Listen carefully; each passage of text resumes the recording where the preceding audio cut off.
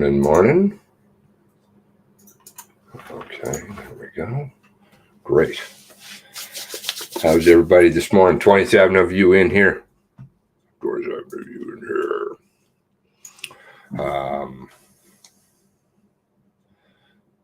Interesting lineup today. Lockyer. I think you're going to... I have a feeling Lockyer is laying the foundation when he made the appearance. Lockyer's lawyer, or associate, I believe will be representing. I think I saw something about that. There's a tweeters by her. So she'll be in. I think she's going to lay the foundation for a lawsuit against the Canadian government for some more stuff. Money. We're also going to get a bunch of women's groups. That'll be interesting. And we're also going to get gun rights people. Leaf will be there. Of course, Leaf's then talking to Leaf with Stanton sitting there and all the Leaf lawyers for the MCC and as a participant. No conflicts of interest there at all. None. Wonder what kind of donations, grants Leaf will be getting federally. Having a feeling a few. Now, yesterday's document dump. Oh, sorry. Let's get the good mornings in. Got Robert in here. Tanya. Squirrel. List of participant submissions reads like, it will be one steady stream of goo. There'll be some good stuff in there. The gun rights people will be in here too. So I expect the business about interference is going to come up, which will be interesting. And obviously, I'd like to hear what Mr. Lockyer's firm and Lisa's position is on that. And whether, maybe, I think I heard the women's right fellow yesterday say that, I think he basically capitulated to the fact that there's no substantive evidence. But I'll have to go back and rewatch. Julia on the Rock, Sarah G. Nikki, good morning. Charlene on the Charlene Bagley account. Good morning. Good morning, Charlene. Salty Air. Good morning to you. Christine, Cheryl, Lily Baum, Gamer, who doesn't like bagpipes. Maybe I have to play some bagpipes for Gamer. Just teasing. Saw the comment about that. Seems to stick in my head. Okay. Something about a storm brewing up.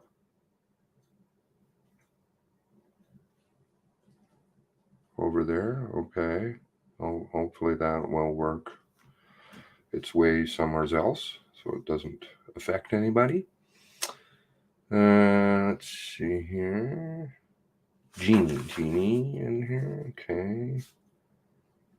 People concerned about the storm, please do stay safe. Nicole Chiang's in here.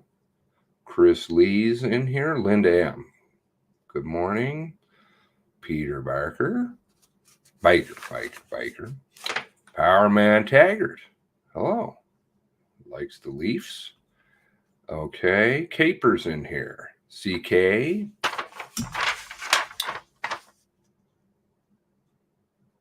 Oh, I think there may be many more interesting things to come on a different level than many people may think. All right, now the document dump. I was reviewing that yesterday. They put out. Those will all be very interesting. So we've got a whole raft of stuff to do with ortho video maps, which I was unfamiliar with, which is some kind of 3D mapping that can you can get exact measurements using drones. There's supplementary reports on this thing, so that to fill in the gaps. I'm not sure what gaps are coming from Onslow to Bird Plains Road. That they're reviewing many documents to do with this ortho mapping stuff, video, photographic, thermographic, temperature imaging. Not sure why that in Plains Road to Burt and Onslow. You've got Max, who never made his other appearance, second appearance, Max, from the auction place. There's going to be a supplemental report on him. Cheryl Blakey, communications with the Tucks, last communication. Okay. Bob Detramonte, the commissioner down at headquarters, Dartmouth, who saw Wortman maybe or maybe not in a RCMP vehicle. That should be rather interesting. Wilson, I think there's a video I did on this one. The Wilson gas stop in Great Village, with the timestamp that was inserted, and I kind of had a bit of a shit about that. I don't know what I called it. I can't remember. It was just a little thing, and I stuck two videos side by side. Well, they're going to have a supplemental report on that. I like the way that they phrased it. Timestamp and watermark instructions. Watermark would be the time. So what are the instructions and who gave them? I don't know. Maybe somebody's watching the channel. There'll be one on JDiv, ERT, and ATAC. I'm not sure what ATAC is. I didn't have a chance to check with people that probably would know far better than I. Not probably would. But if somebody does know, oh, they've started? Taka and Joanna Birnbaum will join us virtually. As we shared yesterday, we will be making a number of documents as exhibits this week. Many of these are related to the Commission's mandate on the causes, context, and circumstances of the mass casualty. Our next set of exhibits will be tendered tomorrow. Ms. Zita, if you would please begin.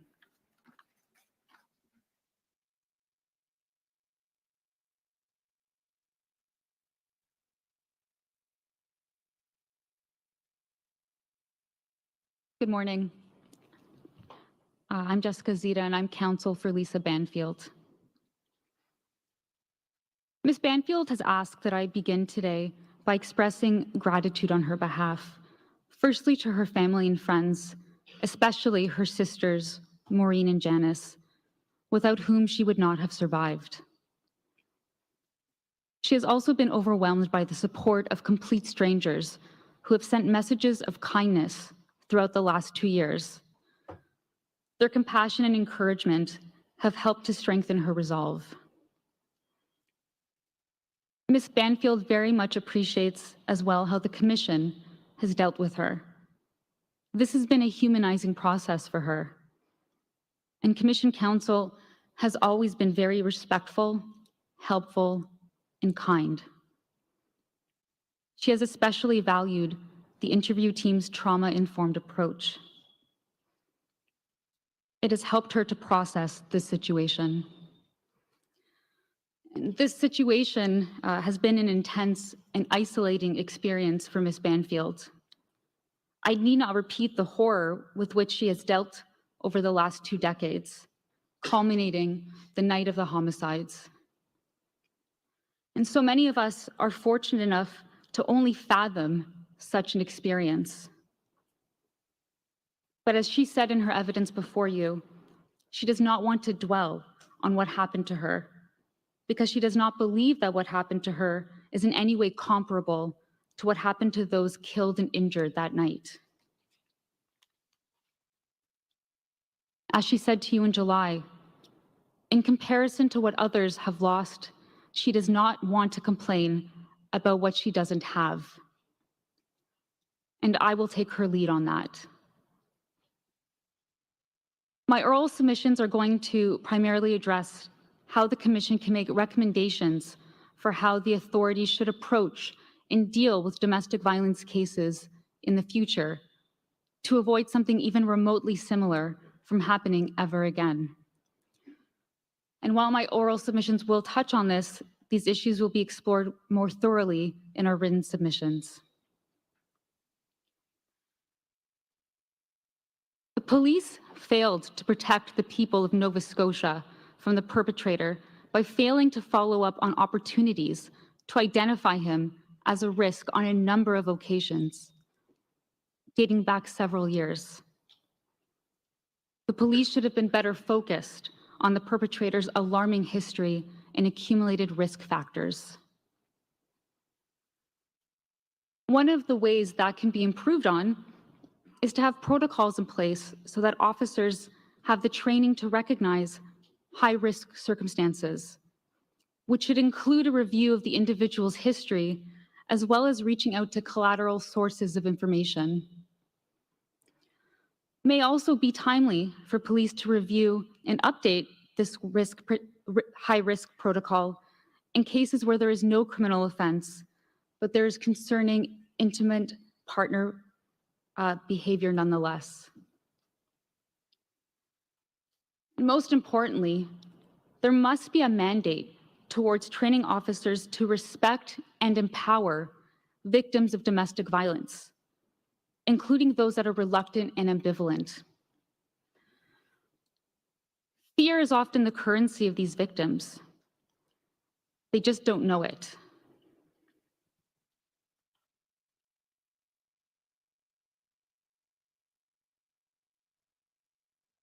Police forces should also be educated on coercive control and how it manifests, how it involves an abuser regulating the everyday behavior of their victim. Knowing the signs of coercive control will better equip officers to spot the most dangerous form of domestic abuse, the kind where the violence is unseen. Turning my focus to Ms. Banfield specifically, the one area I want to address is how she was charged criminally with transferring ammunition to the perpetrator.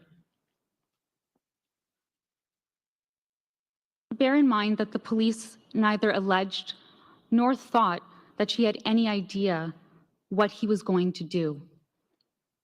Nor was it alleged that she provided or obtained the ammunition through her relatives to assist him in what he was to do. And we know that because the police announced it in their press release at the same time they announced the charges. So the charges can be seen as not only unnecessary, but completely harmful as they re-victimized Ms. Banfield 8 months after the mass casualty event. 8 months during which she cooperated with the police, giving them multiple statements without hesitation, and with the support of her counsel, Mr. Lockyer. Never did it dawn on her or her counsel that in the meantime, the investigating officers were plotting and were taking direction from senior police officers, the command team, all of whom were directed by the chief superintendent. Their primary focus was completely different than what had been communicated to Ms. Banfield. In my submission, what they did, what they authorized, needs to be taken on by you, the commissioners, because it led to a dreadful deception of Ms. Banfield and her counsel, a deception which breached her charter rights when she was unsuspectingly fully cooperating with the police. The police conduct in this case was reminiscent of a pre-charter era. It was outdated, ill-informed, and out of touch. And worst of all, this can do nothing but discourage victims of domestic violence from coming forward to the police. Why would they? How could they, if it means being investigated themselves? The police have to know that this is inappropriate action on their part and inappropriate conduct to betray the trust of a victim of domestic violence. What cries out from the investigative materials in this case is how the police were operating in extremes. This was an investigation that can be described as both careless and calculated. Just look at Ms. Banfield's first interview with Staff Sergeant Vardy. He was kind, sympathetic, attentive, in a moment where she needed it most. She was hospitalized, newly admitted after the night of the mass casualty. And it was here that Ms. Banfield first learned of the perpetrator's death and of his destruction. If you had been in Ms. Banfield's shoes, you would have felt comfortable, supported, and understood. She felt so comfortable that she took him and other officers to the woods to locate where she hid for the night, which was, of course, extremely traumatic and painful. And that was, after all, the first time she returned to Portapique. Ms. Banfield volunteered this reenactment, and the police made it happen, but no qualified personnel attended, nor were her sisters able to walk with her. They were asked to stay behind. Ms. Banfield thought that this could bring her some closure and that the officers were only there to help. But the Rcmp clearly had different intentions. Vardy had an agenda, and whether he developed it immediately or later, only he knows. But unbeknownst to Ms. Banfield, he had an agenda. His plan was never shared with her or her counsel, despite her counsel's request in April of 2020. His request was that Vardy alert him if he were to ever criminally investigate Ms. Banfield. He did not. This is such a bad precedent for future victims of domestic violence, and such a bad precedent for a police officer, a male police officer at that. To come face to face with such vulnerability and feign sensitivity to further an ulterior motive is manipulative and, dare I say, it's abusive. It is shocking that the decision to proceed with criminal charges against Ms. Banfield was authorized by 3 senior Rcmp officers and 2 Crown attorneys. Putting aside the damage to Ms. Banfield herself, the charges prevented this commission from speaking to her. Did none of them realize that the work of this commission was paramount, especially when contrasted with the laying of minor charges?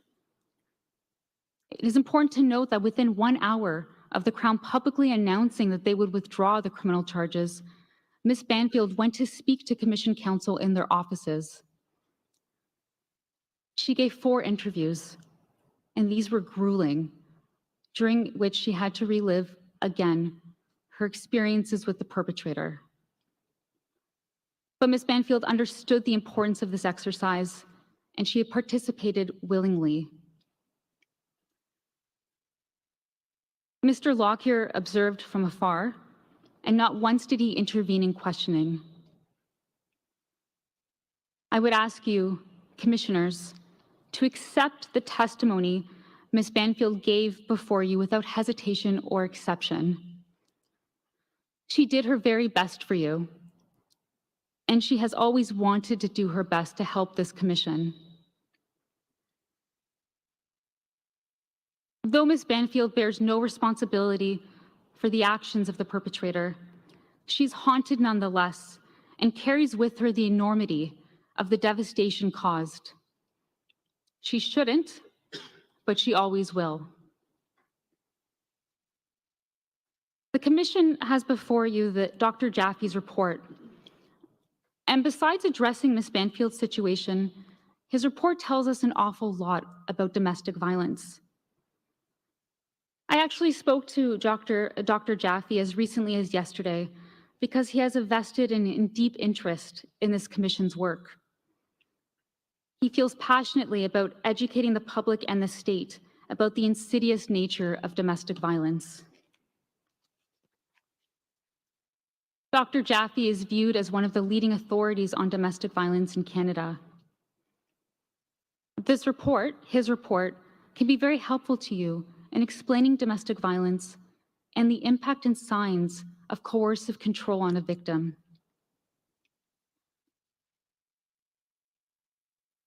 The dynamics of gender violence lie at the core of this mass casualty event. Had the police better understood those delicate nuances and coercive control, could this have played out differently? I ask the Commission to consider that in your final report. Every right-thinking person in this province will see your report as furthering the cause of justice and protecting the people of Nova Scotia from future violence like this. Investigating domestic violence should always be akin to investigating a potential homicide. And I can say, without hesitation, had that approach been taken, we would be having a very different discussion today. Thank you. Thank you, Ms. Sita. Ms. Breen?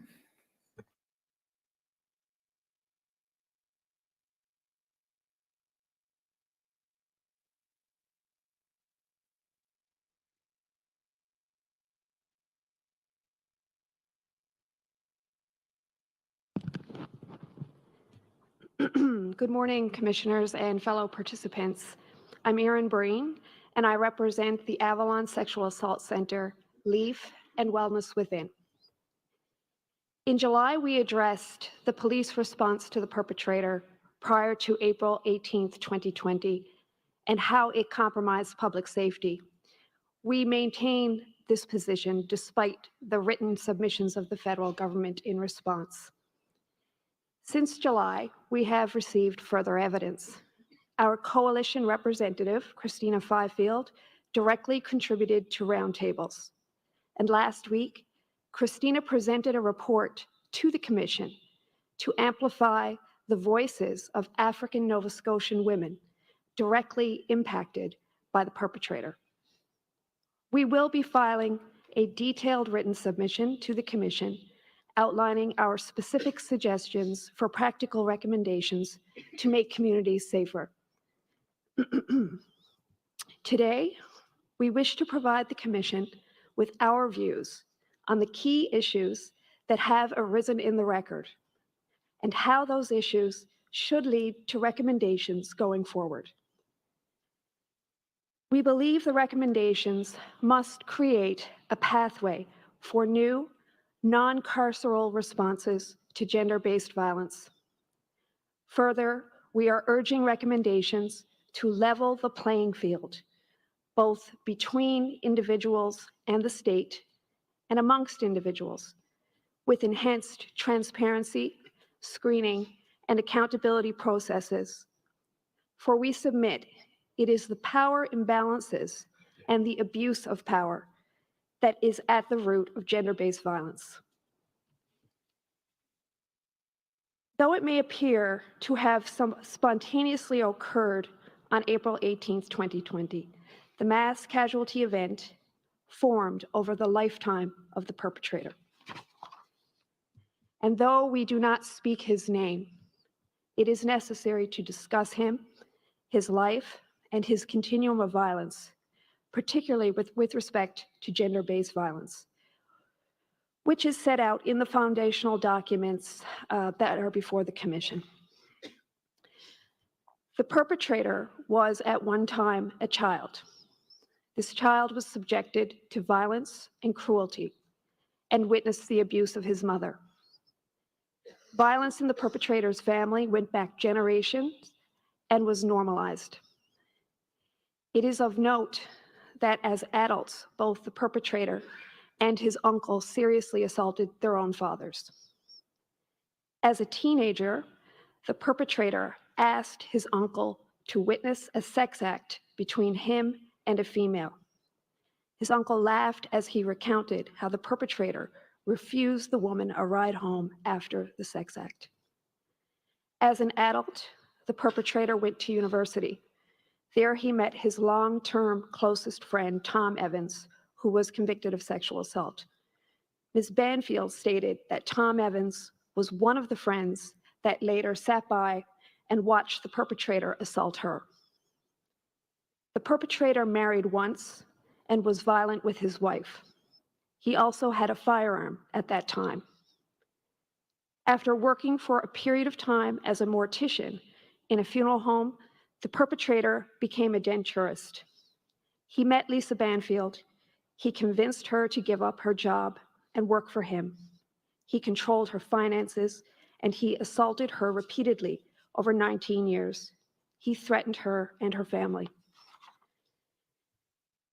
Simultaneously, over decades, the perpetrator sexually exploited vulnerable women using his professional status, and he abused his position of trust.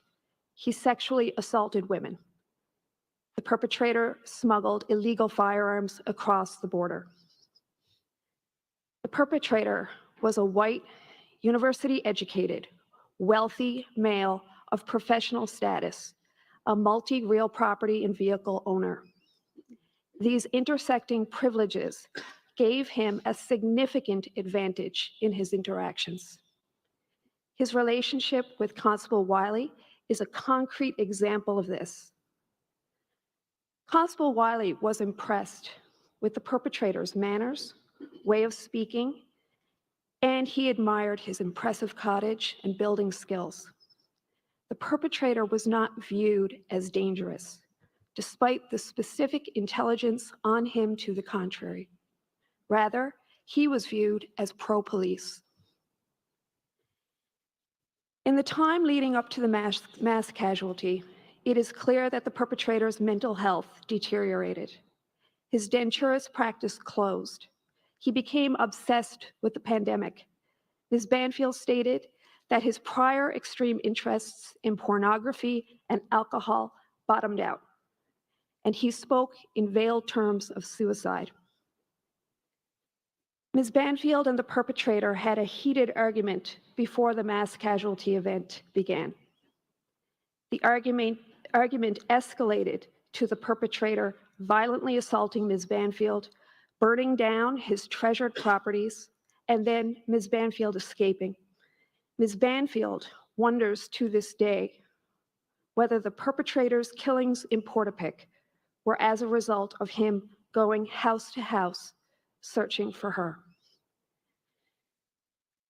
We will never know what specifically motivated the murders, and I shudder to think how terrible and difficult that is for the families of those killed. However, what is certain in the record before you is that the perpetrator engaged in a continuum of violence, including extensive, serious, and varied forms of gender-based violence for his entire adult life. The experts have provided this commission with data regarding the high correlation of perpetrators of mass casualty events also perpetrating gender-based violence prior to the events. We urge the commission to accept this as a finding. It is therefore at our own peril that we as a society cling to uninformed biases and stereotypes to dismiss gender-based violence as a private matter that does not affect us personally.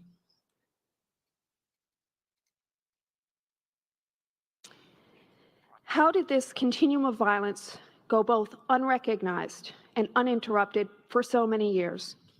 In July, we gave submissions about the perpetrator's interactions with police prior to April 2020 and the missed opportunities for police intervention.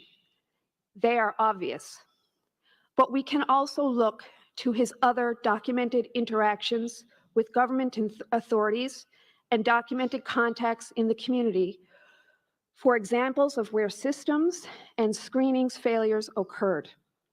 We highlight these matters as lessons learned so that recommendations can be crafted to protect the public in the future.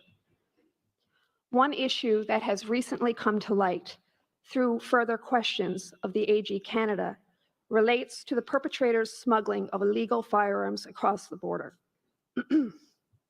This is one area where we can see that the perpetrator was granted a tangible privilege by the Government of Canada in the form of a Nexus membership. Nexus is a voluntary program designed to speed up border crossings for low-risk, pre-approved travelers into Canada and the United States. And Commissioners, there has been an affidavit of, I believe it's Eric Levac of the Canadian Border Services Agency, which I understand is to be exhibited. The COM number is 64444. Members of Nexus enjoy a quick and simplified entry process. It allows Canadian and U.S. border officers to focus their efforts on unknown and potentially higher risk travelers and their goods. Commissioners, you will recall that on June 2nd, 2010, Halifax Regional Police added the perpetrator as Firearms Interest to Police, or FIP is the acronym I've come to learn is used, in a document entitled CPIC Attachment. You will recall that this red flag had an expiration date of 2015-06-02 at 0351. The reference for this is in paragraph 91 of the foundational document, Violence in the Perpetrator's Family. We have not heard a lot about CPIC or an explanation about CPIC. We've heard the acronym throughout the Commission. The CPIC system, which is operated by the Rcmp's National Police Services Program, is the only national information sharing system that links law enforcement and other public safety partners across Canada. Through the CPIC system, we are told, criminal justice information is shared 24 hours a day, 7 days a week. In new information from the AG Canada, in the form of a letter from Ms. Ward to Commission Council dated September 7th, 2022, again, I understand it will be exhibited. The COM number is 64757. We are told that FIP, or Firearms Interest to Police, is a separate query under the CPIC system. You will recall, Commissioners, from Exhibit P1229 that the perpetrator filed his application for Nexus on March 19th, 2015. You will recall from Exhibit P2304 that Canada Border Services agencies conducted its assessment of that application, that CPIC was checked, and he received a pass on March 24th, 2015. So both the Nexus application is submitted and it is assessed by CBSA, and his membership is granted prior to the June 2nd, 2015 expiration date of the FIP entry, which is within the CPIC system. We know from the affidavit of Mr. Levac that the perpetrator entered Canada via the Woodstock, New Brunswick point of entry 20 times between 2016 and 2020.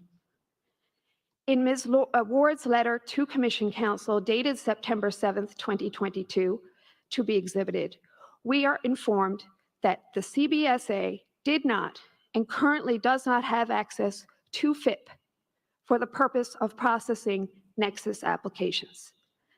Apparently, this is now under review.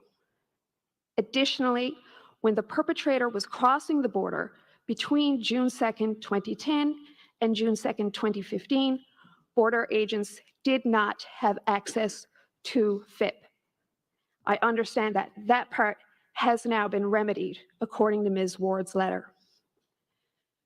So, in the perpetrator's Nexus application process, the CBSA did not have access to FIP, the part of the CPIC system that contained the lone tangible red flag that the perpetrator was not low risk. I think any member of the public would be highly concerned about this. We believe it is incumbent upon the Commission to recommend that the CBSA have access to all relevant CPIC systems, including FIP, when assessing who should be granted the privilege of being treated as a known and low-risk traveler.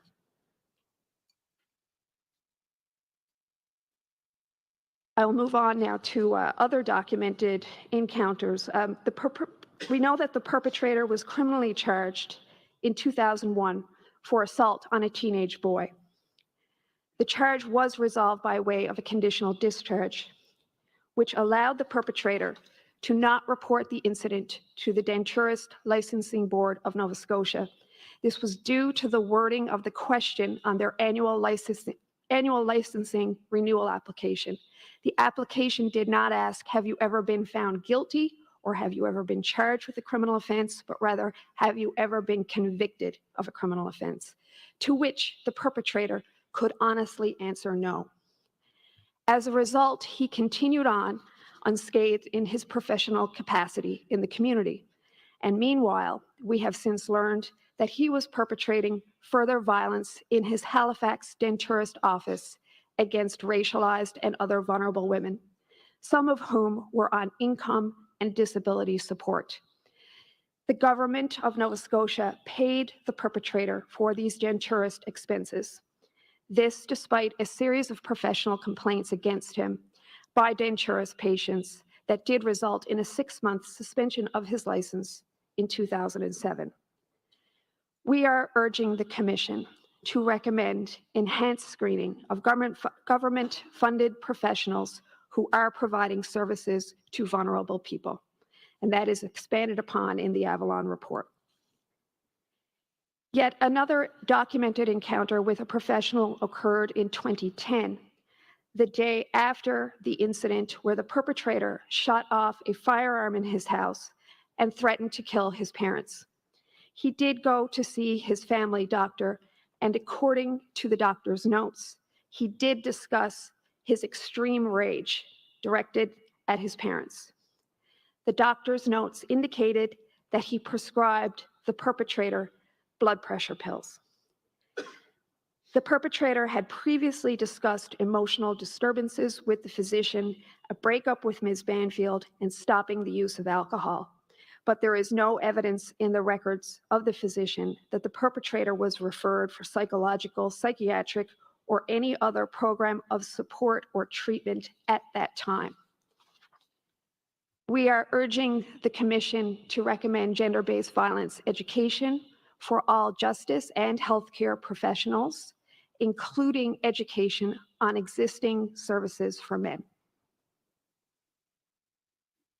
In addition to these documented encounters, there is ample evidence before the Commission that many people, family, friends, and neighbors, were well aware of the perpetrator's violence, his alcohol use disorder, and his criminal activity in relation to firearms.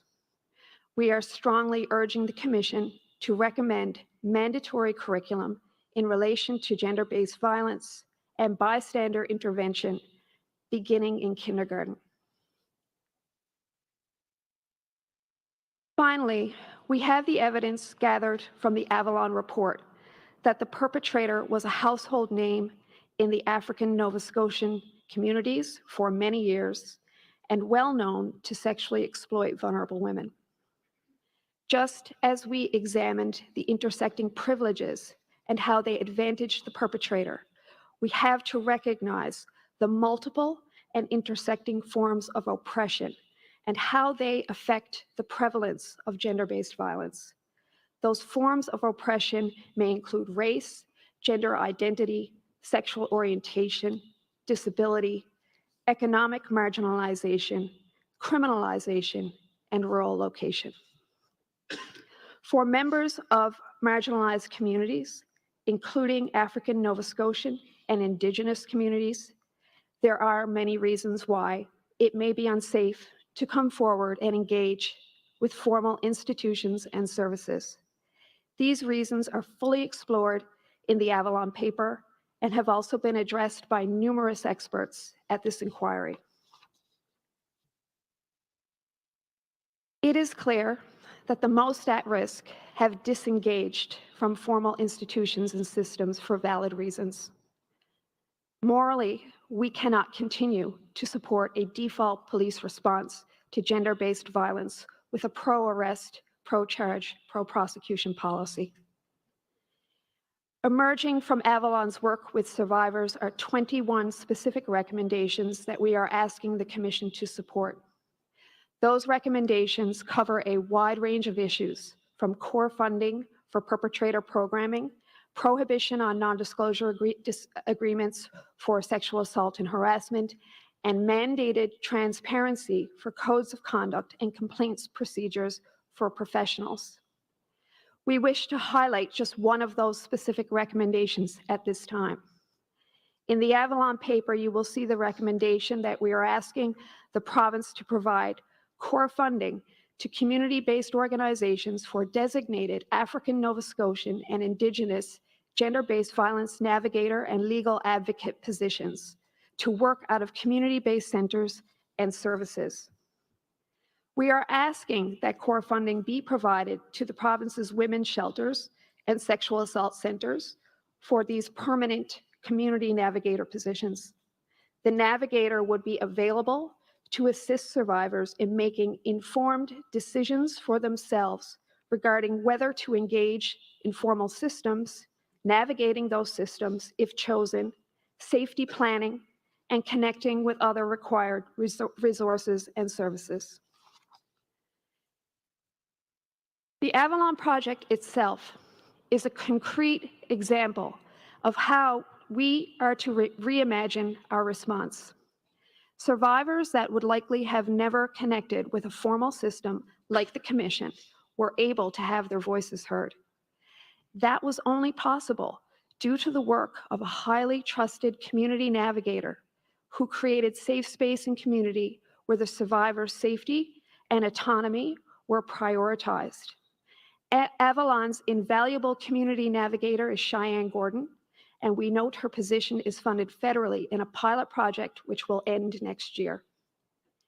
In addition to the recommendations set out in specific detail in the Avalon report, our coalition is asking for the end of the pro-arrest, pro-charge, pro-prosecution policy and the end of the prohibition on restorative justice for gender-based violence offenses. Carceral systems that prioritize obtaining a criminal conviction over a survivor's safety and autonomy can no longer be our default response. The carceral system we so heavily rely upon was completely ineffective in addressing the perpetrator's violence at any point of his continuum. We need to look no further than the tragic murder of Susie Butlin of Bayhead and her heartbreaking ordeal of attempting to navigate our carceral system alone to demonstrate that our current approach does not keep women safe. Safety must be the top priority, not convictions. In closing, we wish to acknowledge the difficulty of this process for many. We extend sincere wishes of healing to all of the families and to all of those directly impacted by the violence of the perpetrator.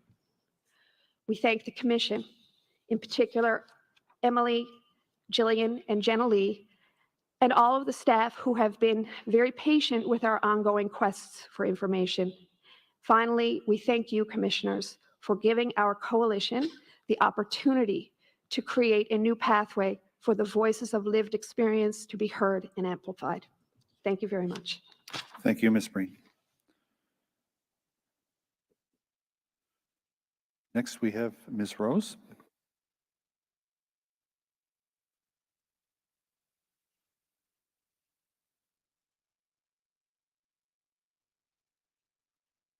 Mr. Van Wart, you know if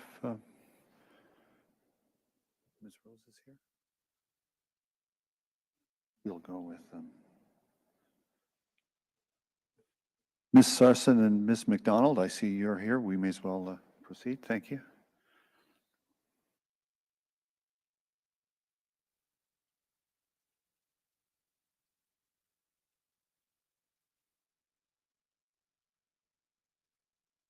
Good morning, Commissioners. My name is Linda McDonald, and I'm with the Coalition of Feminists Fighting Femicide.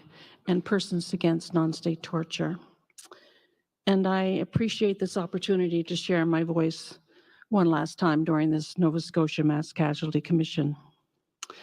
Earlier, Jean Sarson and I have submitted our written report, including 10 recommendations. And today we'll speak of some of our recommendations. I stepped into this journey almost 2.5 years ago after hearing quotes that the perpetrator was described as a nice guy, that this heinous crime was senseless, without any answers, and that rural Nova Scotia is a beautiful, peaceful place where such violence was never expected to happen.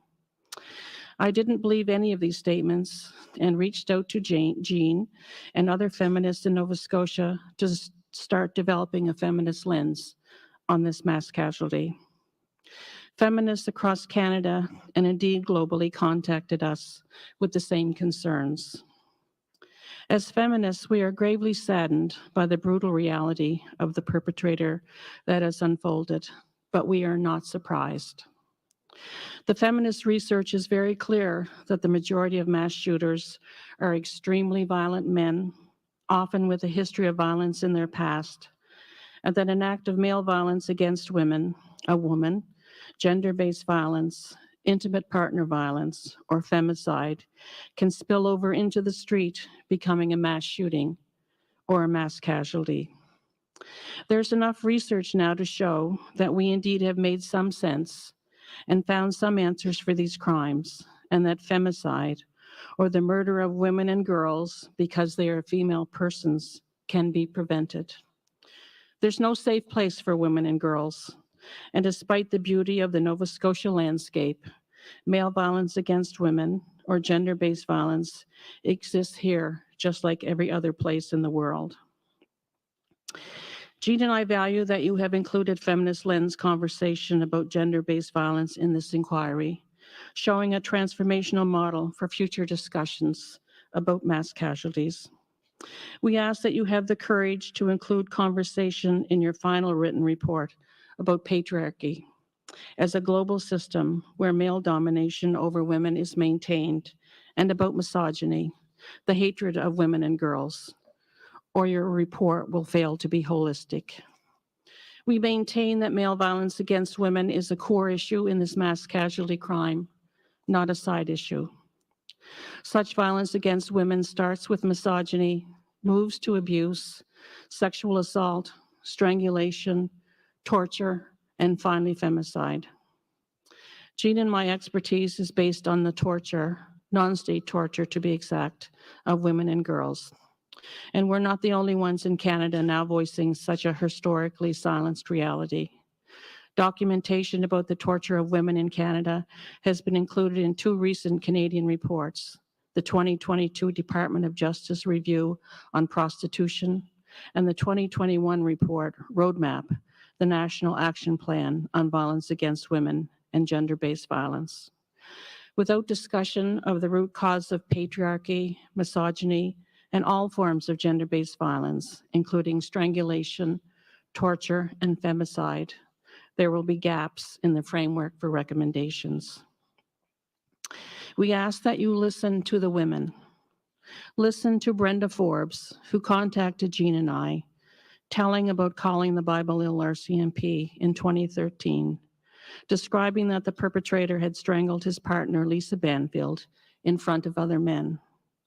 Strangulation is now known to increase the risk of femicide by 750%.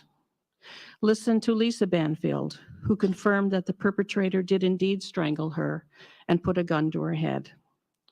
Listen to Suzanne Davis, who contacted Jean and I when she learned that the very same Rcmp who investigated the sexual assault of her dear dead friend, Susie Butlin, was the same police division who investigated the mass casualty.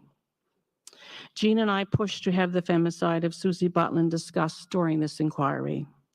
Susie could still be alive today if she had been believed when describing being sexually assaulted by her neighbor versus seen as consenting because she didn't physically fight him off. She described that her grandchildren were in the next room and she didn't want to wake them, causing them trauma.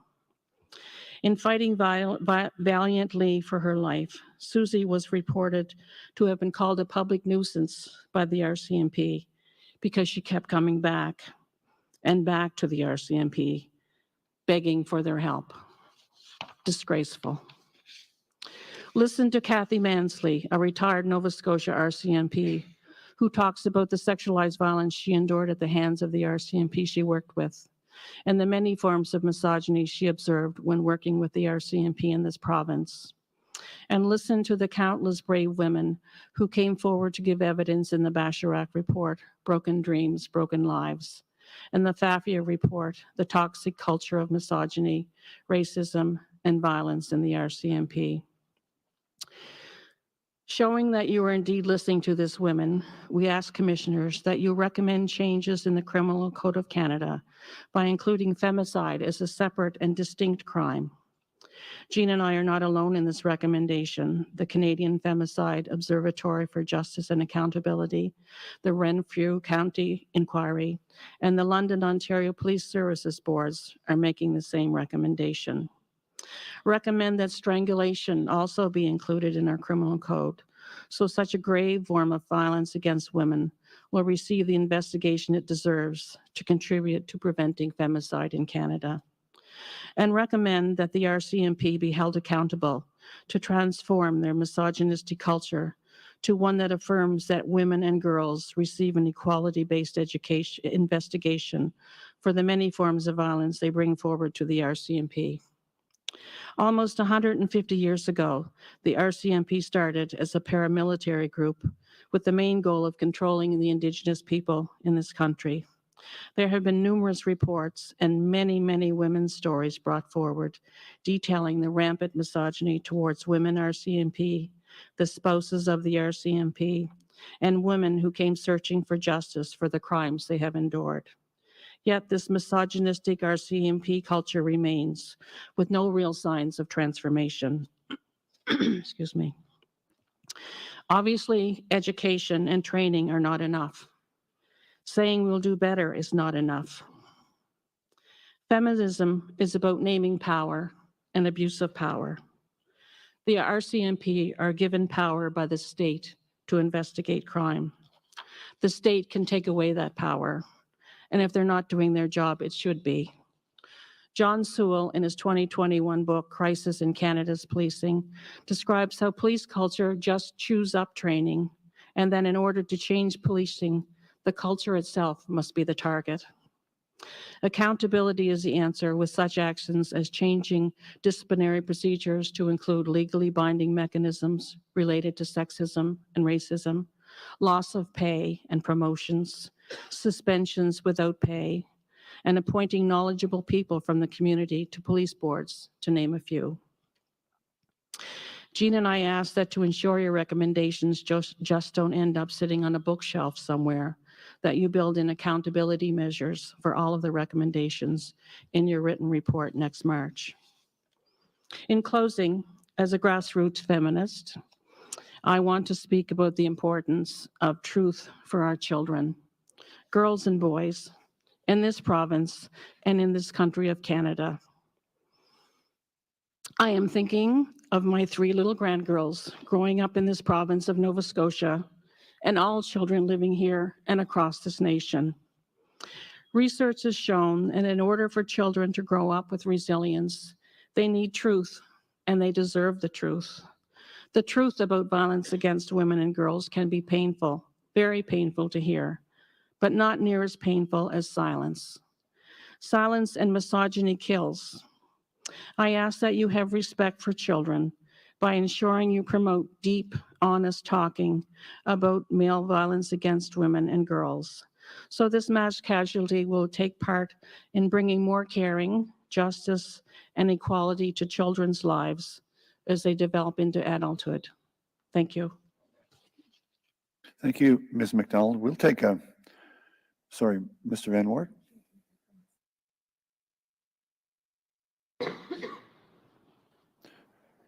Sorry, Ms. McDonald, were you sharing your, Ms. Sarson? Oh, I'm sorry. I apologize. I misunderstood. We'll hear from you now then, Ms. Sarson.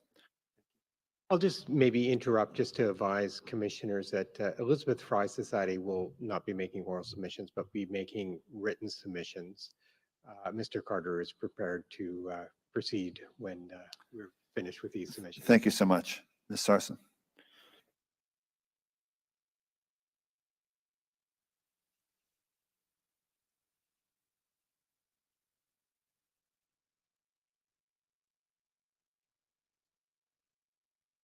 My apologies. Sorry. Whenever you're ready. That's all right. Commissioners, I'm restating our recommendation, the criminal code be amended to implement identifying torture perpetrated by non-state actors as a torture crime. Because women have endured a long patriarchal cultural and legal legacy that silenced intimate partner, family, and gender-based violence. For example, the first explicit Canadian case of sexualized intimate partner violence manifesting as non-state torture occurred in Nova Scotia in 1916. When a Lunenburg County farmer covered his wife's mouth, silencing her screams when the severity of his vaginal and anal rapes caused bleeding, inflammation, and displacement of her uterus and bladder. Snell's 1988 research also revealed Judge Ritchie declared adultery the reason for this marital breakup, a patriarchal legal practice of dismissing male violence against women. Decades later, wife battering culturally and legally misnamed intimate partner violence that manifested as non-state torture inflicted against Nova Scotian Jane Hirschman by her male perpetrator spouse. Rcmp Staff Sergeant Williamson excluded years of torture, humiliation, and dehumanization from Jane's statement because he felt these had nothing to do with Jane's trial for the shooting death of her perpetrator spouse. Excluded were having a gun held to her head, being shot at, and threatened she would be killed. Being severely beaten, kicked, knocked down, punched, beaten black and blue with a vacuum cleaner hose. Being degraded when urinated on, when forced to drink his urine, when he gagged her with soiled panties, when he urinated in bed and forced Jane to clean up his mess. When forcibly stripped naked, repeatedly raped, and he bit her breasts, inflicting bestiality. He tied her to a chair and yanked out her pubic hair. He forced her to keep a 4-inch pipe in her rectum. And being horrified by the perpetrator spouse's brutality, killing a cow by ramming a shovel handle into its rectum. Horrified when he dehumanized their infant son, calling him a bastard and Jane a whore. Horrified when he beat her son head to toe with a broken mop handle. Horrified witnessing her son forced to eat his vomitus are examples. Similar to the Portapique mass casualty perpetrator, this perpetrator inflicted violent acts against his female partner and against others. He had a gun. His violent acts were well known by many, including the Rcmp. He too spoke of wanting to kill a cop. He said he had killed a man. Applying red flag warnings to this man's violence, he may have eventually become a mass casualty perpetrator. The severity of a man's violence against his female partner can result in a woman's suicidal ideation and suicide. Non-state torture is absolutely severe, creating the risk a woman may die by suicide, as Jane Hirschman died. Such deaths are consequential femicides, a woman's effort to end the severity of the dehumanizing torture, pain, and suffering. As Jane Hirschman said, he took everything from me until there was nothing left but a shell. Lynn, a Nova Scotian home care client Linda and I supported, COM reference 0061 201 and P003717, described being held captive, tortured, trafficked, and prostituted by her male spouse and his 3 partners. They pleasured dehumanizing her, calling her a piece of meat. Intimate partner exploitation is recognized in a 2014 Global Report on Human Trafficking by the United Nations Office of Drugs and Crime. Nova Scotians inherited this patriarchal legacy, given that in 1910, 100 Canadian young girls and women trafficked into the United States, 1/3 were Nova Scotians. Weeks into our support of Lynn, we arrived at her home to find her on the floor, curled into a ball of terror. She'd received a late-night call from a man telling her to shut up, a call that came over 20 years after she'd escaped. Although Lynn doubted she'd received police protection, she called the Bible Hill Rcmp, explaining her experience. A call to our knowledge never returned. The trafficking exploitation of Lynn by her perpetrator's spouse and partners developed an informal network of buyers when holding her captive in Ontario. A 2021 Global Crime Index indicates that such networks exist because of state actors' involvement, passive and active.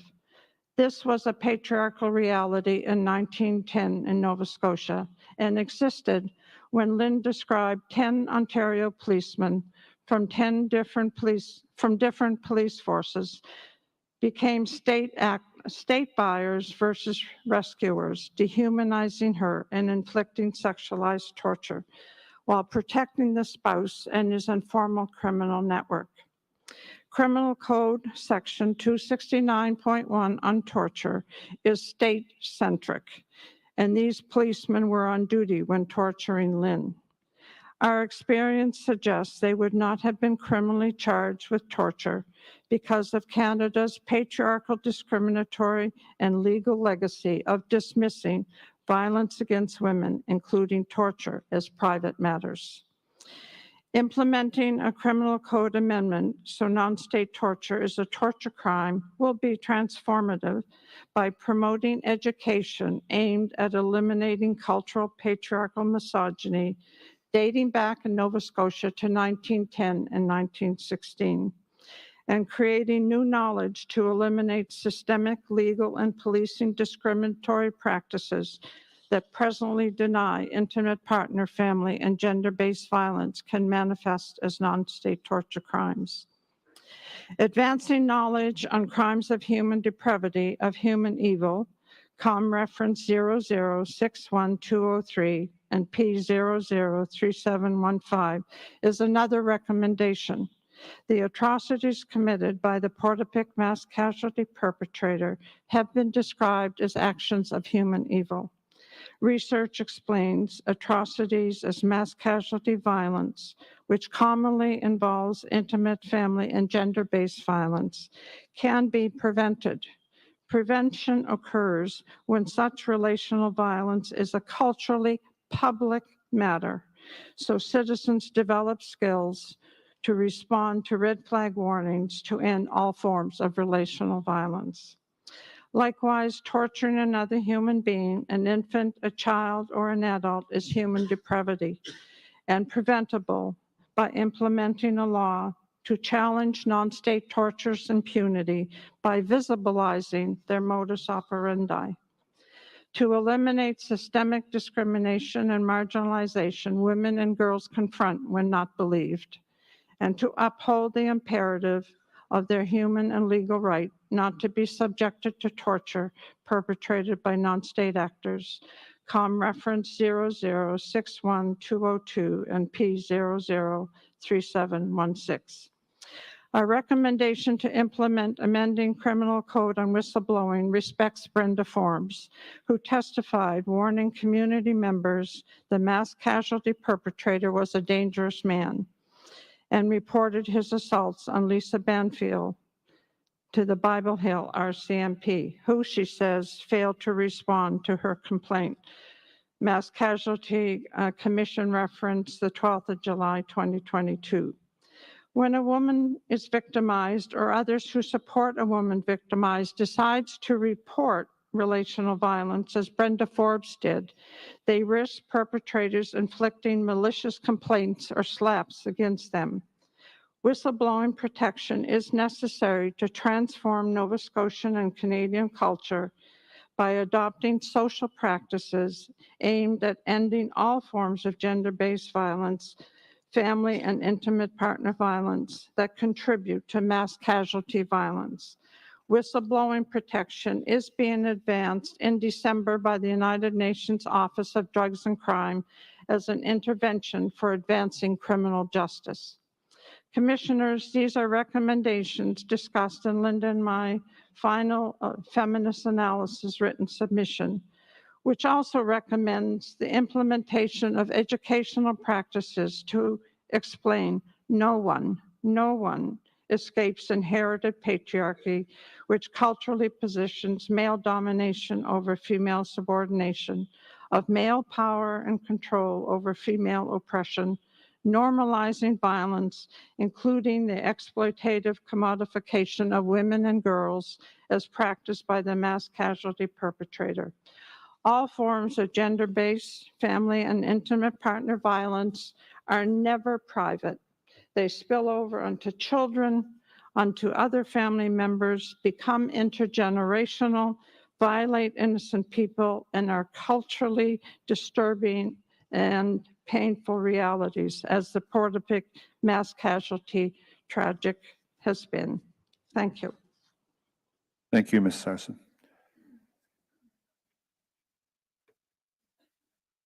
Mr. Carter?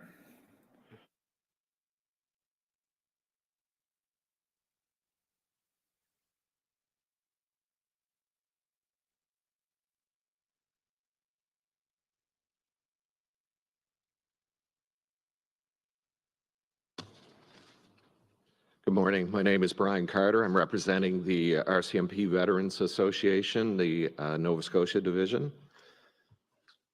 Our deepest sympathies go to the families listed here today and to the families of the 28 people in Saskatchewan mass casualty event. Saskatchewan has demonstrated that these mass casualty events will continue and heightens the importance of this commission to get it right. The Rcmp vets have all been deeply affected mentally by this event and the subsequent media coverage and constant attack on policing. As veterans, we've served and did our best. We risked our lives daily for all people in Canada. We are grateful to be involved in this commission and are seeking the required changes in policing, which involves making changes to the Rcmp, as well as finding the very best model of policing for the province of Nova Scotia that Nova Scotians can afford. Keeping the red surge. The Queen's funeral on Monday, with the Rcmp leading the parade, should show everyone the pride and honor we have in our service under a royal title.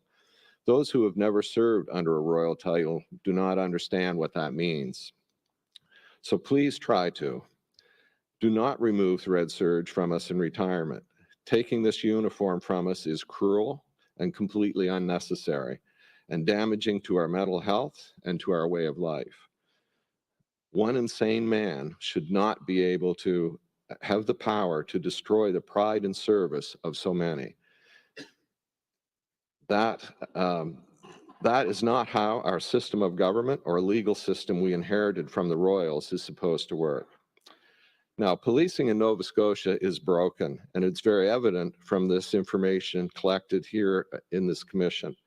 In 1992, the province turned over the responsibility of policing to municipalities. Nova Scotia is the only province in Canada that has done this.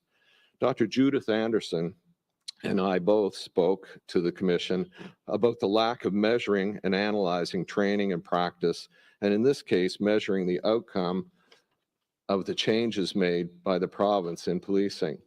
Dr. Scott Wortley also said that not setting outcomes desired and then not measuring the data to prove that you've met your outcomes is a consistent problem in policing, and he's correct.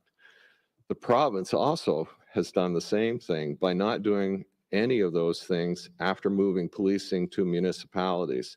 The province failed miserably and created a dysfunctional, broken system that we have today. Time for change. The evidence is in, and the policing needs to go back to the responsibility of the province, but not go back to the old model, but rather to a new model that meets the expertise requirements of today and capacity needs of today, which this commission has already identified. Commissioner Fitch and the RCMP vet, Steve Graham, have said there is a need to change police culture and the model, and that's absolutely correct. We must find new and better policing models now that will enable Nova Scotia to take on new technology and fight new rising tech crime today. The cost of this expertise is huge and out of reach of small police agencies and small regional agencies. Scotland, Finland, Netherlands, and Quebec, as examples, all made national police forces to combat these issues and allow them to better fight major crime or investigate major crime cases, organized crime, major events such as this one, and create capacity and seamless working together. National approach also provides the needed special sections to assist small agencies by providing things like dog section, identification section, ERT teams, dive teams, etc. Quebec has a 6-tier system that breaks down what a police force can and cannot do, all based on population. You can find the details of this under the Quebec Police Act under the regulations.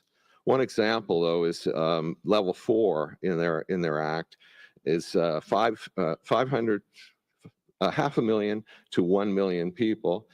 They can have an ERT team. Anything lower than that cannot have an ERT team. In Nova Scotia, Cape Breton Regional, Halifax Regional, and RCMP all have ERT teams. Truro, Amherst, and Charlottetown are currently trying to develop a joint ERT team. ERT is a good example that identifies the problems that small agencies have with specialized sections. The cost is insane. Superintendent Wallace Grosson of York Regional, who spoke to this commission in the past, told me that his department spends $300,000 just for basic training and equipment for one ERT officer. Armored vehicles would be the next request. The TAV, which we're familiar with here, is $800,000 to purchase. The exhaust system that they had to replace on it was $27,000. We'll have the issues of agencies asking for ident sections, dogs, dive teams, etc., all very costly. This moves us more toward a U.S. model of policing. Dr. Hunter Martindale of Texas said that his country is dealing with 18,000 different agencies, all trained different, all have different budgets, all have different equipment, etc. That system did not work for them in a recent case in Uvalde, and then the system that we have did not work for us in our current mass casualty event. It's time to walk away from our old models. I'll give you another example. Murder in Bridgewater a number of years ago, the RCMP major crime section assisted Bridgewater police in the investigation. To solve the case, they had to do an undercover operation. At that point, the RCMP took over the case. The case was solved and a person was convicted as a result of the undercover operation. That operation cost $1 million. Bridgewater may have gone bankrupt if they had to pay for that. There are many cases like this in small municipal agencies in this province, but how quickly we forget. Nova Scotia cannot afford a provincial police force. We only have 1 million people. Half of those are seniors like myself on fixed incomes. Quebec has 8.5 million, Ontario 14.8 million. That's how they pay for a provincial police force. The only way that we can continue to have the expertise of 200 specialized sections, the equipment that goes with that for Nova Scotia, is to keep the RCMP contract. We heard people say that they weren't happy with the fact that 4 RCMP officers were the first responders to this original call. The responsibility of policing is under the municipalities in this province, and Colchester municipality did not do their job, and they let capacity drop. If they had built RCMP capacity to the national standards, they would have had 8 officers there that night. The province must take control of policing back into their hands. The province must be willing to step away, to step up and pay for proper capacity and policing under the contract. RCMP vets have submitted several documents on the issue of real costs of policing in municipalities and counties, and much on the need for capacity in policing, which is not being addressed at all under our current policing model. I refer you to COM 63221 and COM 61199. We've also heard a great deal about community policing, which has, for the most part, been presented to this commission by municipal police forces. Dr. Rose Riccardelli, I hope I pronounce her name correctly, and I have both pointed out that community policing is very different in rural communities where police are immersed and live directly in small communities. Please refer to COM 51958 and COM 59793. Dr. Riccardelli explains it very clearly in her roundtable submissions and her papers and research that she was embedded in a RCMP family in a small community. She pointed out that rural policing is very difficult on officers and their families psychologically, and that transfers are a must for the mental health and advancing of their education and promotional opportunities. Rural police officers are embedded and live in the community that they're sent to, and they are under constant scrutiny by the public as they are watched constantly every day on and off duty. Urban policing, on the other hand, Vancouver and Calgary, are trained to never wear the uniform to and from work and never tell anybody what they do for a living off duty. This is very different. The idea that Halifax, Truro, Bridgewater, and other departments in this province have all of their officers living in their community is not in fact true, because very few of them live in the community they police. There were several speakers on the 7th and 8th of this month that spoke of the need to have officers from the community to police the community. Ms. Marshall said that in her communities, Indigenous communities, police must speak Mi'kmaq. This is true. Police should speak Mi'kmaq in Indigenous communities. And how do you do that? Well, you recruit from those communities and recruit people who do speak Mi'kmaq, and you also offer language training to those who don't. We also heard that these rural officers need to remain in the communities, not being transferred. Mental health professionals that we've heard argue against that idea. In small communities, if the officer is from there, we've seen favoritism, and it is an issue that erodes the trust in the police. Building trust is very important. Chief Superintendent Darren Campbell stated that the police need to be transparent. The RCMP is what he's referring to. Need to be transparent, part of the public, inform the public, and be open with them. And this must be fixed. Dr. Chris Murphy, who has listed several recommendations for the RCMP to adopt to make the needed changes, also said this: the RCMP knows they must change, and they must change fast.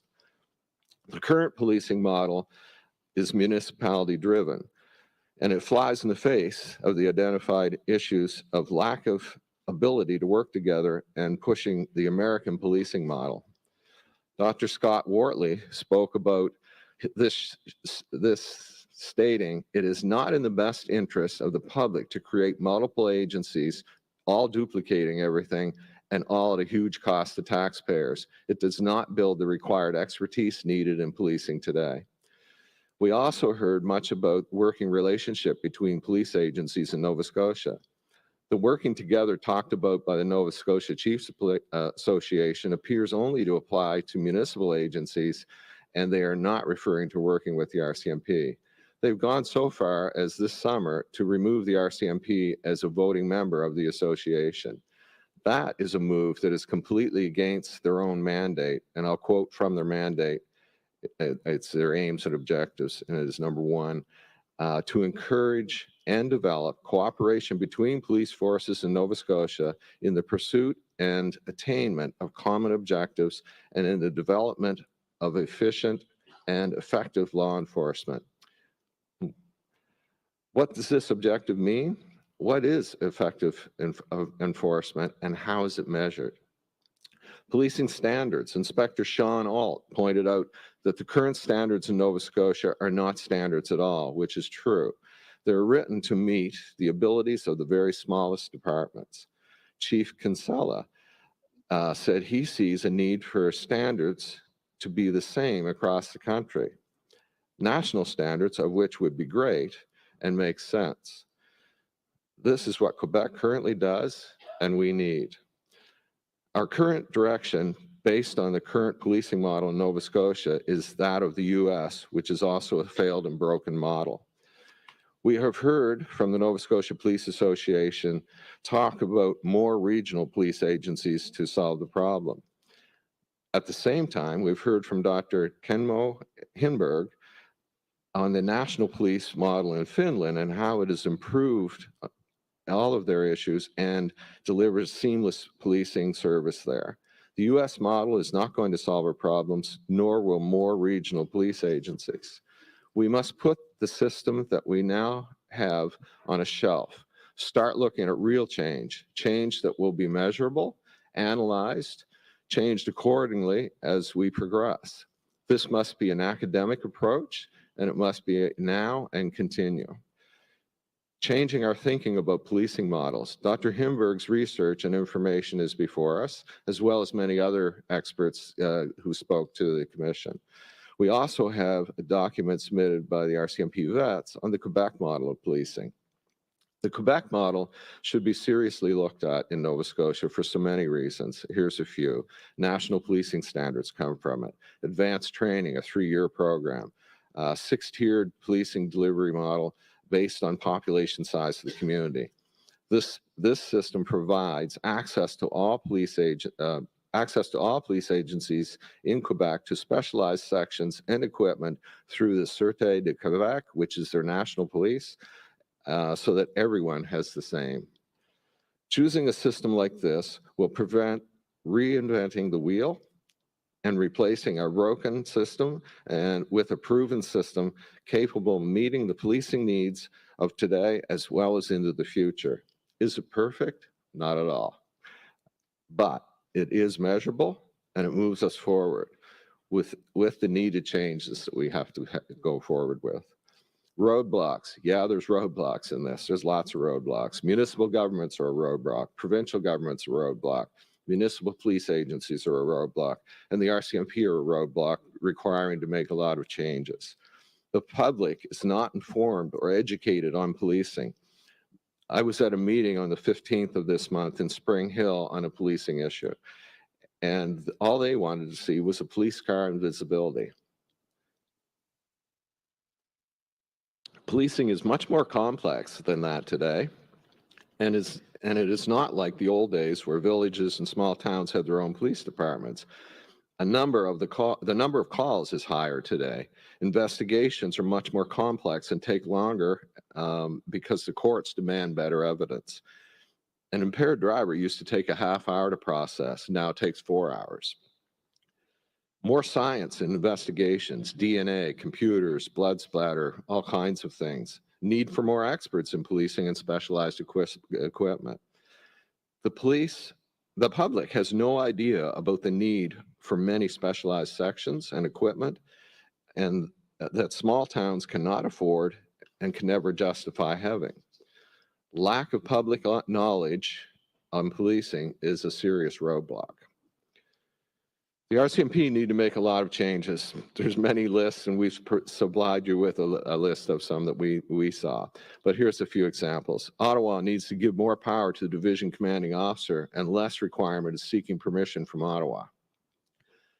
Need a stronger oversight system that's not only dealing with the national oversight, but gives the provinces oversight over the Rcmp under contract.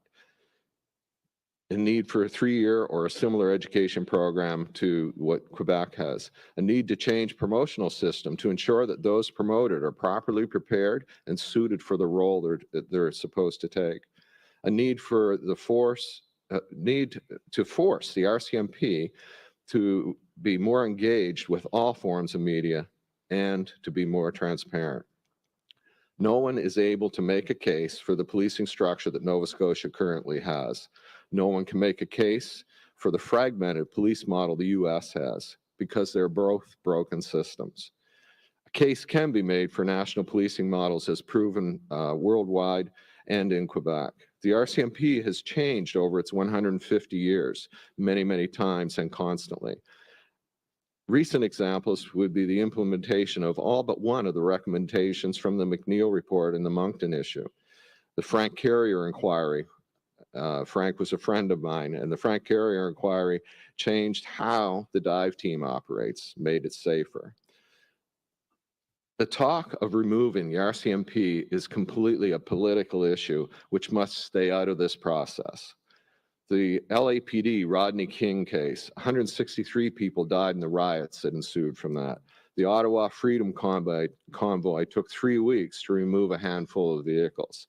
The St. John PD and the Olin case, the Toronto PD and the Sherman case were grossly mismanaged. No one said get rid of those police forces, because the goal is not to get rid of the police, it's to change and improve those police forces, not remove them.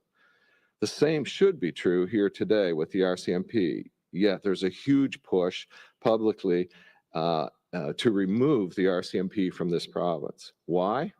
Politics with no justification is the driving force to remove the RCMP. As police veterans, we seek a better policing structure for the future that includes an understanding of the cost, provide the expertise, the equipment, the people, in other words, the capacity to move to the future. Our fear from being part of this commission and being on the inside is that capacity in the broad definition and the lack of understanding of the need for those 200 sections exists. We have to understand the differences as well between special sections, and I'll use IRT as an example again. From department to department, they're very different. They're not the same. You're not comparing apples and apples, it's apples and oranges. And we have to understand that in many sections. Understanding those issues and others is critical to making an educated move to the future. Small is not better, nor is more agencies when it comes to solving the identified problems tied directly to this mass casualty event and the response to this event. As veterans, we choose to retire in this province because we believe in it.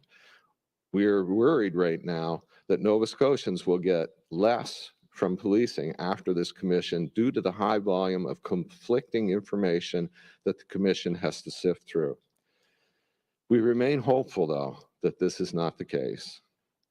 We hope that our input has been helpful. We will continue to serve our communities where we can by volunteering.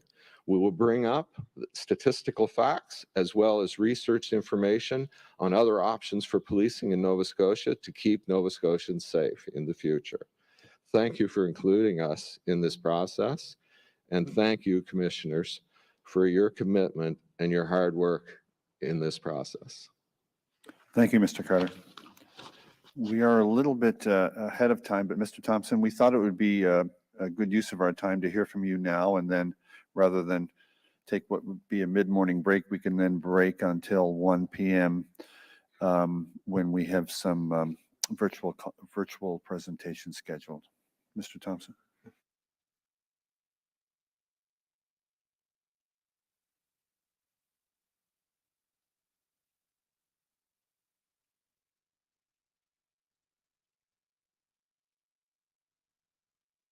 Thank you, Commissioners. My name is Charles Thompson. I'm here representing the Truro Police Service. In the time that I have this morning, I want to review some of the points and issues that our written submissions will address more completely. And I'll just go through them in sequence. First, the ability of the Truro Police Service to assist in the mass casualty event and its aftermath. One question that has been asked in these proceedings is why the Rcmp did not request the assistance of the Truro Police on April 18th and 19th or afterward. Since the mass casualty, there have been a number of reasons suggested for this in media reports and by some during these proceedings. Those reasons include the Truro Police Service did not have adequate equipment, it had inadequate training, radio communications with the Rcmp were not possible or not secure, it had insufficient personnel to assist, and it had inadequate or no standards. These suggestions have had an impact on the Truro Police Service and on the residents of Truro. They've caused some residents to question the competence and the ability of the Truro Police to keep them safe. The evidence that this commission has received has shown that none of these things are true. And the Truro Police Service wants it to be clear to this commission and to the public that it is capable and competent, well-resourced, well-trained. That was the case in April of 2020 as well as today. In April 2020, the Truro Police had the equipment necessary to assist in dealing with active shooters, including carbines, hard body armor, and ballistic vests. Its officers had regular training in firearms and in dealing with active shooter events through in-house training and through external training and courses. Truro Police officers had the ability to communicate with the Rcmp on its radios. Truro Police also had 6 portable encrypted radios it could have deployed if necessary.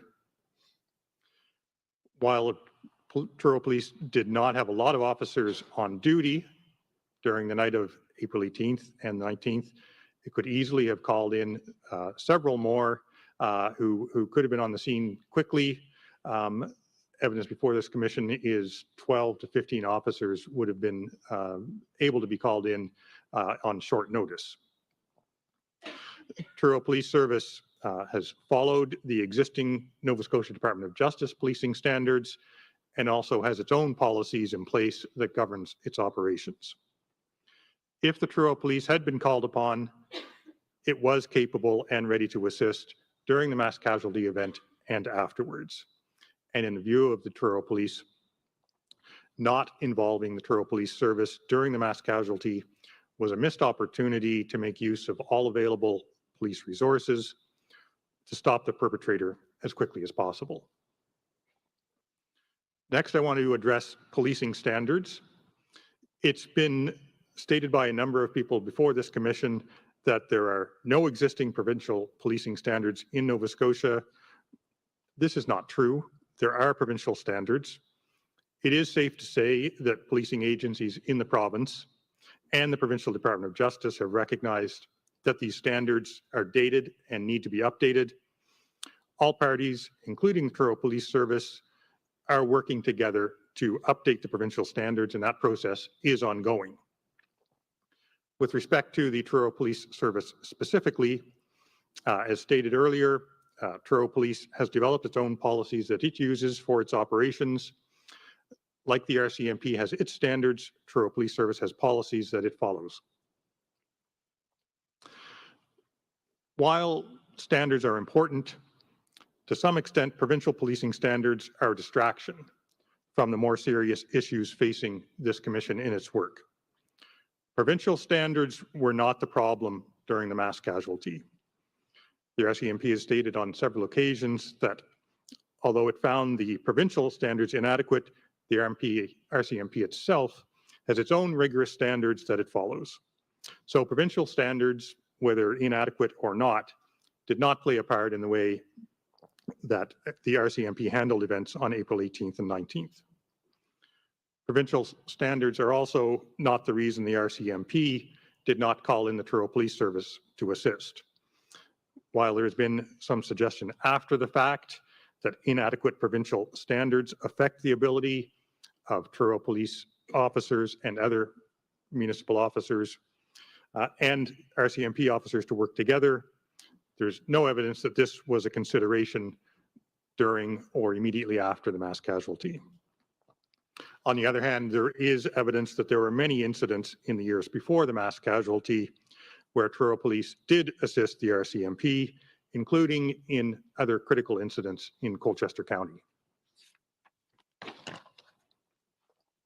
So while policing standards are important, and I don't mean to suggest otherwise, Truro Police has a concern that standards may have become too big a focus in the Commission proceedings and urges the Commission not to place too much focus or emphasis on police standards in its final report. Next, training. Like standards, training has also become a significant issue in these proceedings. Training is obviously important and crucial, but it is simplistic to say more training is always and necessarily a good thing, or that it will in itself solve the problems exposed during these Commission proceedings. As stated, specifically with respect to Truro Police, its officers are highly trained, would have been able to assist in the response to the mass casualty. Various Truro Police officers have described training programs used by the Truro Police in the Commission interviews, and their training records have been supplied to the Commission. While training, as I said, is good and critical, training also comes with a cost, and this has to be kept in mind. First is the financial cost. Training is expensive. Expense of the programs themselves, travel and other direct costs, as well as the salaries paid to officers while they're on training. And it also takes time of officers away from their regular duties of frontline policing. And the Commission has heard about all of the other demands on police officers that take away from the time they're able to spend on actual police work. So any recommendations from this Commission on training in my submission must be realistic and well thought out, and must recognize the costs, financial and otherwise, of increased training. That while there may well be good recommendations from this Commission dealing with training, I urge you to keep that in mind, that the capacity of any police service for additional training is limited. There are priorities and choices have to be made. Another theme in the Commission proceedings is the need for common training involving Rcmp and municipal police agencies. And Truro Police agrees that this is useful and helpful. I do point out that common training does happen now and has happened for many years.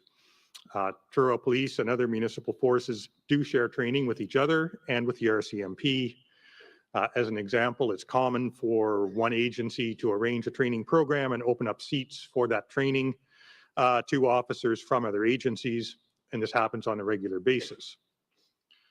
Truro Police and other municipal agencies also regularly send officers for specialized training to the Canadian Police College, where they receive the same training as Rcmp members and as officers from other police services.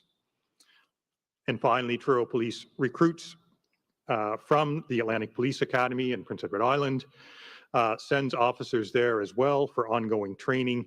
And again, this is the same education and training as almost all other municipal forces in Atlantic Canada receive.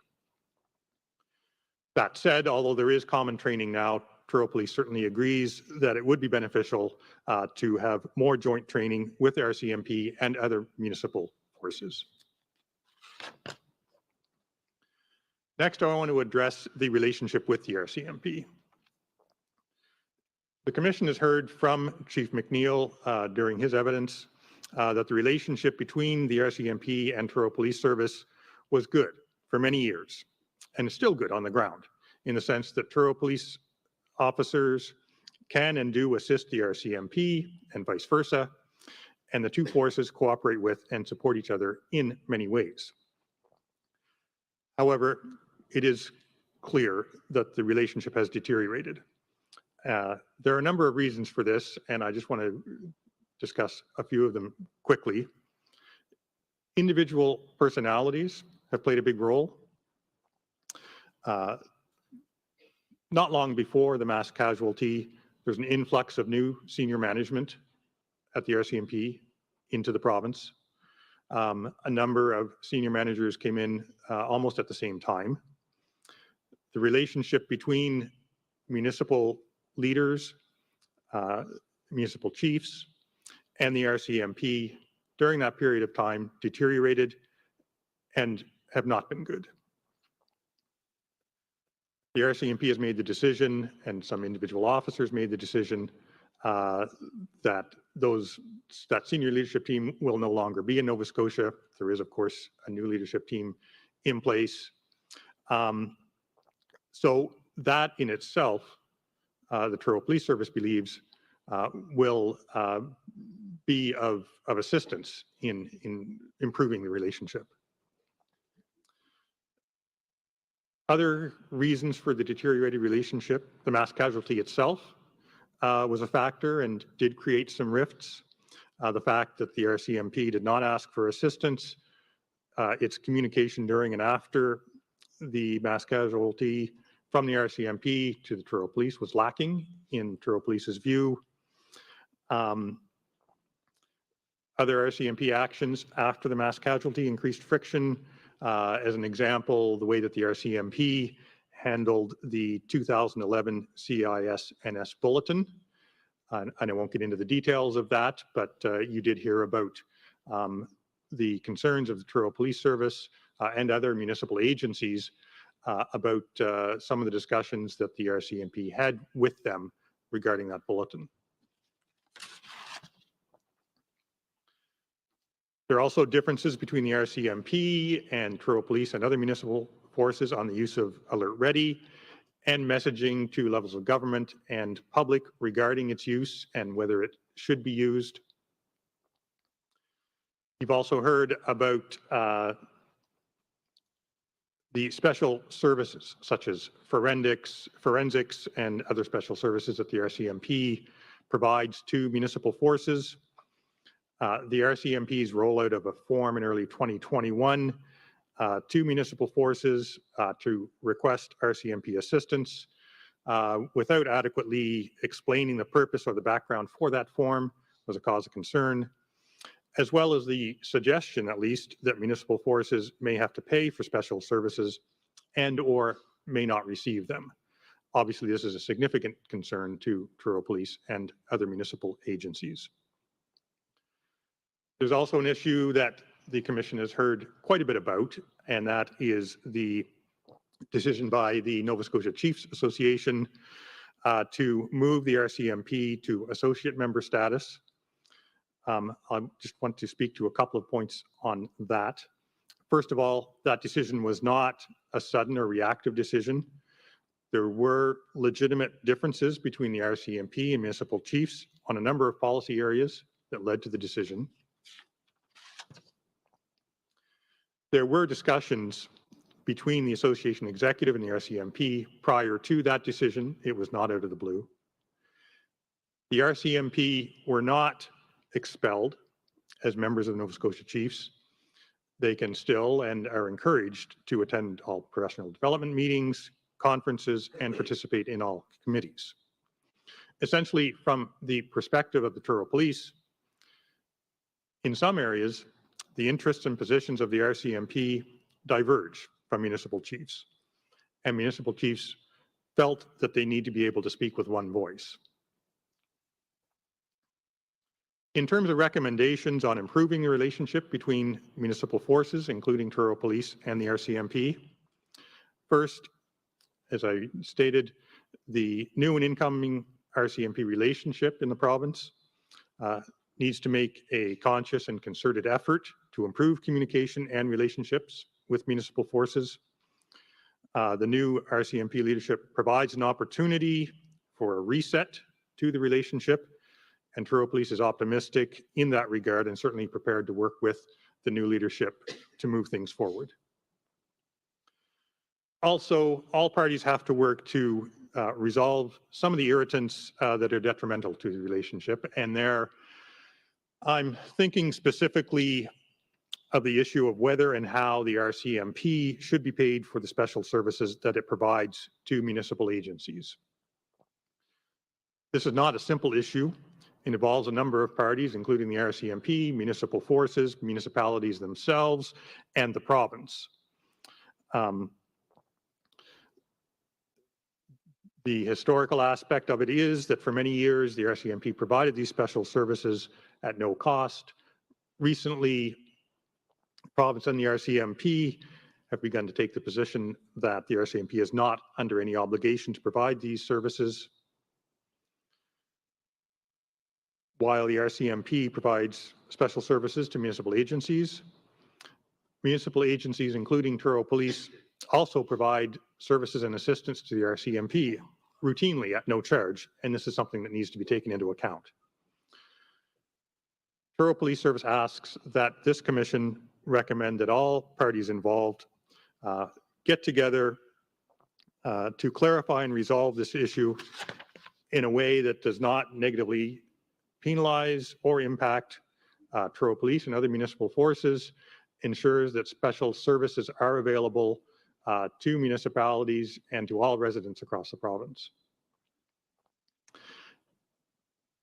Truro Police are aware that there are currently discussions underway between the provincial government and municipalities involving this issue, which will hopefully result in some clarity and move things forward in resolving this issue, which again is clearly an irritant to improving the relationship.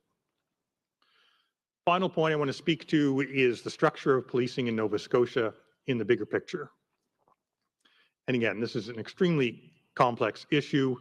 Commission has heard a lot of evidence. You've received a lot of reports on structure of policing, different models, different approaches, and the strengths and weaknesses of each. It is clear that the current structure of policing in Nova Scotia has significant problems. This is illustrated by the mass casualty and by the issues that have arisen and become clear during these proceedings. Truro Police Service submits that a critical issue here is that the RCMP does not have the capacity to adequately engage in contracting policing at this stage. The RCMP is stretched too thin. They're trying to do too many things as a federal police force and all that entails, and also take on contract and frontline policing and everything that involves. RCMP is a very large, it's a bureaucratic organization. It's extremely difficult to make changes and to adapt to local needs and conditions. This size and structure of the RCMP is part of the cause of its inability to make changes that have been recommended in previous inquiries and reviews. The RCMP's district policing model has centralized police operations to a large extent. As an example, the detachments in Stewiacke and Tatamagouche have effectively closed, leaving the only police presence in Colchester County in Bible Hill. RCMP special services are all centralized in Halifax, which is far from many of the places in the province where they are routinely needed. The RCMP is having trouble attracting and retaining officers, leading to a shortage of frontline officers. Also leads to an inability to backfill positions where an officer is temporarily out due to illness or injury, parental leave or other reasons, or where an officer gets transferred to another position or location. And finally, accountability. The RCMP is accountable to Ottawa and not to the communities that it serves.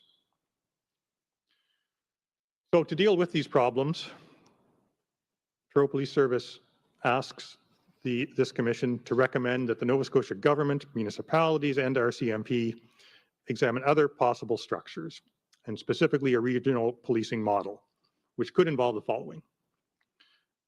The RCMP would move out of contract policing in Nova Scotia. A number of regional police forces would be established in the province with adequate size, resources, and critical mass to have a lot of their own specialized services like forensics, and have the ability to pool resources to develop other specialized services such as ERT teams. The province would take the funds currently paid to the RCMP and use those funds to help pay for the regional police forces. This regional policing model would have many benefits. Police services would be local, based in the communities they serve. The police services would be more flexible to respond to local needs. They would be accountable to the community. That is, police boards that consist of representatives of local communities. And it would allow the RCMP to focus on federal policing rather than try to do too many things and be everything to all people. This is just a very quick summary of the Truro Police Service's submissions on this issue and other issues. And of course, will be fleshed out more fully in our written submissions. Unless there are any questions, those are my comments today. Thank you so much, Mr. Thompson. Thank you. And we will break then till, as I mentioned earlier, till 1 p.m. when we'll have virtual presentations. Thank you. Thank you. The proceedings are now on break and will resume at 1 p.m.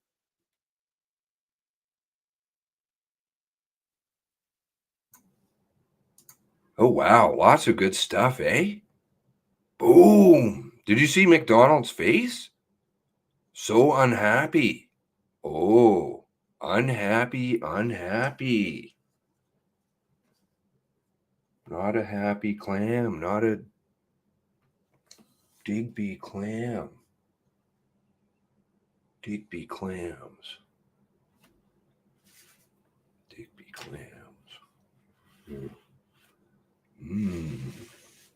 Not happy at all. 2-hour lunch. Virtual presentations. So sorry, I will have to go back because I don't like to, I get very, there's too many things going on. So if I miss, sorry, if I got that wrong about the the vets fellow, what is his name? I always forget it. Baldy. He's always all over the place. They trot him out in the media all the time, and God, he's getting paychecks from everywhere.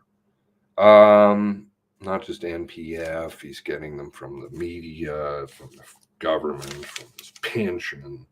On my fixed income, boo, boo.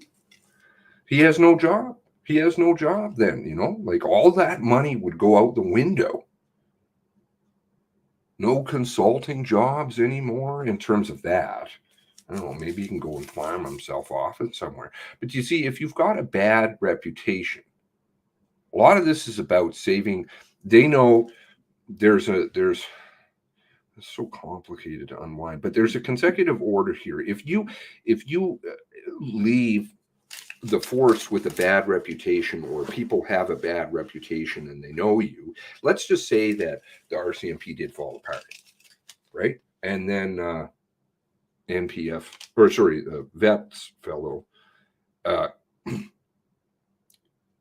he's trotting out all this stuff, and then he's got a tarnished CV, bad resume. Who's going to want to hire him to give consulting jobs? They'll just be like, well, you know, that wasn't. All right, so let's back up a little bit here. Now, I don't like to level accusations of somebody. Yeah, I do throw that word around actually quite a bit, which I should be careful of. But it's there. So let's address some things here. Now, if we go back to this, how do I,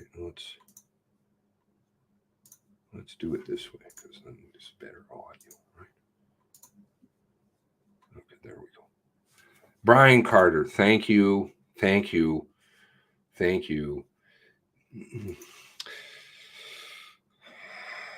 It's going to get much bigger, I suspect. Okay, now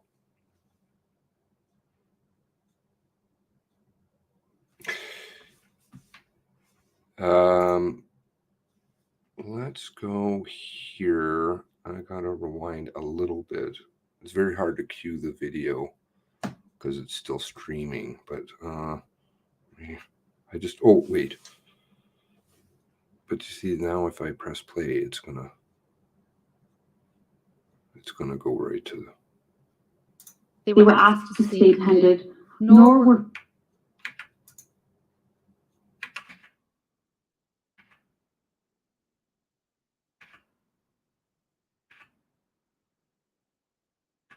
She said a couple of things that weren't true, in my opinion. But we'll have a look. Where is it now? Oh, fuck. Because it's streaming, I can't. It's very hard. It's harder to queue up. Two things that were. One was the sisters.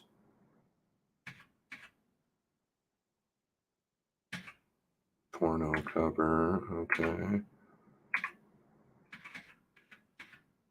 She said, those of you who've been watching all this time, she said that there were no qualified people there, I believe was the words that she used. There weren't qualified people there for the reenactment, and that her sisters weren't allowed. Okay. Is that so? I'd love to have, I don't know how to get that. Anyway, all right. So let's have a look at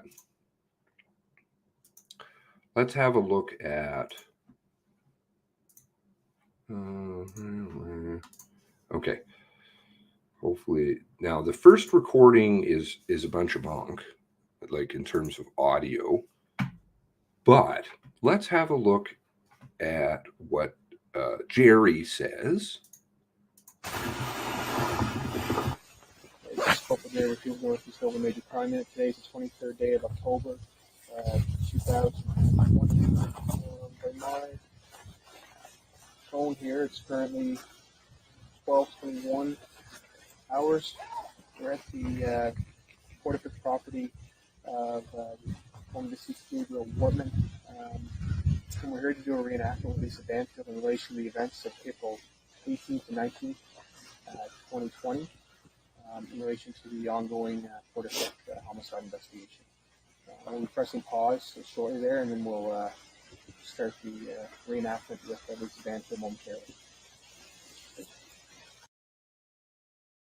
Sorry, I thought that was the one. All right. Anyway, but there is this one for sure, and this is probably the. And there, I believe, yes, there is video where the sister walks into the screen. I think it's over by the Blairs, if I'm recalling correctly. One or both of them. I can vaguely see what they're wearing. Okay, so if we go here, we're at 4604.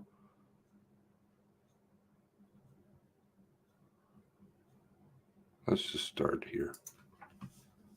So we're here to do a reenactment with Lisa Banfield in relation to the events of April 18th and 19th, 2020, in relation to the ongoing fortified homicide investigation.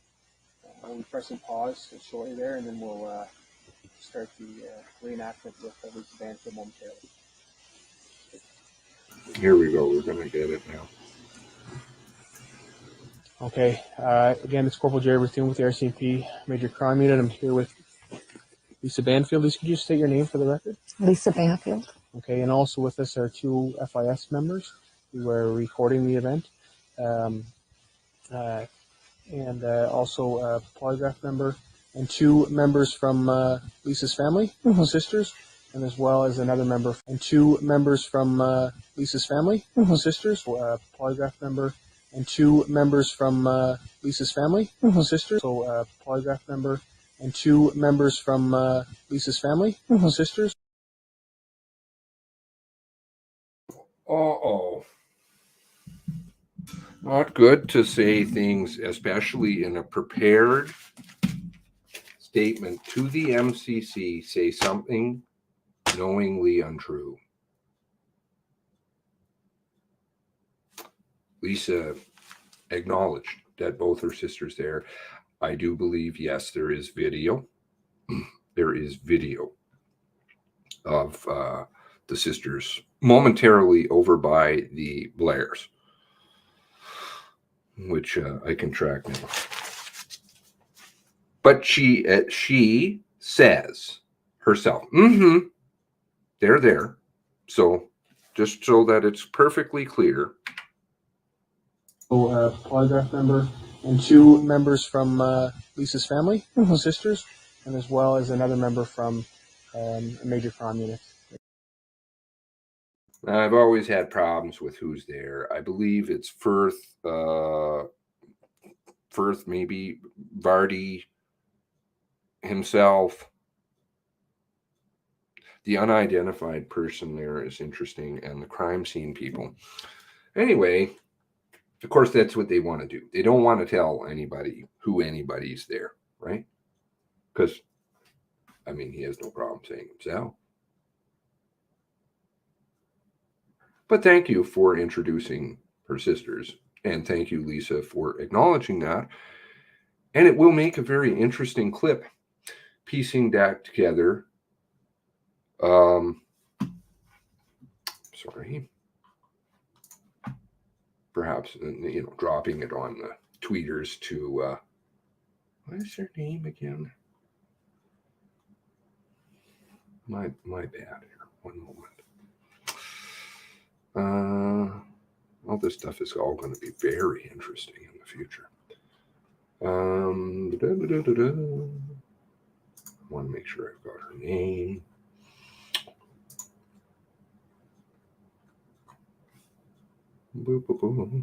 Oh, Zeta. Oh, it's Zeta. Okay. Yeah. All right. I thought it was another one. I thought it was Zaya was coming. But anyway, all right. I'm mistaken. Zeta.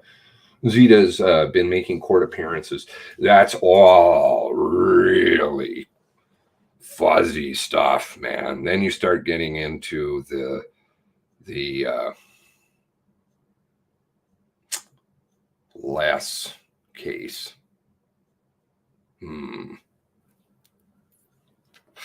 Anyway, not going to go there.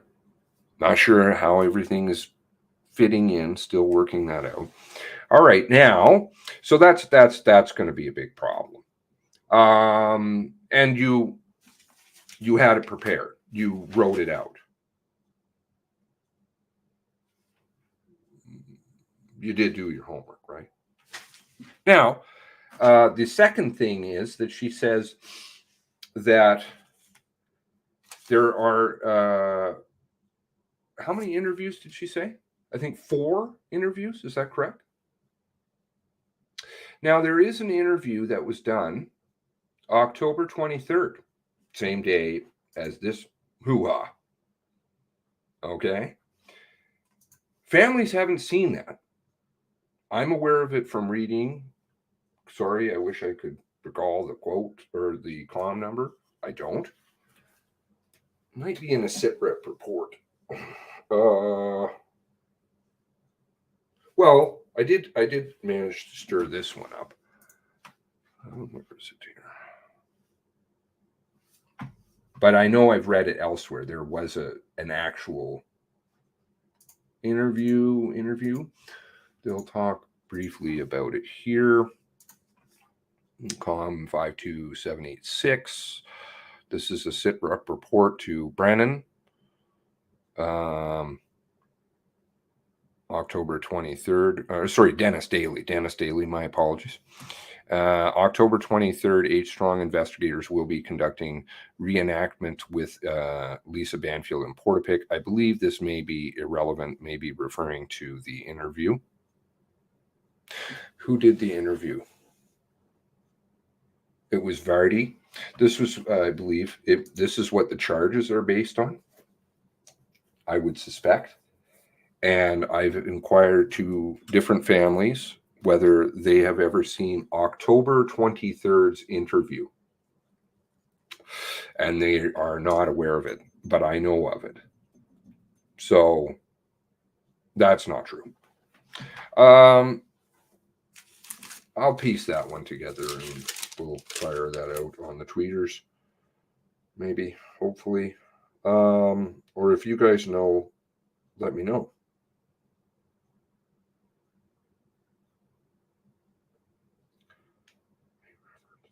Sorry, I'm just taking notes. And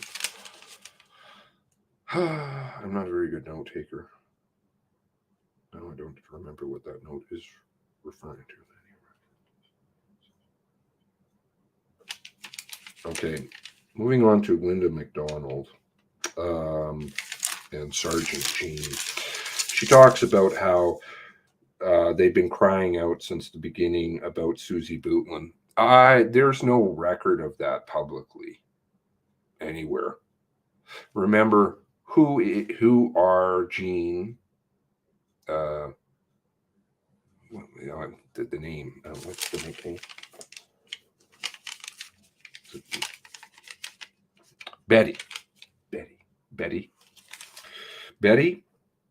Eric.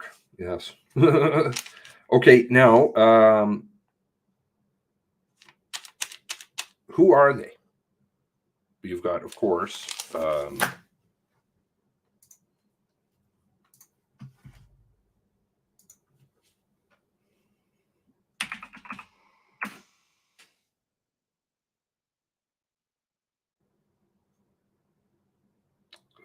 all over Shell, and the different media outlets that are involved in this one. Very interesting.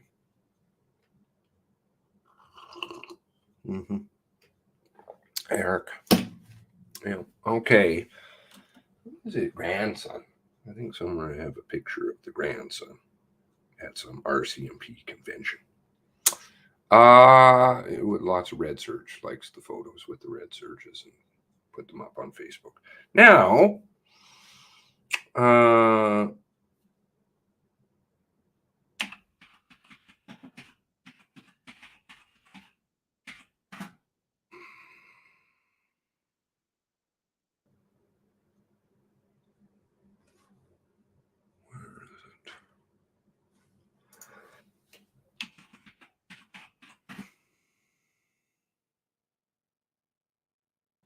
Betty. Here is her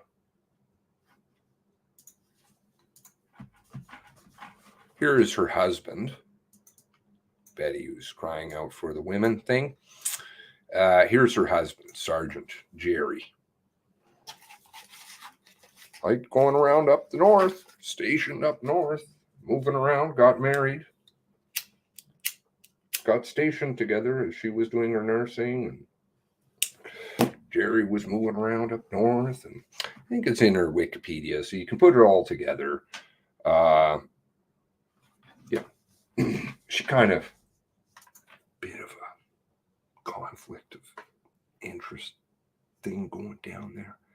Working for the organization, non-state torture.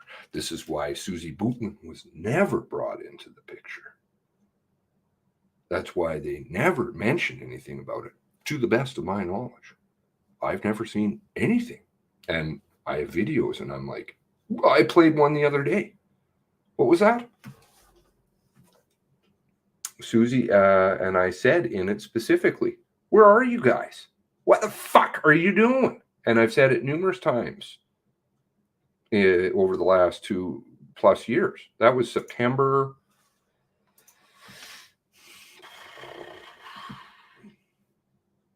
The meeting was, yeah. Okay, Clinton. Interesting. Some people don't like to have contact. Okay, now I'm looking forward to watching that. Dan Breen.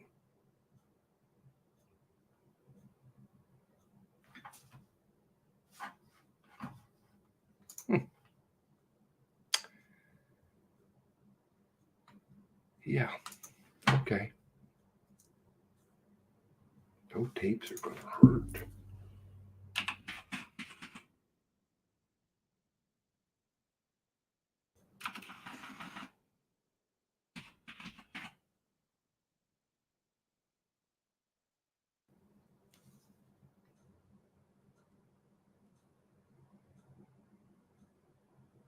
I'm talking about that August 2020.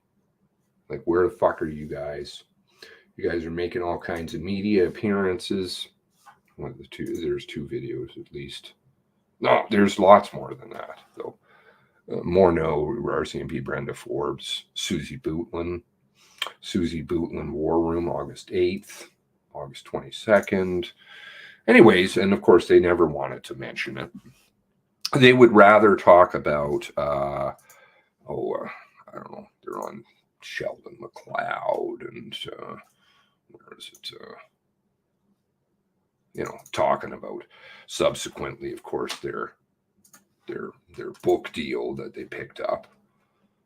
How convenient. Welcome to the last webinar of the 10 Myths Against Pornography campaign. Our campaign is coming to an end this week, and we're really, really happy to have Linda McDonald and Jean Sarson with us today.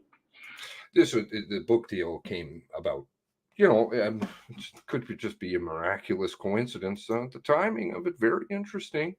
Signing the book deal, getting the book deal, announcing the book deal, doing videos on the book deal, all after the Brenda dumpster fire. And you contacted Tim.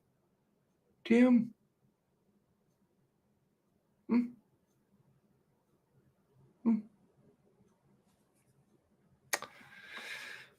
That kind of thing, or what else do we have here? There's Eric. I'm not going to show that on here because that's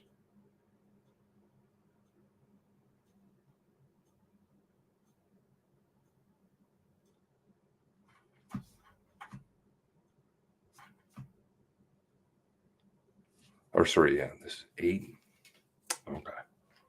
Well, my apologies. Let's just say here. I'll keep his picture out of it because, stand around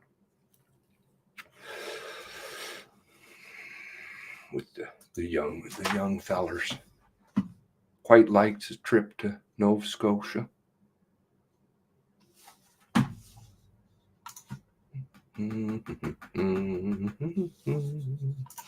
Oh, the files. Got a lot of receipts. Okay, or, Linda appearing on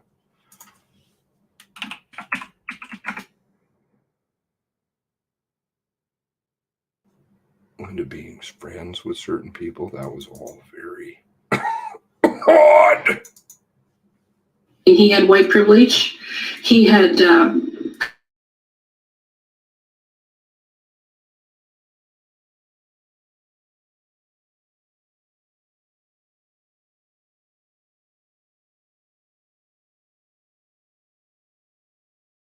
What kind of jackass comment is that anyway? Did you know him? He had white privilege, which of course is just communist goop. The cover story that you guys were kicked, I don't know, from Ottawa, from IMTH Strong 2, God only knows. I certainly know that the RCMP at Leather's level had major issues with Brenda dumpster fire. They're like, well, this person, the reliability of them, not very good. Seems to be conflicting info. I think that was coming maybe from Angela McKay up to, a lot of internal stuff going on there, questioning whether, who the hell is Brenda? She's saying these things after the interviews with Joel has very strange ties here in, quote, Alberta.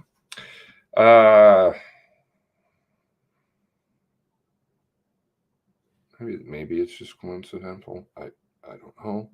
Same investigators, funnily enough, who dealt with Mike and Lee's friend, the bylaw officer. Foothills? Bylaw officer, dogs, got murdered. What a fucking weird case. Okay, so that's all a bunch of hullabaloo. But if I'm wrong, to my knowledge, if I'm wrong, please tell me, and please do have a boo around and let me know. Let me know in the comments or whatever. If you ever come across anything where Linda or Sergeant Jean Betty is talking about Susie Bootlin. I know they may have piped up a report now because, well, frankly, they've had a long time and I was shitting all over them about it. So, you got to save face somehow. He had white privilege. He had power in that he had money. Or your appearances on Sheldon McLeod and all kinds of other things, very, very interesting. There's a mention of a name I'm going to have to look into a little bit more because I've had a lot of questions about how that's factored in, and this person's never had any contact with me and certainly knows who the fuck I am. And you'd think they would. Now, and he's talking about, let's go over to, okay.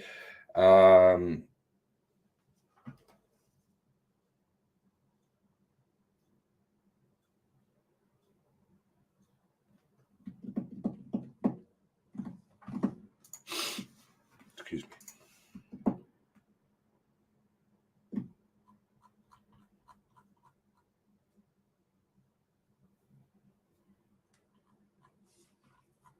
Sorry. Searching memory banks.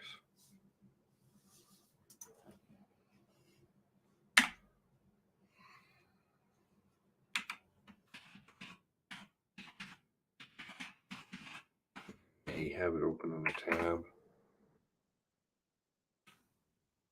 So if I can spell, I have difficulty with this one. Typing. All right. Now,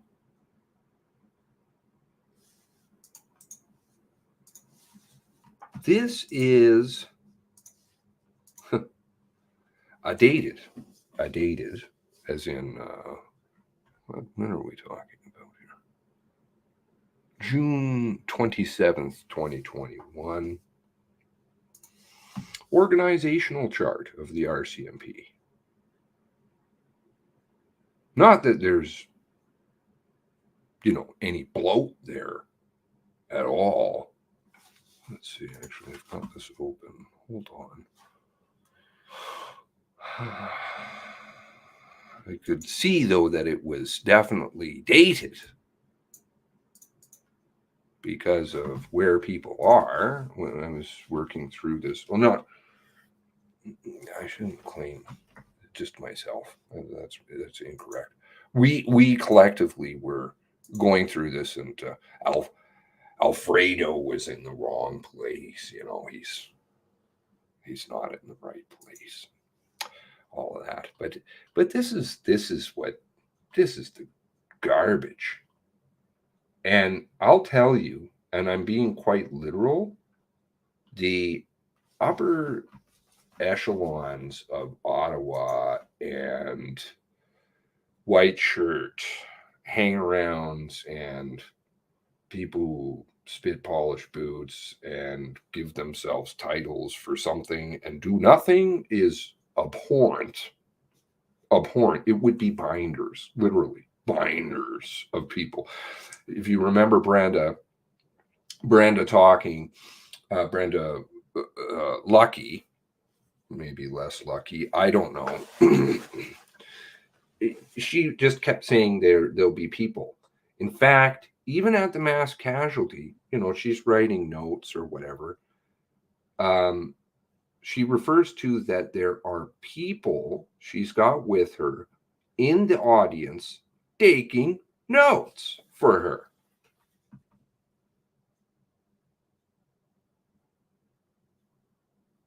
The web is fucking gargantuan.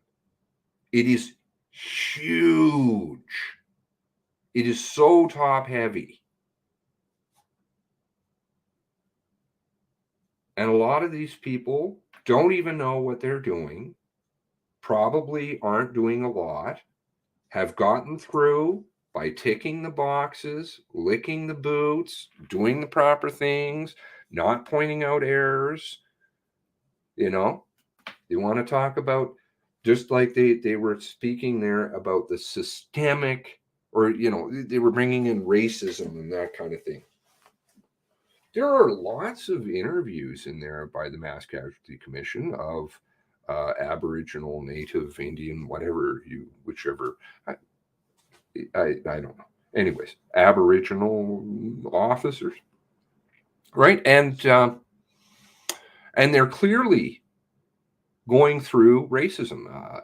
It's all over. It's rife within both the RCMP and not rife. I shouldn't say that.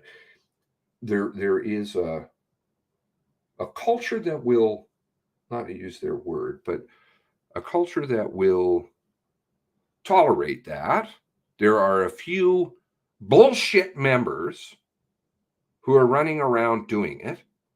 And in those interviews that they're doing with these Aboriginal officers, who pointed out, you know, that they've been subjected to this, and it's not like the boo-hoo. It's like, I'm not listening to you because of who you are, and the, you know, nasty words and those kinds of things.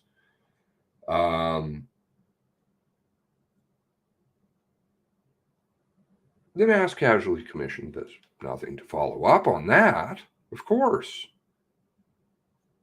You've identified a problem, and what, in my mind, you should be saying to that individual officer, who are the people that you've encountered this problem with? What are their names?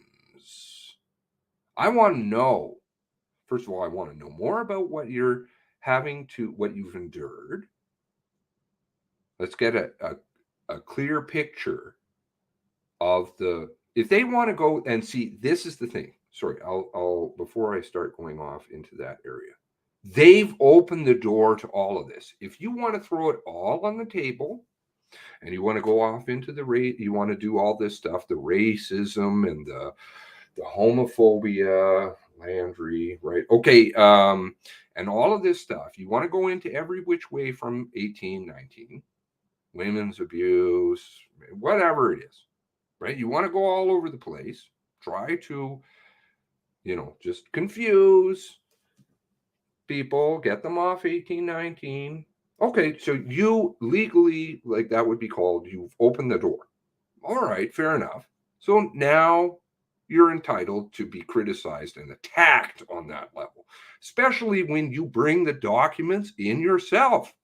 We're talking special. When you have officers that are saying, I have had problems. In my role as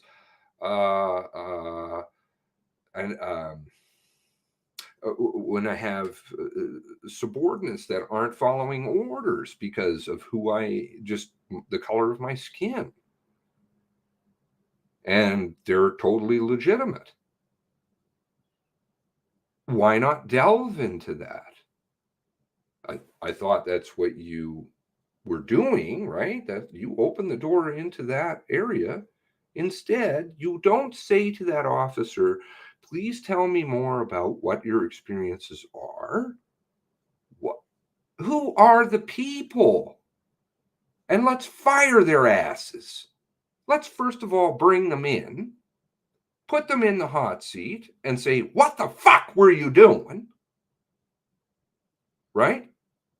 No, just let's put it out there, not touch it, confuse people, talk about all kinds of other shit, and leave it all out there, and somebody will grab onto something. Those people will grab onto that. It'll be 10:30, 10:35, maybe it'll be 10:48, maybe we'll have a watermark, maybe some people will attach themselves to the racism stuff, and then we'll the DV, and then we've got the homophobia and the racism with white power and all kinds of other stuff, just so that people equally, even the disgusting nature of salacious things that more than likely, I'm not saying, but more than likely have nothing to do, like his bedroom activities, which there's a lot of disputive evidence to speak to the fact, like, listen, it sounds like there were a lot of ladies who were kind of maybe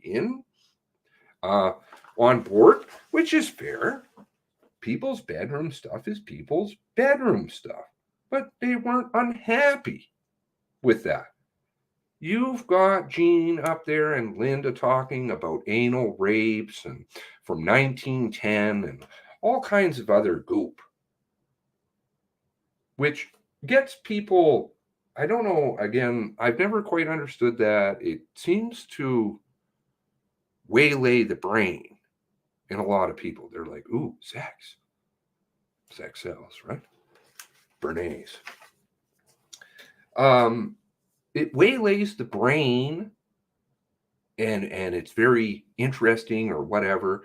Frankly, it, obviously in this nature, and a lot of people could see that as disgusting, and why are you bringing it in? But it's the same thing that you do with Warden, right? Except on a less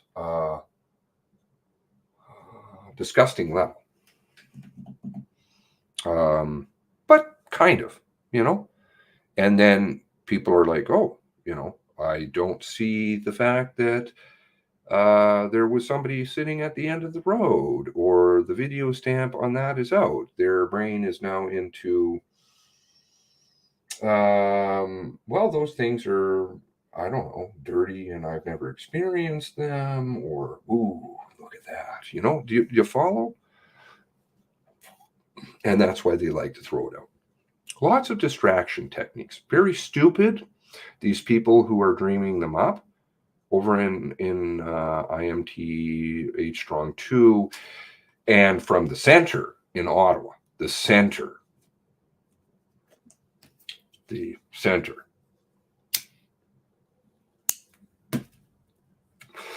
And those who know what I'm talking about, and I'm aware of the center. I'm not a derp. Okay, so,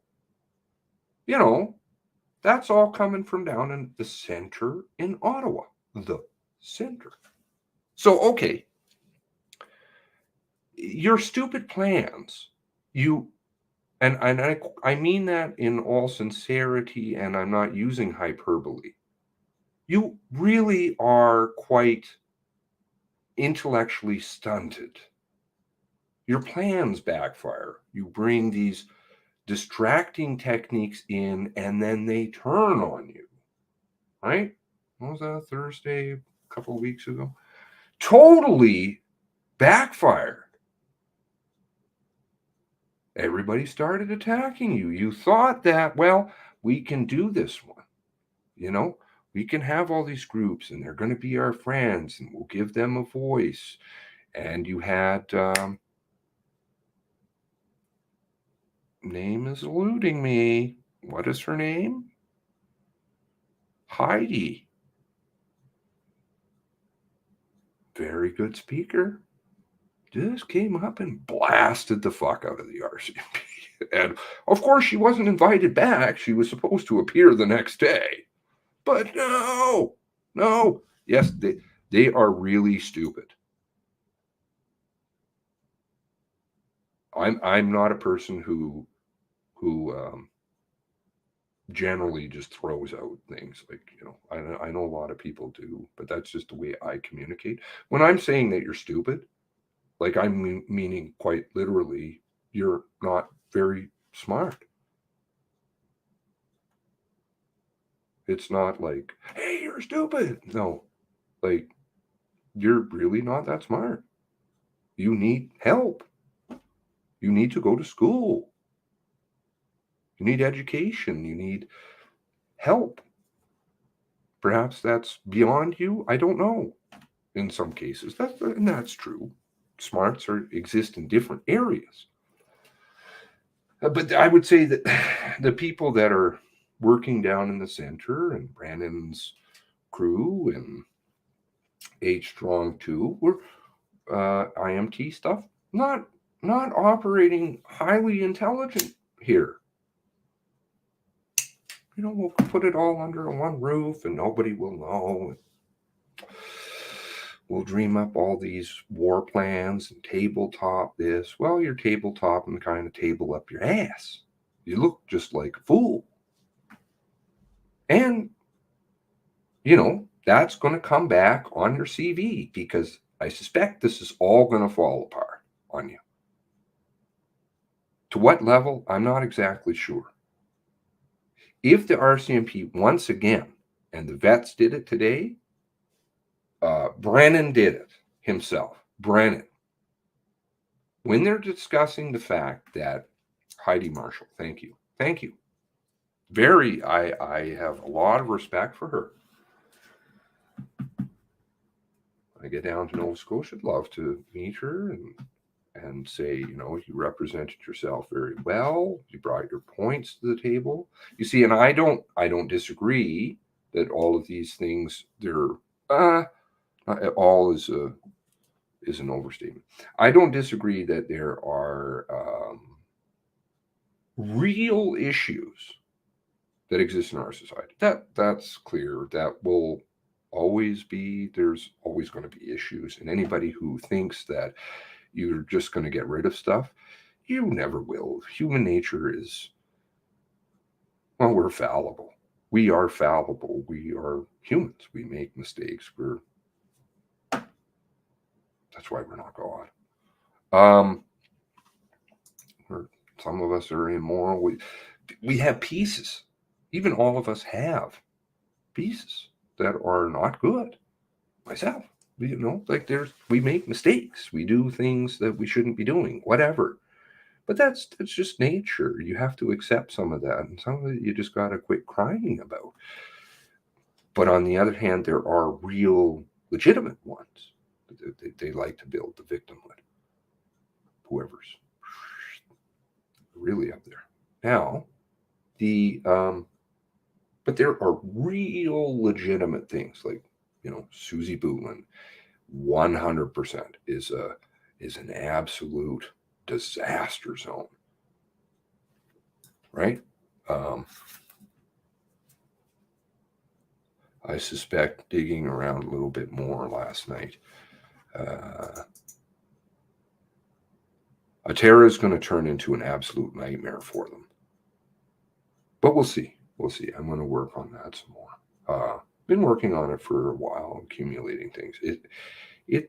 It could go extremely bad for them. Like so bad, I can't even quite conceptualize. But anyway, we'll see. Because I'll be very interested to partake in that part. Now, because I do a little tabletopping too. I just call it chess. I've been playing it for a long fucking time.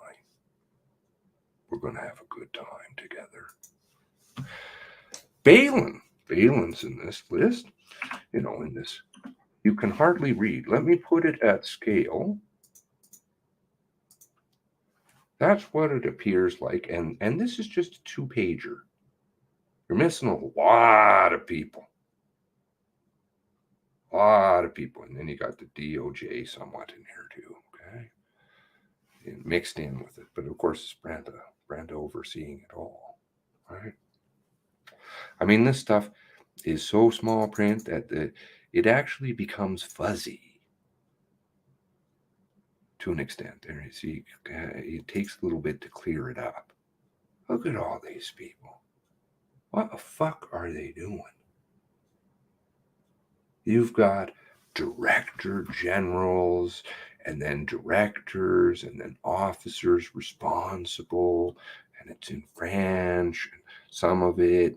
I mean, I don't think Greg Hall's first language is French, and he's on the finances, and Jeff Hutchinson's, Rolf Krantz. I don't see a lot of, here's some French ones, a couple of them, but, confuse and do all kinds of other stuff. Now, Doyle is an Anunnaki. Okay, moving along. Let's see here. Remember, here he is here. Director General, Covert Ops. Again, that's a little bit dated, but there we have Richard Balin, who has 1 degree of separation from the person who can't remember that she was on the news. Let me see if I can find that again. What was that again? I quite like, not making fun, it's very sad, but you pick very bad people. You're not very intelligent down there.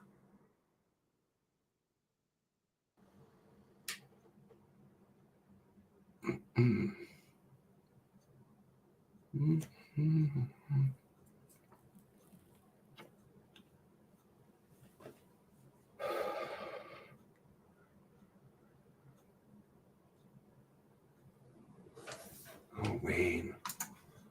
I think you guys and Angela, you may have stepped in some things that you don't want to be in.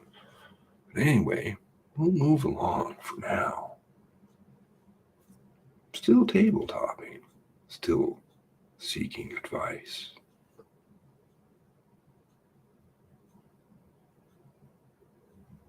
I like knowing that they're watching. See the smile on my face? I'm not a big smiler. We're going to have fun. Real fun. Moving along.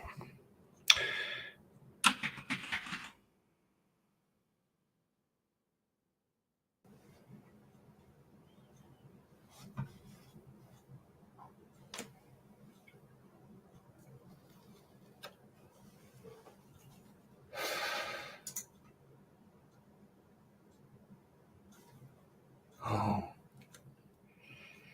I don't know. Maybe your key witness, the one key witness. Did you also speak to the media after the Mass Casualty Commission? You didn't prep her, or she just didn't have the memory for it. When she was spouting the hearsay.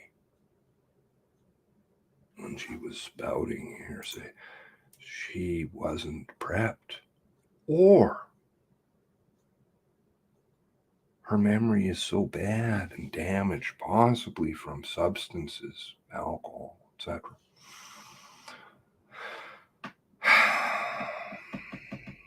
that, well, you didn't think of the questions to ask. You thought she might respond in a different way. Disaster. I see something in the chat. Some people have referred to me as that at times. I'm very slow,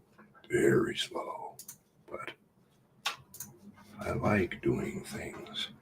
Now, Did you also speak to the media after the Mass Casualty Commission?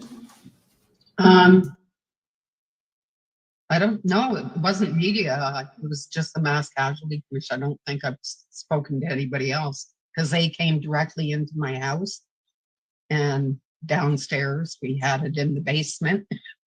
do you remember talking to the Rcmp? Do you remember that? Or just the MCC? I know you're forgetting about media.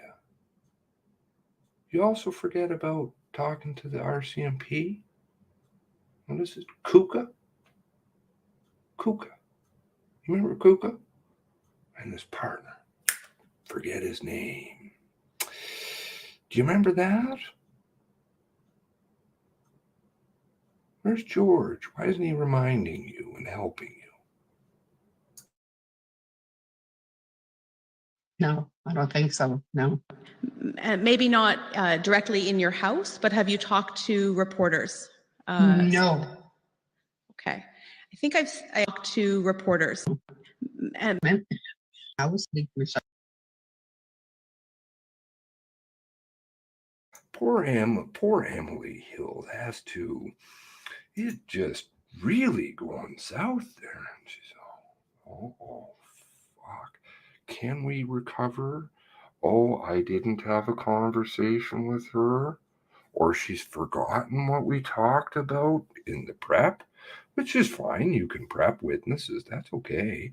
Let them know, run through possible questions that you're going to be asked in court, Leaf, of course. I don't know. It wasn't me. It was just a mass casualty, which I don't think I've spoken to anybody else because they came direct. Well, she doesn't remember speaking to the Rcmp either. Kim had it in his article that she spoke to CERT, which I thought was very interesting.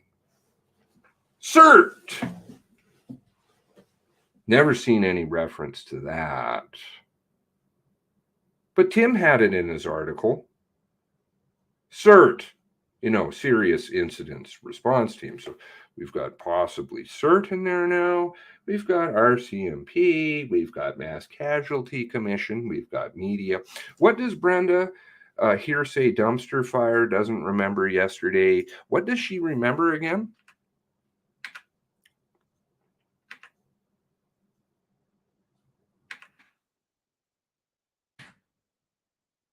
I'll let her own words do the talking because that's the best. It's like in court reviewing transcripts with people or discovery notes. Or playing discovery. Lots of people have to sit down and ask questions, answer questions. They go on the record and then they get used in future proceedings. That can turn monumentally disastrous.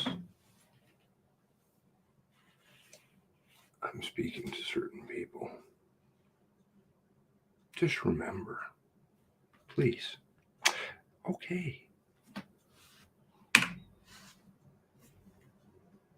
And I'd asked you that about after the mass casualty occurred.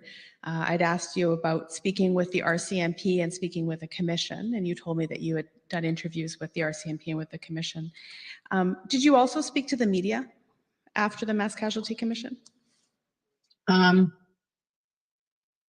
don't know. It wasn't media. It was just the mass casualty commission. I don't think I've spoken to anybody else because they came directly into my house and downstairs. We had it in the basement.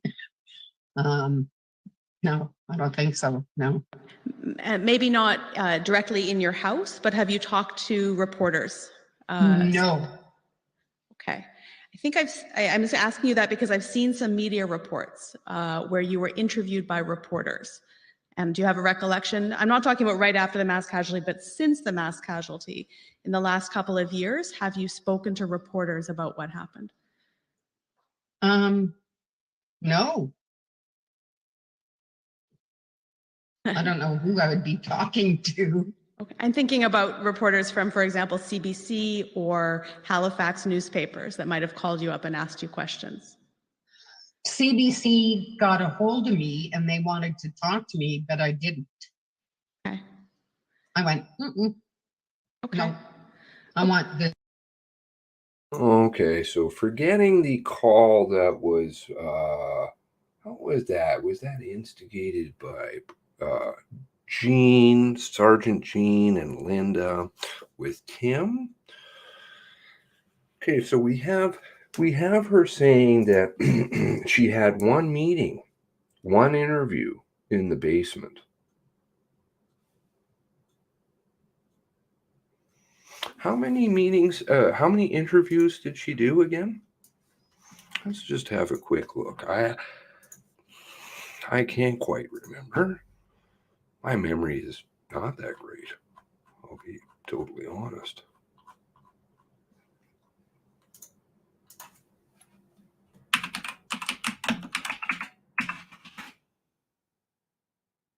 Follow up with this in the rep reports. Yeah, okay, so let's see here. We've got a transcript, recorded interview with, these are the ones that are publicly disclosed, so I'm not exactly, oops, sorry. We'll go back to that moment because we'll let her say her own words. Okay, so we have the MCC with Emily. I guess Emily, Emily, you don't remember. I really, I stepped in it here. Please, I'm crossing fingers, praying I can pull this one out of my ass because I just stepped in a massive pile. Please, you're going to remember. But we'll go into what the things that she associates with what she should be remembering. Now, so we have one MCC. Okay, so was this done in her basement? Location blank. We don't know. I'm not exactly sure. We're here in blank, and I think I'd have to go through it. I do know that some of it is done on virtual.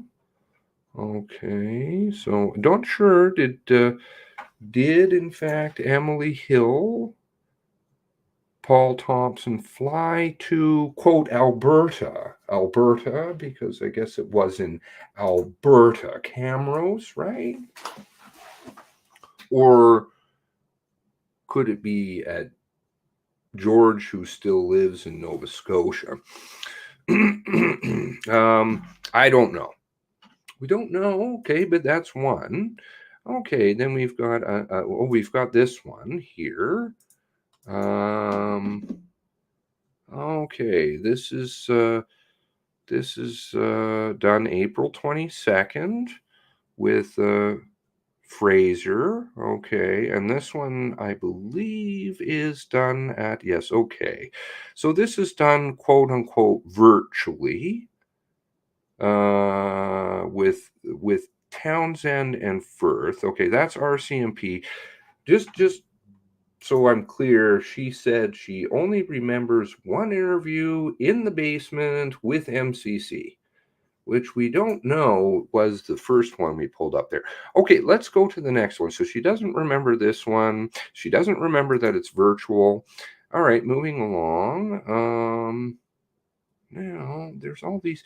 See, these are the ones where they start to shit their pants because, oh, here's another one. Is this Kuka? This is Kuka, okay, and Olford. These guys are tied into Lee and Mike on a very strange level to do with their friend, the best man, Mike Butcher's best man at his wedding, former Rcmp who was murdered. Okay, so I guess she forgets about that one, which was in her house. That was Rcmp in her house. Okay, so no, forgot about that one. Or maybe it was them in the basement and it was the mass casualty that was doing it virtually, and she's got two, and now she's put it together. Problems. Okay, oops, I closed the window. Silly me. So we've got a variety of interviews. We've also got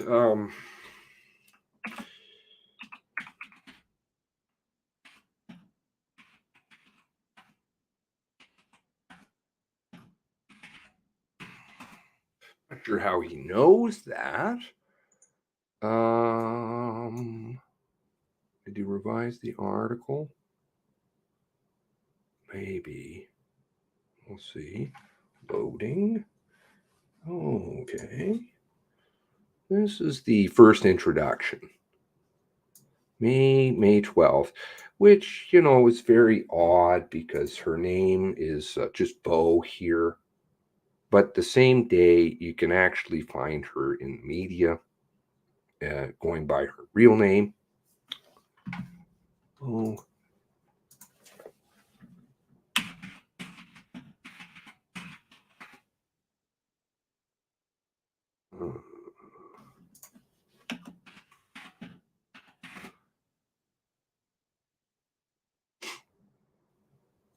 You know, like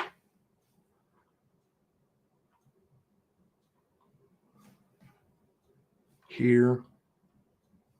Oh, they say they updated it, whatever. May 12th. May 12th. May 12th. May 12th. Tutton. Oh, yes, Tutton. Okay. And, well, here she is by name. Okay, here she won't go by her name. And how is it that Tim and Halifax Examiner and Joan Baxter came across her again? Bo, because what is it? Bo, blah, blah, blah, wants to go, she granted a telephone interview. Telephone, okay, so was that in the basement? I don't know. Maybe that was basement? Telephone with Halifax Examiner as asked to identify her only by her nickname. So I guess she forgot to only call herself by her nickname, or it didn't really scare her, or maybe it did, because then she's kind of okay over here the same day with her name. Yeah, strange. Okay. In part, I'm being a real sarcastic asshole. In part because she fears for her safety. I guess she doesn't fear here. Not afraid here. Afraid here. Same day. Okay. Or perhaps that's part of the ruse. That's part of the ruse. Still afraid for her safety, we've confirmed her identity and other details to her association and any other association with Portapic. I'm not sure quite how that was done, but all right, fair enough. Maybe it's because of who they speak to. We've identified the gunman, except a GW, of course. Please don't call him by name. Who was that? Trudeau and... oh, yes, McNeil, Fury, Blair, you know, drunkies. Okay, now, or is it the ones that sing Queen in hotel lobbies and things, bars, you know? Easy come, easy go. Oh. Okay. Concluded the estimation, with her husband, of course, because they had to move to Halifax, where, of course, he had a dental clinic, and they would know that because they all hung out together, and he liked to come over and have beers all the time, and then one day something happened, hot tub related maybe, that, that was just the end of their friendship, but then all of a sudden she was afraid of him, and even though she has guns in the house, and you know, the Rcmp are like referring to that in their emails. They're like, well, she was implying that she had guns in the house. It's not really making a lot of sense why she would be afraid of him. Easy come, easy go. She also reached out to Linda McDonald and Jean Sarson, 2 nurses in Truro. Jean, right. Sorry, what was that again? One moment.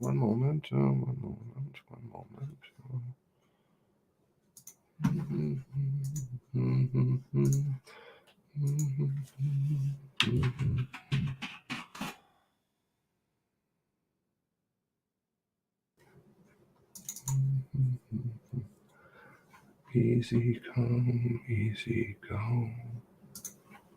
Do. Also reached out to, this is pre-book deal, of course. Jerry. Oh, Jerry and Betty.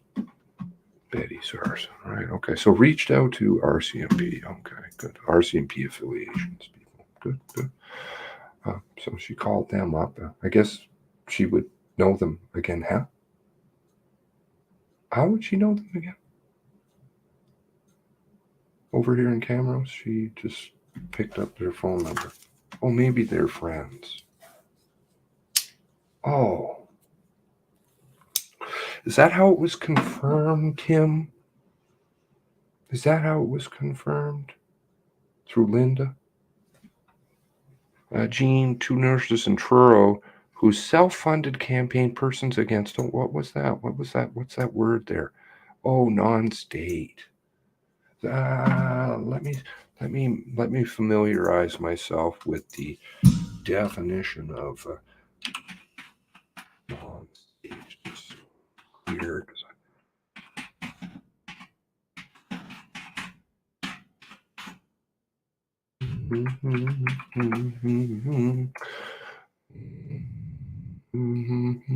Oh, a non-state, not constituting or belonging to the state. You mean like Rcmp, federal government. Not characterized by the institution of power, authority over, well, of an organized government. And that's what you do. That's your organization. You know, the one that funds your trips, G7 trips over to Paris. So you can give speaking engagements, the ones that are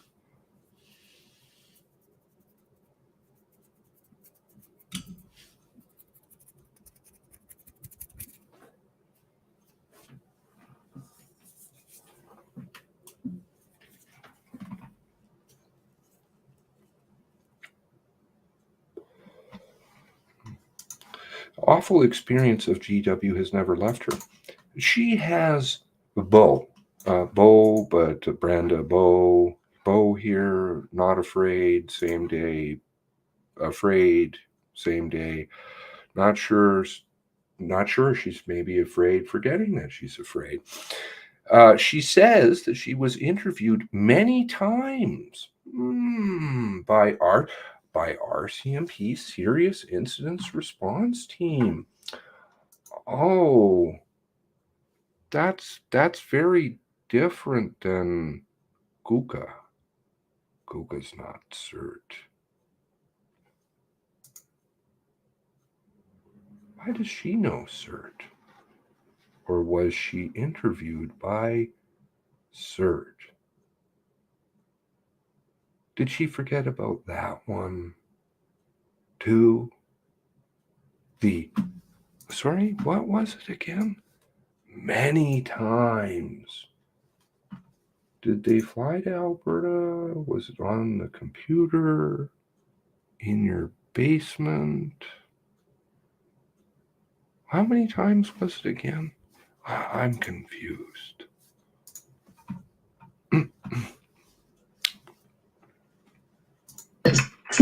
No? Spoken to reporters about what happened.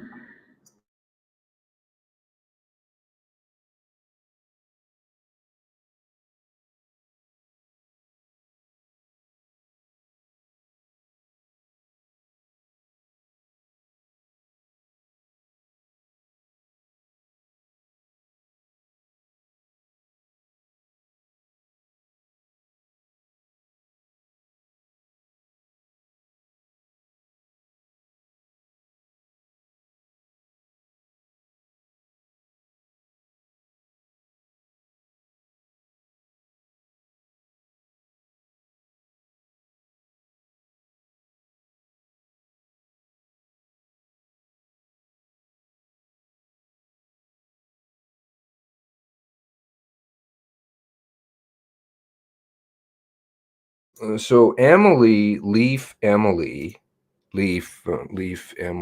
who, all right, you've got Stanton, who's Leaf. Oh, and you have Leaf, who's a participant. No conflict of interest here. She remembers. What is it? Oh, I can see it there.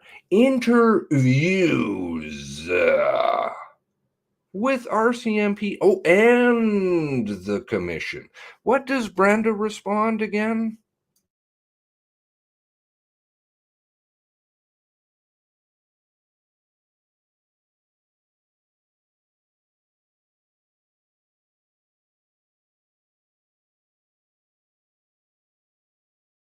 Oh, and down. I apologize. Look, see my tech skills. Bah. Sorry.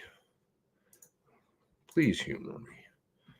Okay, so let's see. Yeah. Emily seems to know. Leaf Emily, Leaf Stanton, Leaf. Oh, Leaf everywhere. Leaf Jillian, Leaf, pervasive Leaf. Conducting the MCC. Right. Overseeing the MCC, Kim Stanton. Ties to Halfpenny Macquarie, Leaf. Right. She was the judge who does the warrants after Beijing somehow fled the coup. Okay. So Emily seems to have got it figured out that there's multiple meetings. I guess she's not remembering the cert thing, or Tim's telling us tales, or I don't know what's going on there. But definitely Emily's got it. That about after the mass casualty occurred, I'd asked you about speaking with the RCMP and speaking with the commission, and you told me that you had done interviews with the RCMP and with the commission. Did you also speak to the media after the mass casualty commission? I don't know. It wasn't media. It was just the mass casualty commission. I don't think I've spoken to anybody else because they came directly into my house, and downstairs we had it in the basement. Okay, so it sounds like a one-time, one-off in the basement with the mass casualty. Not so sure about whether the Leaf took the Leaf bus out there and interviewed her in the basement, or if they did it online. But it was only, it sounds like, once. So we've got certs, we've got multiple RCMPs, we've got mass casualties, different locations. Brenda doesn't remember any of that either. Kind of sad. No, I don't think so. No. Maybe not directly in your house, but have you talked to reporters? No. Okay. I think I'm just asking you that because I've seen some media reports where you were interviewed by reporters. And do you have a recollection? I'm not talking about right after the mass casualty, but since the mass casualty, in the last couple of years, have you spoken to reporters about what happened? No. I don't know who I would be talking to. Okay. I'm thinking about reporters from, for example, CBC or Halifax newspapers that might have called you up and asked you questions. Yeah, you forget about the videographer. The videographer who was there for the Gerster. Oh, Gerster got a book too. Jane Gerster Global. I know that was a good attempt at the recovery. And she'll cite the Gerster article, interestingly enough, that was based on the video. But in order to make the video, Brenda would have had to have entertained the videographer in her house, but she forgot about that too. She only remembers a mass casualty, one interview in her basement. She's forgetting a lot of stuff. I think rather than keep trotting around, because it's going to get worse, giving you warnings, going to get worse. I don't like people being deceptive because I dig more. Okay, so she can't remember the videographer in her own house.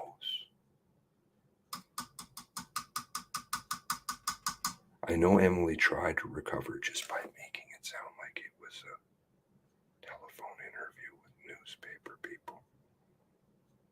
But there were a few interviews.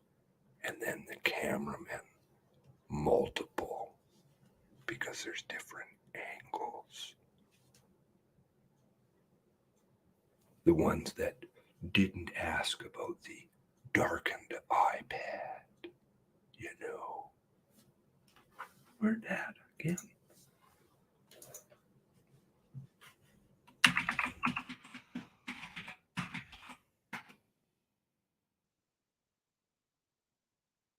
This thing. Oh.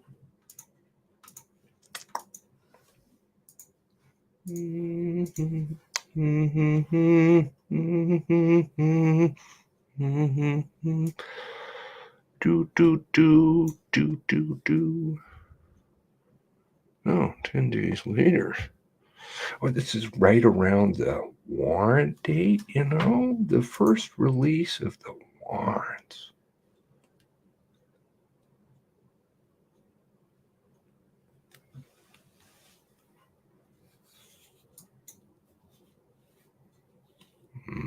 Building up the narrative, you know, then still not interviewing Hudson right across the road in Portapic. You know, the one that does seem to remember, does seem to know what hearsay is, does seem to know that Brenda, she's friends with, tells a bit of tall tales. Sorry, what was that again? Let's go back. Oh, where are they? Is this in the basement?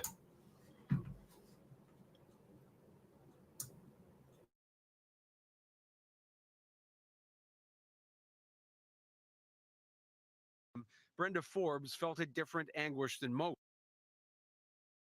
Camera angle 1. Playing around on the iPad, talking supposedly to who? Glynn. You know, the one that's lost his mind, but she hasn't. Not at all. Very credible. Just like the lawyers at the MCC who were educated in hearsay. You know? The women's groups, too. Families lawyers. Relying upon that. Because she hasn't got problems with her memory at all. Better go after Maxwell, who does have legitimate PTSD, and grill him for hours when his notes were all written properly, according to other Rcmp members who actually don't like the Rcmp anymore.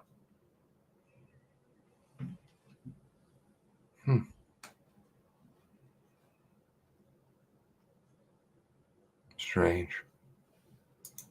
But she's got no problems. Only Glynn does. Better not ask Glynn. You know, iPad Glynn. Oh, you can't see my cursor. iPad Glynn there that she's having a talk with on camera angle 1.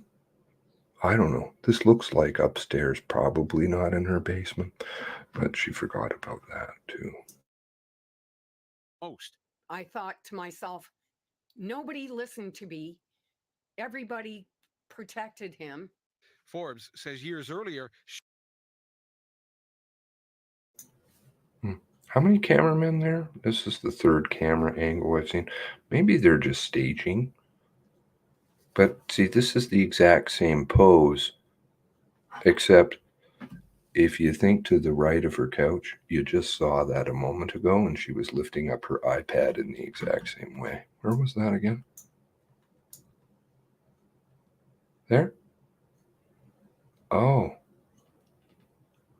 So, there we go.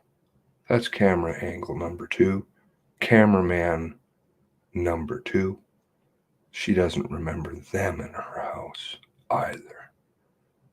Does she remember talking to Glenn? Was she talking to Glenn? With her hearsay stories that she's going to pipe out because he's senile. Better have a talk with senile Glenn on the iPad.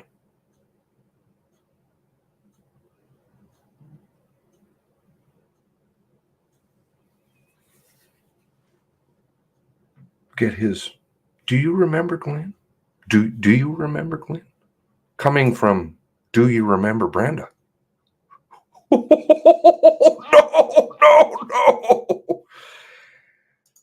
And lawyers, families, lawyers. That's an interesting one. Who have been educated on what hearsay is, are also going to say, extol the very clear recollection skills of somebody who doesn't even remember cameramen in their house. And I understand.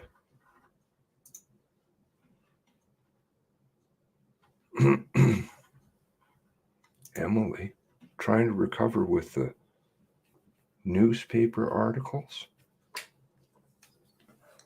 You know, don't want to talk about the fact that there might be cameramen, multiple, in her house. Probably upstairs, not in her basement. Where's George, anyway?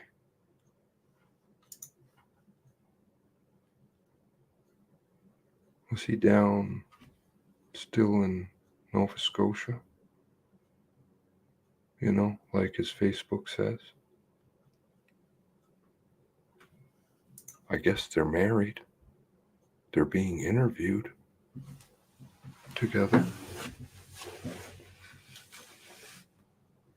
Brenda Balin Forbes,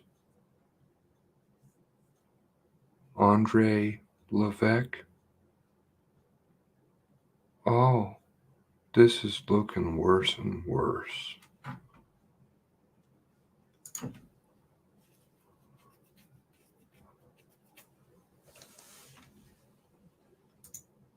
They want to play.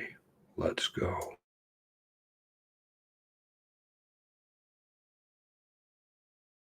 She reported Gabriel Wortman's growing weapons collection and evidence he emotionally and physically abused his common law partner. She come over crying, saying that Gabriel was beating her up and wouldn't let her leave. Forbes says in 2013. Okay, let's go back. What was that she just said right there?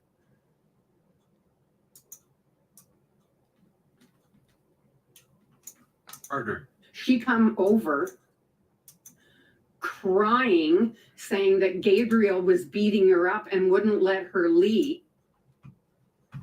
What was the word that she used? Saying.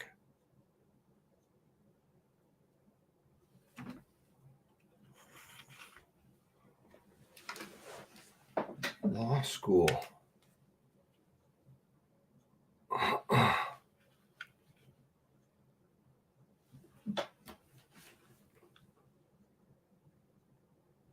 Sorry, I need to hear it again. What was it again? Witnessing or somebody else saying? Gabriel was beating her up and wouldn't let her crying, saying that Gabriel. Oops.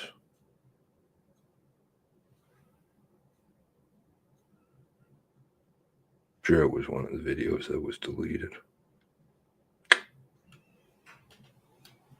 May have got a line on some of those old videos too.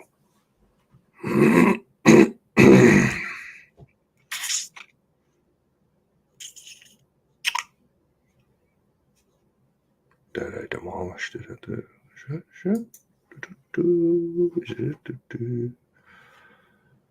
what is it? Crying, saying that Gabriel was beating her up and crying, saying that Gabriel was beating her up and wouldn't let her leave.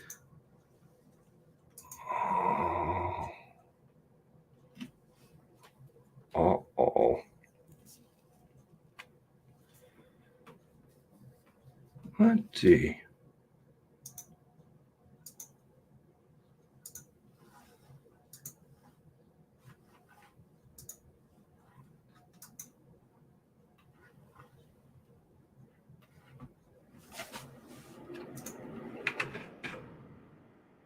Talking to.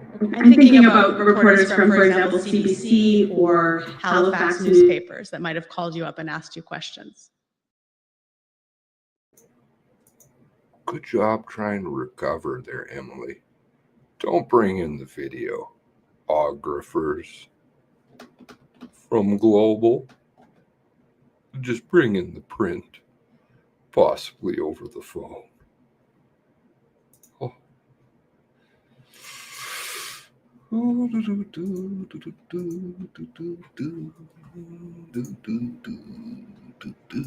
The multiple ones.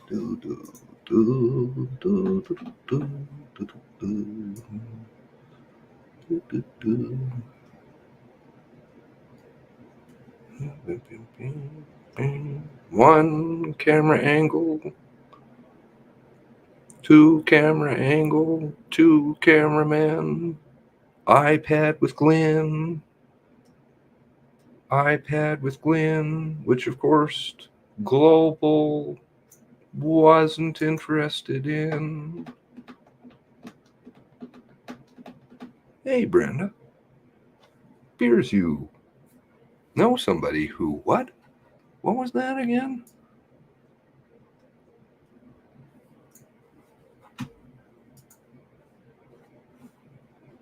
Her crying, saying that Gabriel was beating her up and wouldn't let her leave. Forbes says in 2013. Oh, right, the one who witnessed saying versus saying.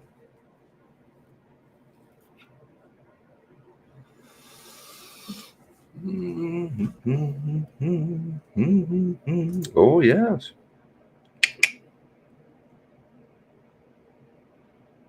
I don't think they like the mention of Bootman in 2020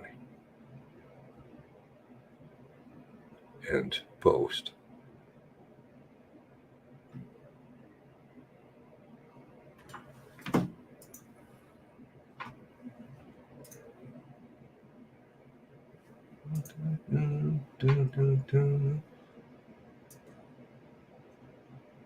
It came out of Tim's own paper.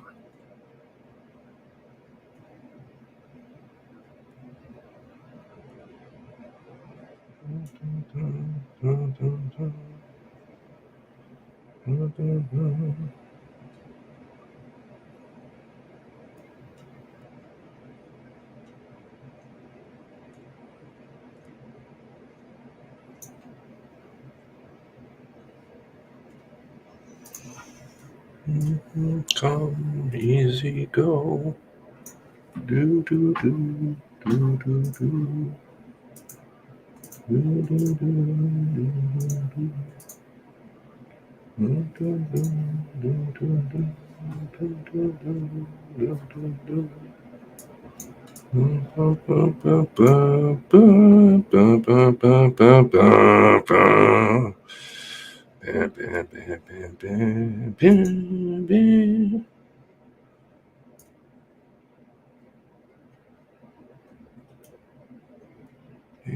dun, dun, dun, dun.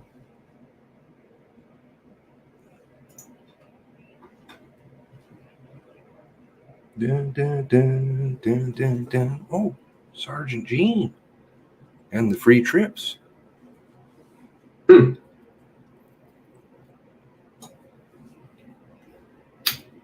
Easy come, easy go. August 22, 2020. Kind of the same. They actually kind of look a little bit the same. Betty. Oh, Betty. Oh, Betty. Say hi to Jerry for me. What is her real last name? Yeah.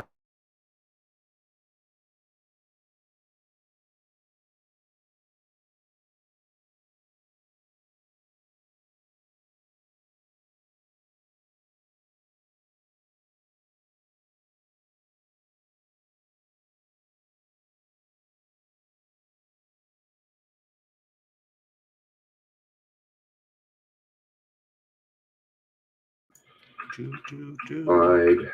throw a woman menace. Get out of here. Fuck, did I do it again? Did I do it again?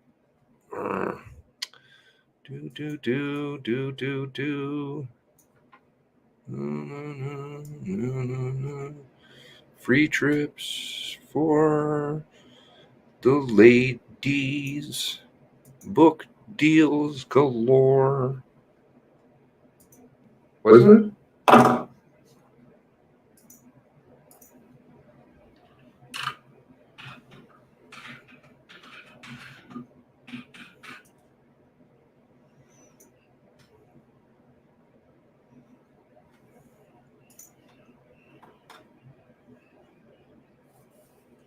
August 22, 2020.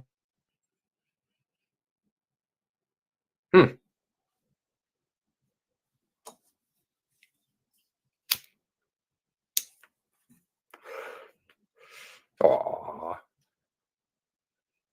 I like how their glasses are kind of the same. They actually kind of look a little bit the same. Betty. Aw, Betty.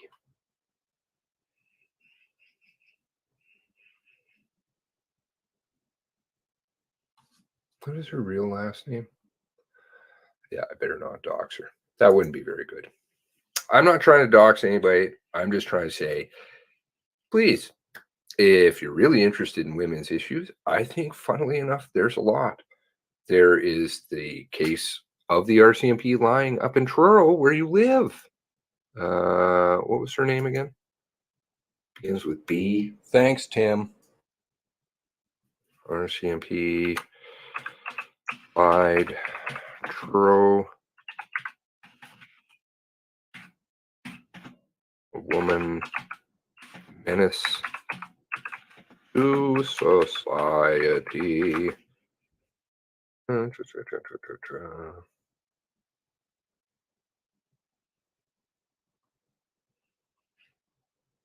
Could somebody give me the name again? And women, please take note of it. It'll come to me. Junior Dugan. There we go. Bingo! That's the neighbor. Little Junior Dugan.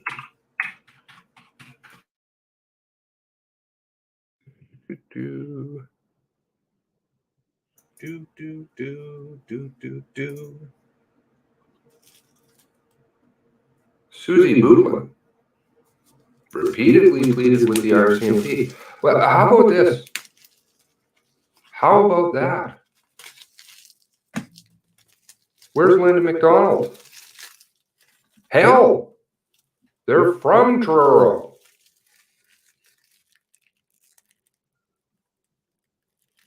Where's Linda McDonald? Funny that. Where's Betty? Did they come and help? When was this? Oh, that's right. June.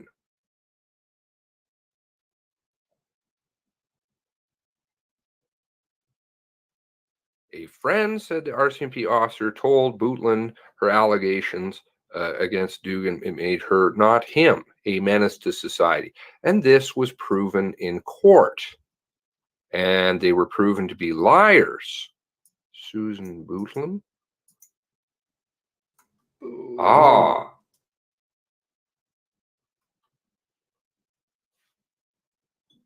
In court. But you know, they don't do that. They don't lie. Right? They're not supposed to lie in court. Or can they?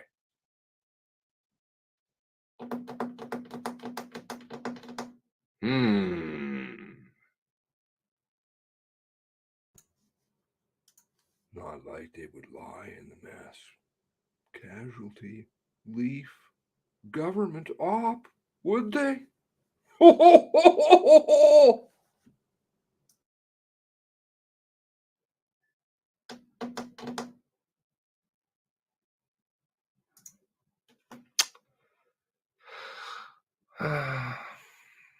The chess pieces.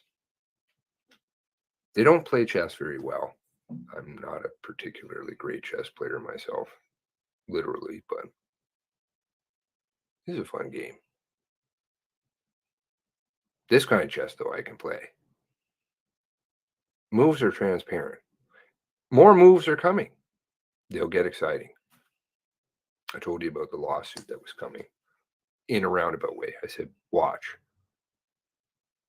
It's going to turn family. Because now, just wait for the turn family part. I'm going to have a good time. I'm going to fuck you up so bad. I've already been doing it. But I'm only starting. Wait until I gang rape your mind. You ain't gonna like me. If you don't now already. Your mind. That's what I do. I like fucking people's minds.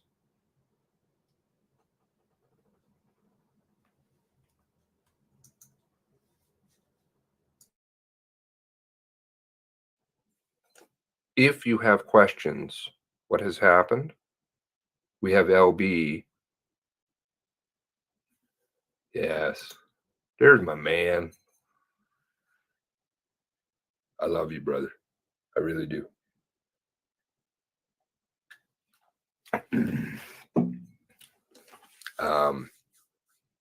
Oh, there's so. You know it, bro.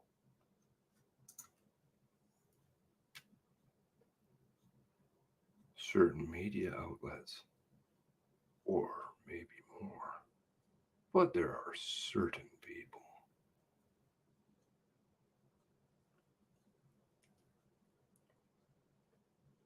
On an unrelated note, because it's unrelated, but I'll drop this one in here.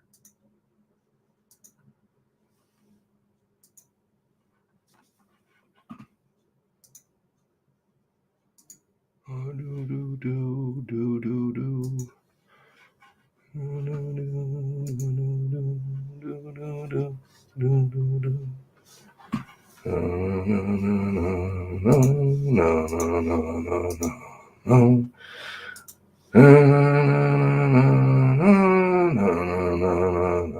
no. McDonald suggests that there's Tim. Tim.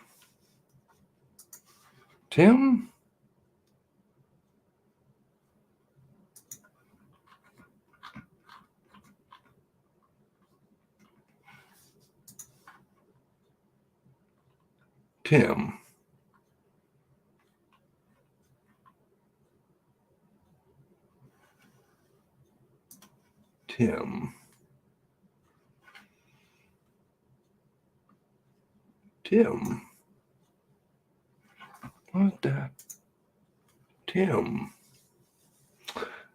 Tom McDonald, who represents Tara Long and Scott McLeod, now questioning Bent.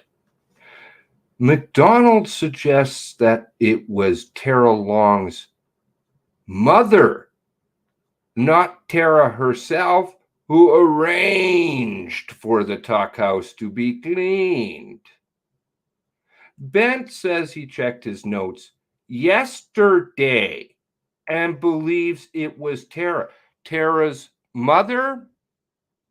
Are we sure about that one? I know you were tweeting real time. Here's the archived link because we won't want to lose that. Will we? Where was that again?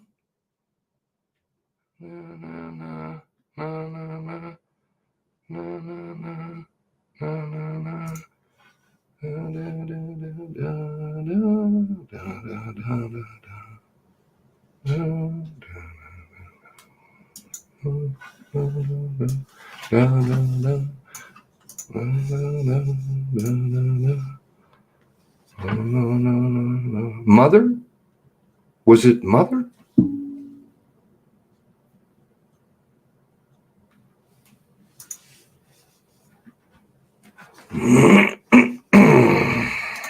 Was it mother?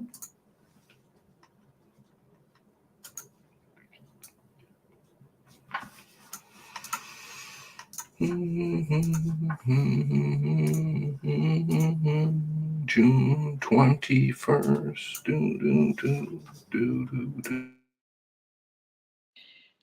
You said earlier this morning that Ms. Long arranged for cleaning services. Correct. Her recollection is that she did not do that, and maybe another individual did that. Do you have any? Sorry. Mother? Or what does it say on the screen? Mother?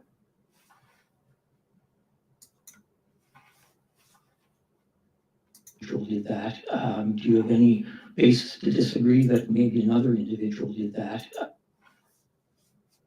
Oh, I know my ears are bad. Let me make sure I've got that in the closed captioning. Do you have any basis to disagree that that is not her recollection? I know in my notes that I wrote that Miss Long, or I believe I arranged for cleaning services. Correct. Her recollection is that she did not do that, and maybe another individual did that. Do you have any basis to disagree that that is not her recollection? I know in my notes that I wrote that Miss Long. Oh, there it is there. Another individual, not her mother. Do you know why it's not couldn't be her mother, Tim? Because her mother's dead. That's why. Wayne, who reviewed his notes the night before. What was it? How many pages, Wayne? Or I believe I read my notes last night and there were 400 plus pages again. Sorry? I believe it was Miss Long who called. Is not her recollection. I know in my notes that I wrote that Miss Long, or I believe I read my notes last night and there were 400 plus pages again. I believe it was Miss Long. 400 plus pages, but you read them last night. And you believe that it was Miss Long. You sure about that one, Skipper? Let's see.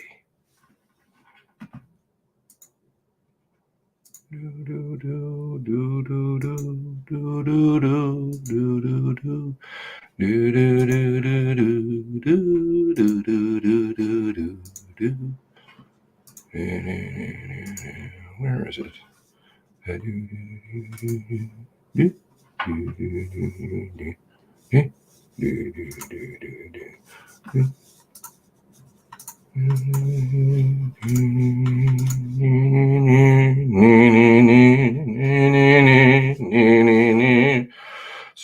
Justice Master Guy Truro, April 27th, Retuck Bond Residence, Cheryl Blakey. Oh. Do do do do do do do do do do do.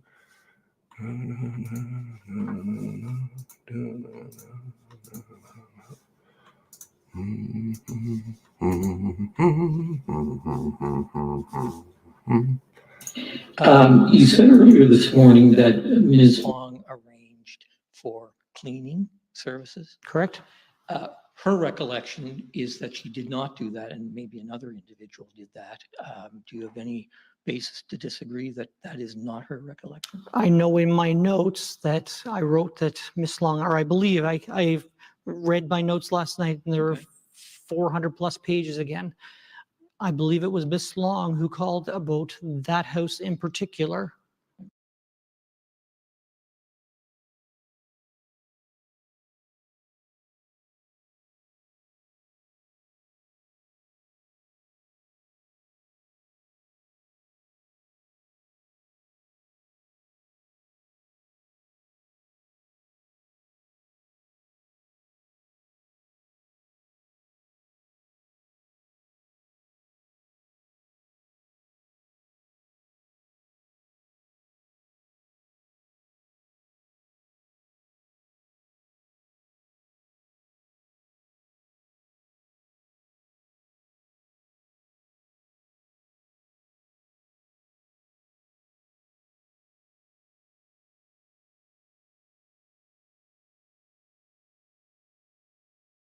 I don't know, Tim. I don't know. It's not her mother. Trauma informed. Do. It's not her mother. Her mother is dead.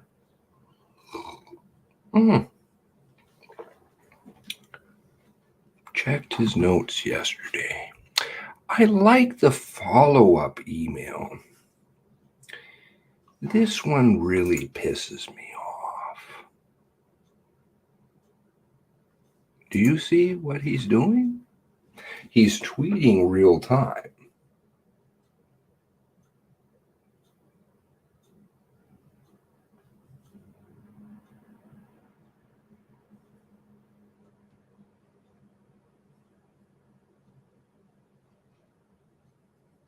He's tweeting real time. Tara Long's mother, not Tara herself, who went in to have the Tuck house cleaned. Ben says he checked his notes yesterday. But what follows? Discussion of how next of kin is decided in Nova Scotia? Oh, that must be a jab at D, siblings of the deceased. Not very nice. Didn't like Tara.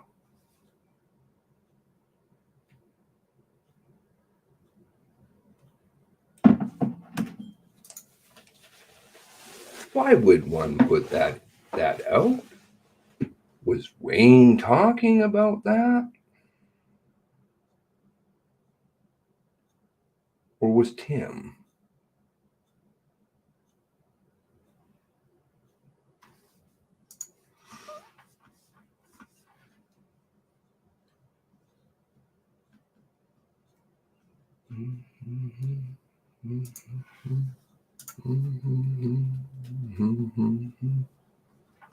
Tim.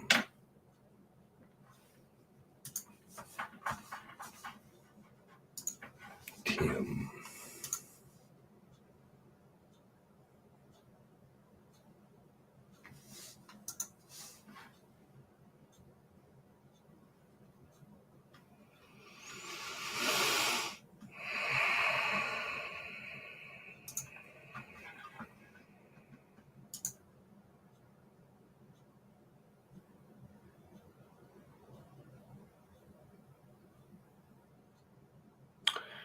there's this horrible part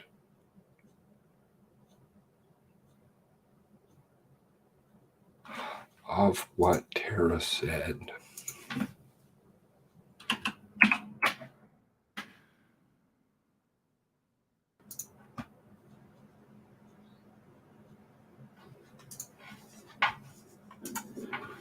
Ms. Long, whenever you're ready.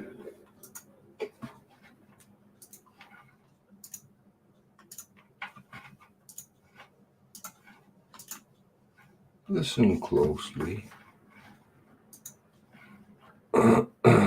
After the horrendous, not even acknowledging, interrupting, stepping all over the most affected, lack of acknowledging even who she is to her brother, let's listen to what Tara says about notification. Well, actually, let's go to McDonald. I like to watch him. Ms. Long, whenever you're ready.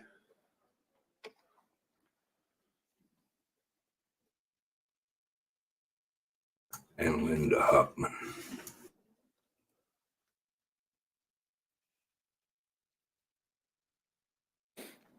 He looks uncomfortable. Whenever you're ready, Ms. Long.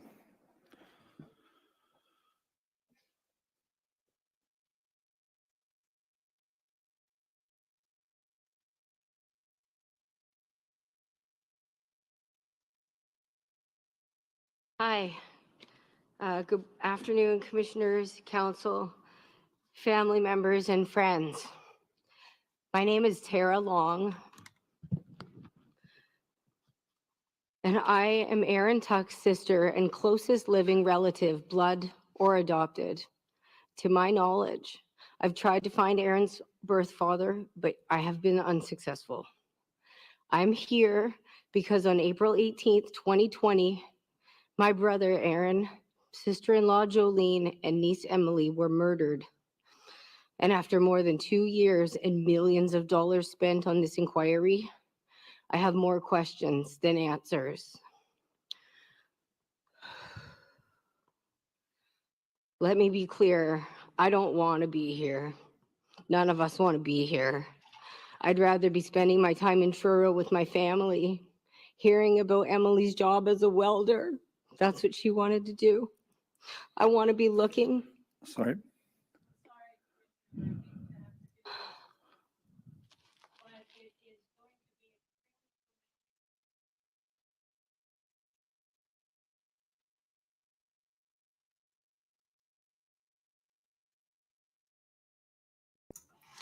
The apologies and then the interruptions and the chastising. Watch for it. He seems to favor Linda Huffman here.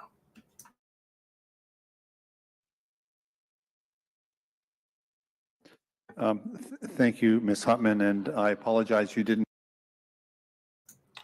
Thank you. I apologize. Most affected. Moving along. Didn't have a microphone for that, and we may just get you to repeat it, please.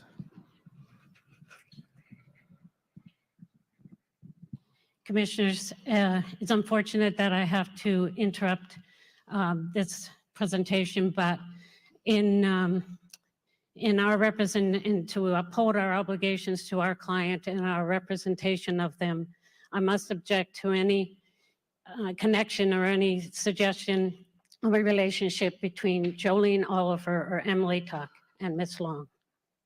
It will be extremely traumatic and have very negative consequences on that family, our clients. Thank you, Ms. Huffman. So Ms. Long, I'm going to, as a self-represented litigant, presenter, I apologize, try to give you some guidance. We're here, just bear with me. We're here to hear what your experience has been as a participant, you've put on the record. It's already on the record. What's already on the record? Justice McDonald? Judge McDonald. What's already on the record again? Can you say it? Can you say it?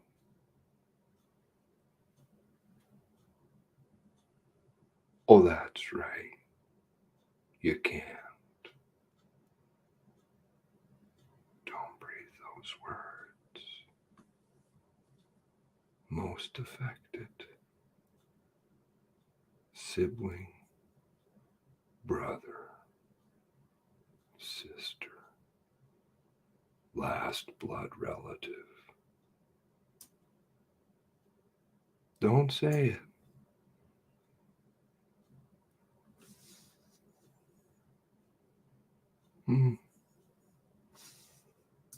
He won't put it on the record. He won't say it.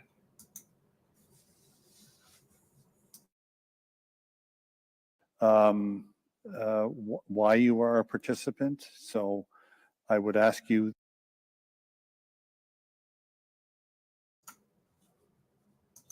I don't know. If it ever comes to that day, I'll be happy to hear why she was a participant. Judge McDonald. Out of your own mouth.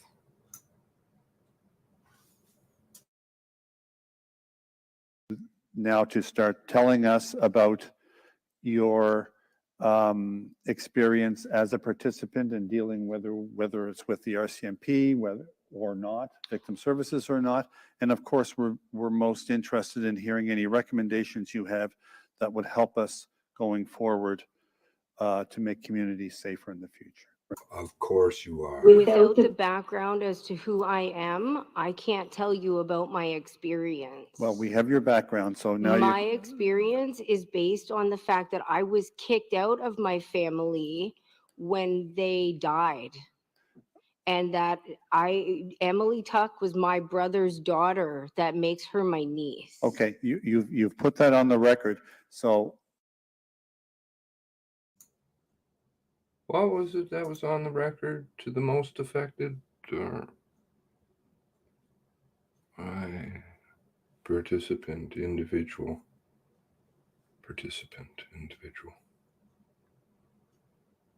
Can't say it. Wonder why.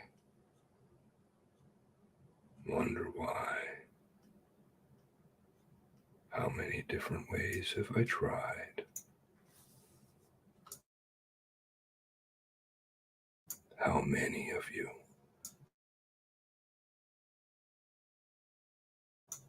You're going to say it on the record. what I'm trying to do is help you get to the next step and just move past the fact you lost half your family that night, but I won't even call them your family. I presume you have notes there. Oh, I have notes. That and I intend that deal to- with your that deal with your is based upon. She got no. Okay, so I'm excuse me, just one second. Based upon materials that are before the commission to assist us in coming up with appropriate recommendations. Okay, please. I hope that you people can live with yourselves. And Ms. Long, just to help you, commentary like that is not helpful.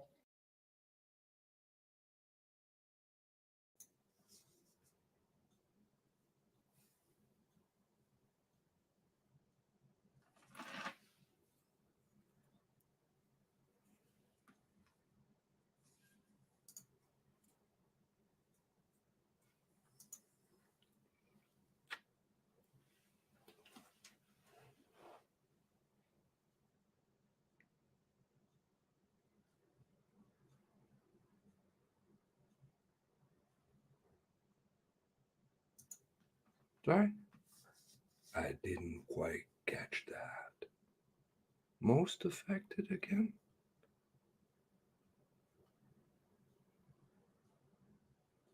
What's helpful? Judge McDonald. Oh, they're shitting their pants. 'Cause we hold cards. And we don't stop. Do we, you and I? We don't stop. Do we?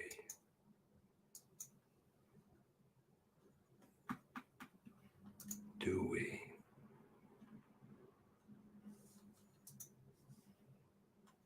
Hope the paycheck's worth it.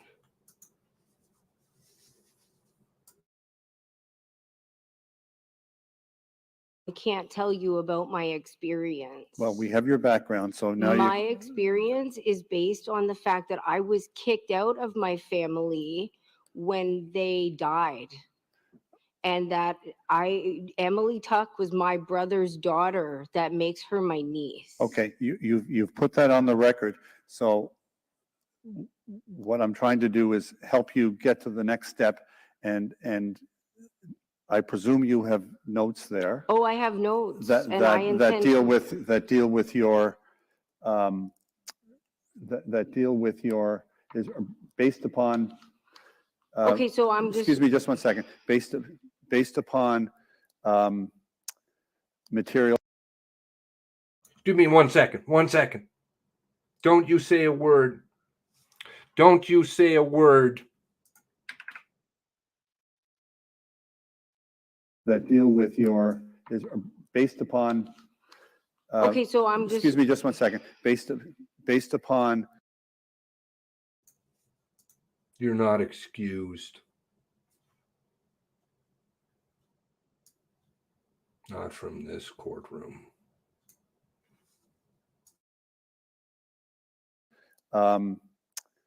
Materials that are before the commission to assist us in coming up with appropriate recommendations. Okay, please. I hope that you people can live with yourselves. And Ms. Long, just to help you, commentary like that is not helpful. Please. So just. On Sunday morning, I woke up and I got a phone call from a mutual friend asking if I had heard from my. The look. Watch your eyes. Please. So just. On Sunday morning, I woke up and I got a phone call from a mutual friend asking if I had heard from my brother, Aaron. I started calling and messaging Aaron on Facebook and I got no response. I don't have Twitter. I cannot describe the terror that went through me while I waited to hear back about what happened to my family.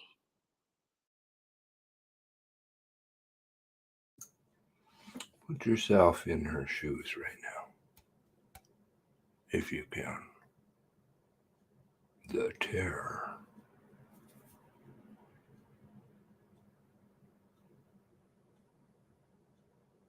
Let's go forward.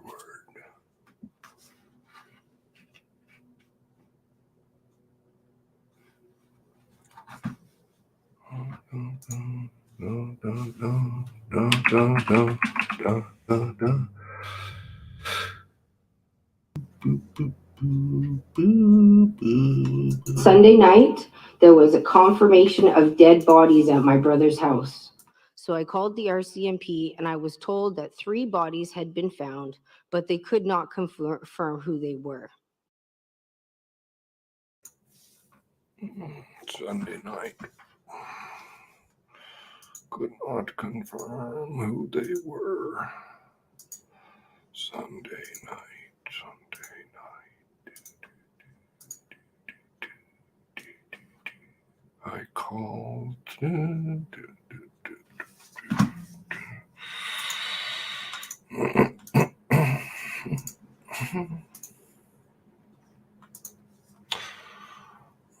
Demoted Constable Paul Vickers, who was actually Staff Sergeant Paul Vickers, head of MCU. Awful powerful person. Jerry's boss. Wayne's boss. Angela's boss at the time. 7 minutes to 12, 19th. Tara Long from New Germany. Only next of kin. Only next of kin. For who?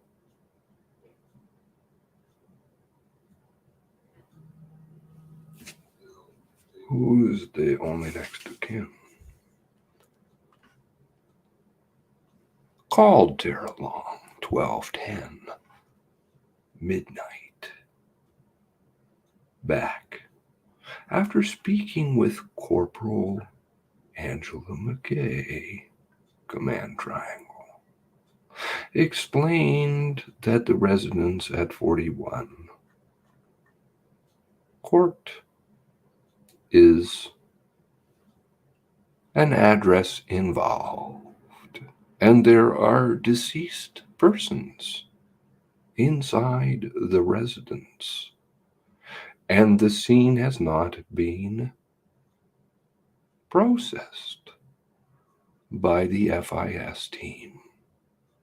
The identity of the deceased have not been confirmed. Until this is done, the investigative team cannot confirm the identity.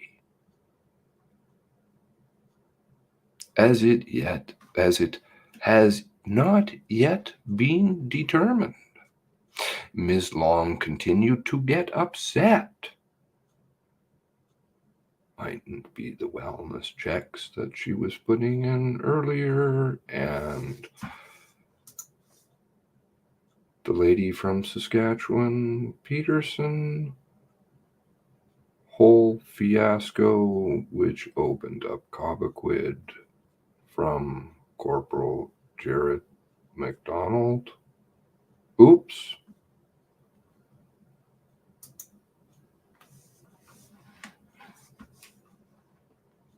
Upset. And she was driving down to the residence. Long drive in terror. Wouldn't it be?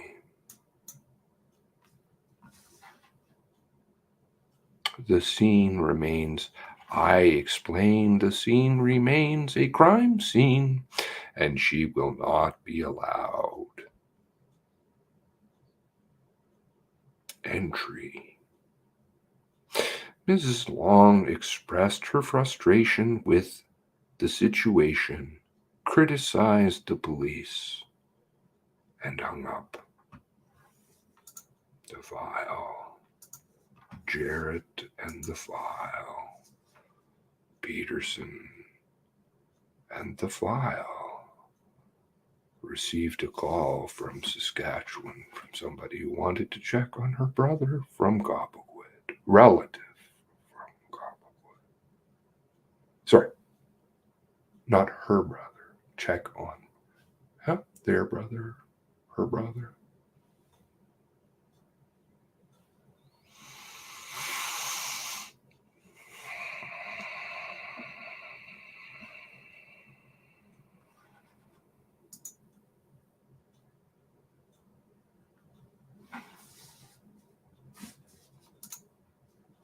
Terror.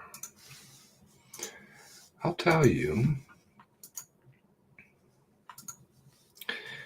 I know that terror because I heard that terror.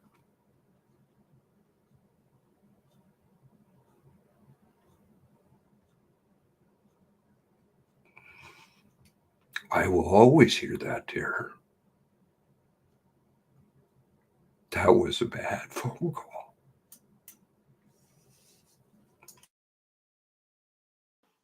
To this day, I have not gotten a confirmation of dead bodies of who was at that house.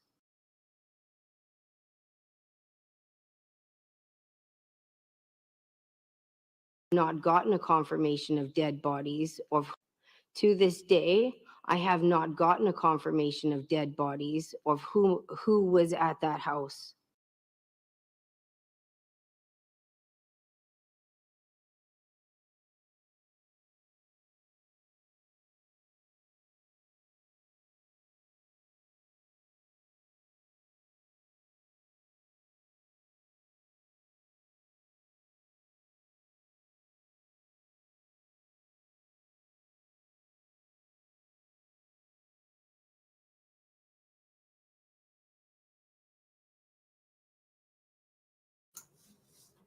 What was that she just said?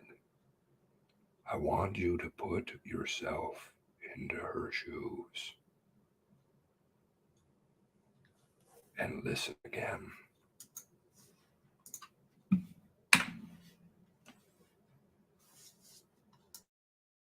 Not gotten a confirmation of dead bodies of who was day. I have not, could not confirm who they were. To this day, I have not gotten a confirmation of dead bodies of who was at that house.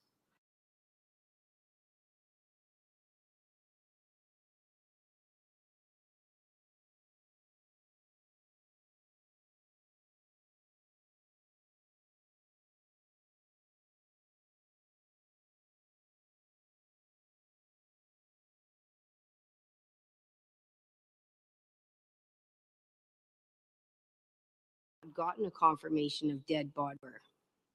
To this day, I have not gotten a confirmation of dead bodies of who was at that house. Did that come across? Did that come across?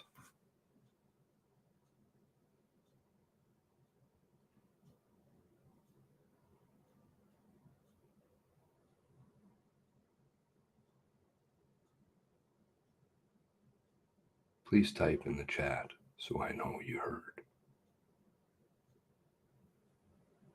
It starts with 2. I'll be right back.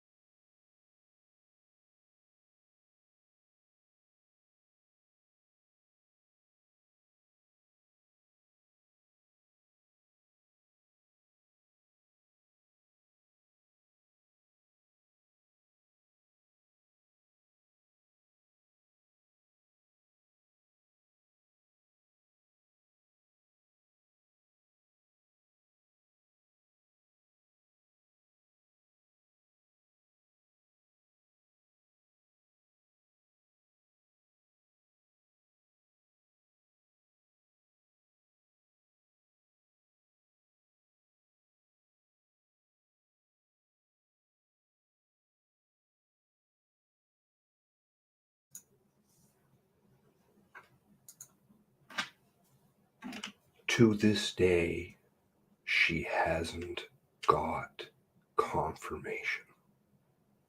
To this day.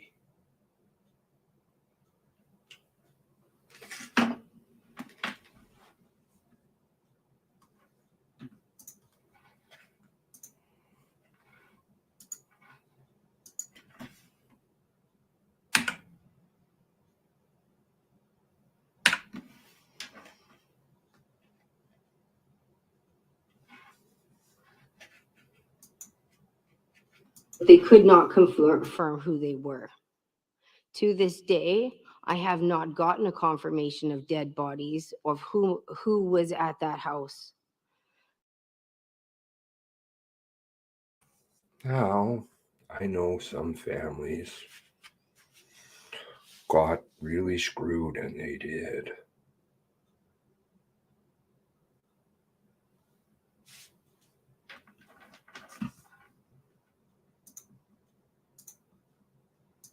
We're now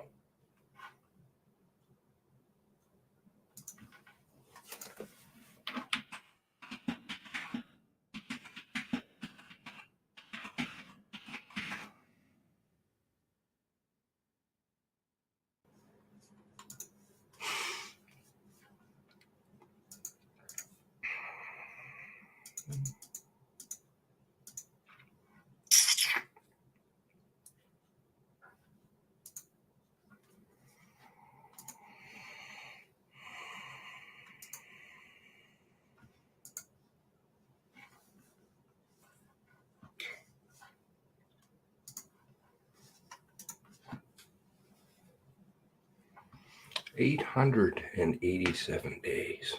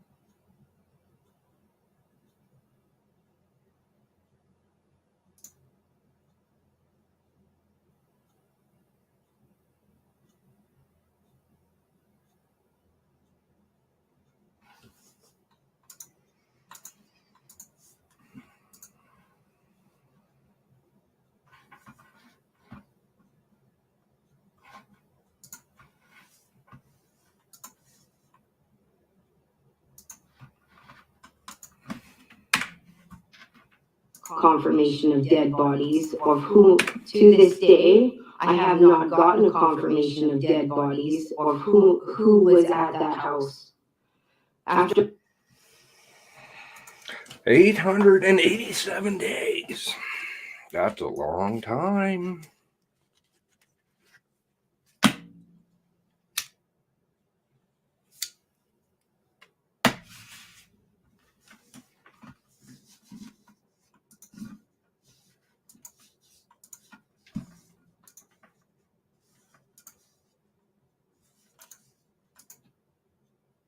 Oh, my bad. No, it won't be. I'm never supposed to get the tech. That's fine.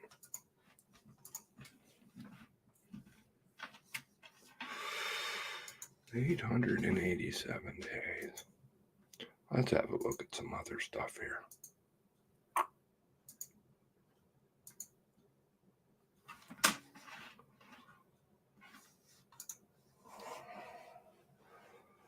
COM 2936.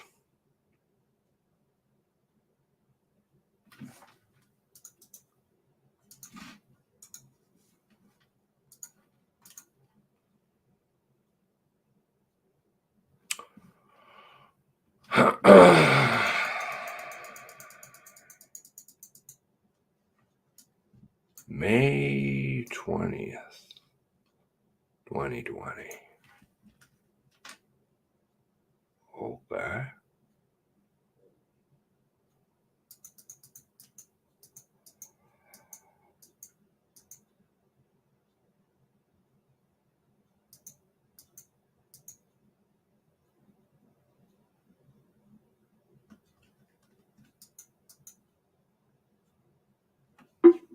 Excuse me, everyone. The proceedings will resume in 2 minutes, and please ensure your electronic devices are turned to silent mode.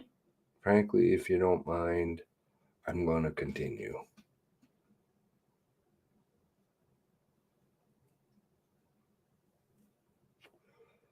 You can wait for me.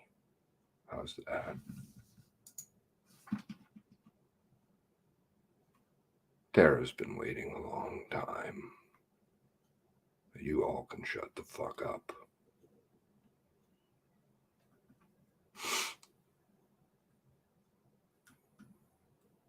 Getting real pissed. rapist.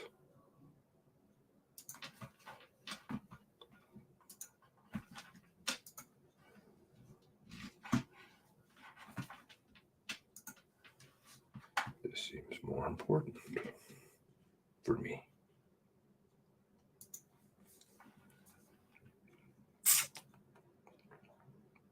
May 20th, 2020. Contact names, victims. Page 2. Aaron Tuck. May 20th, 2020.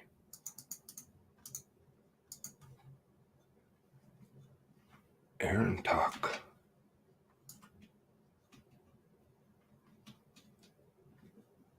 Tara Long.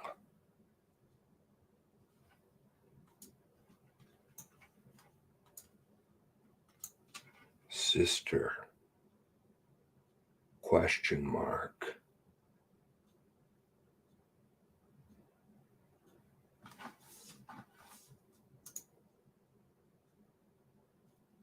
That's a month.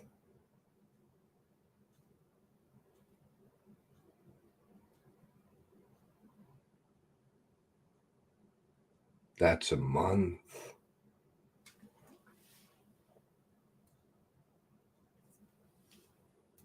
That's a lot of parades.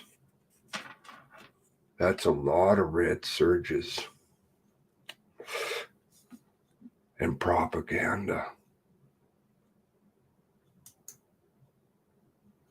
And you still want to pretend you don't know.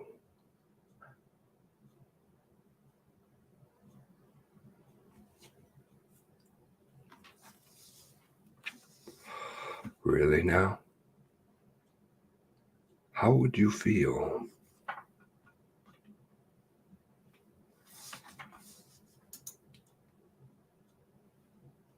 How if it's about 887 days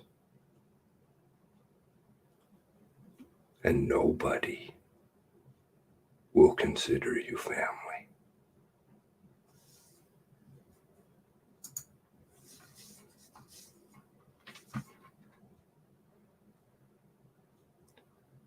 Clamp it, fool. I see.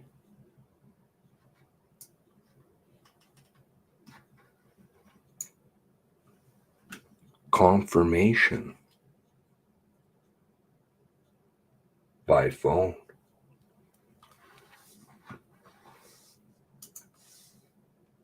Really?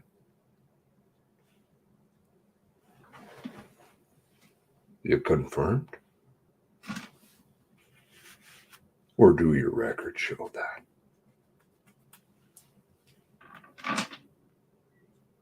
Welcome back. The proceedings are again in session. Shut it.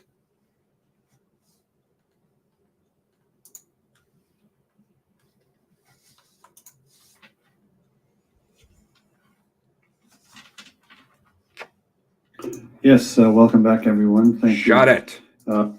There you go. Bye.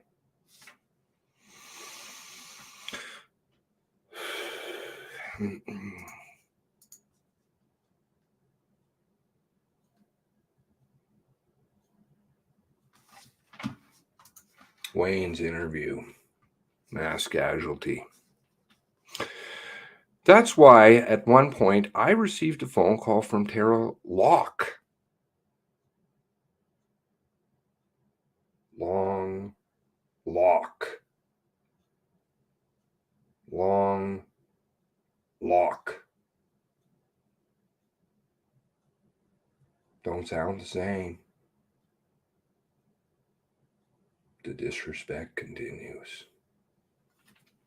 And she claimed, when was this done?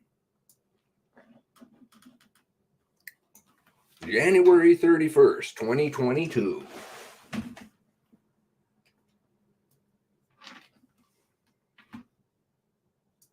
Hmm. 8 months ago.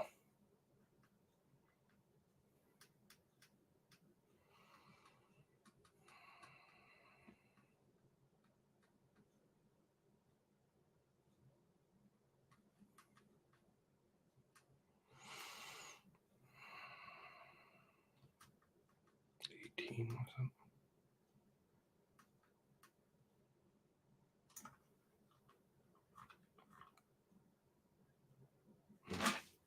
Shit, now I'm forgetting.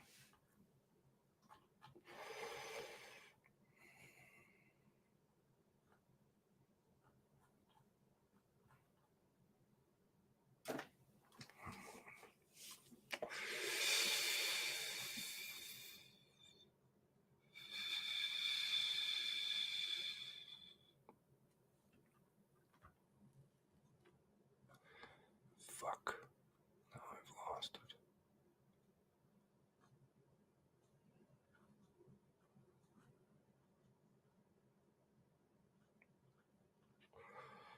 I care about all kind of stuff.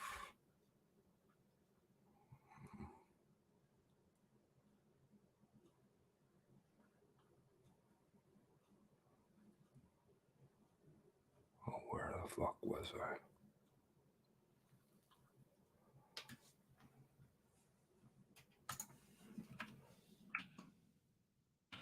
It's not a fucking searchable document. What page was I on? Sometimes I wonder. Families were still angry, very, very angry. Others walked out. It would be nice if that happened. To be robbed of that would be hard.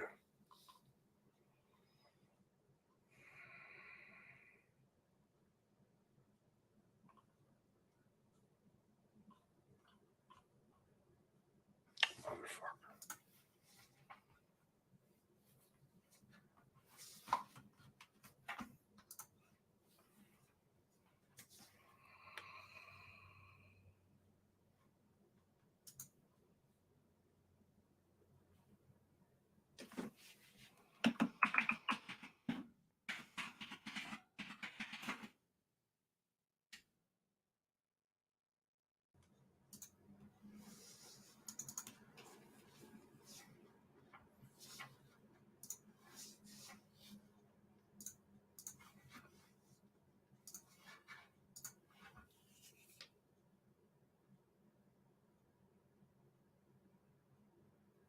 One moment.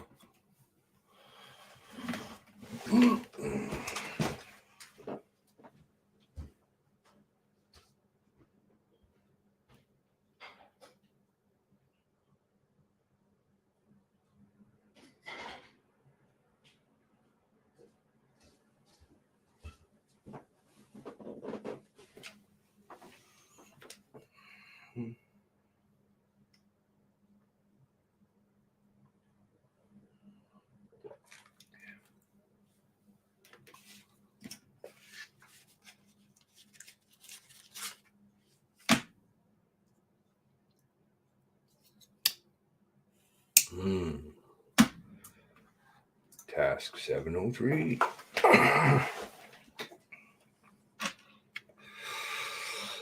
Task 703.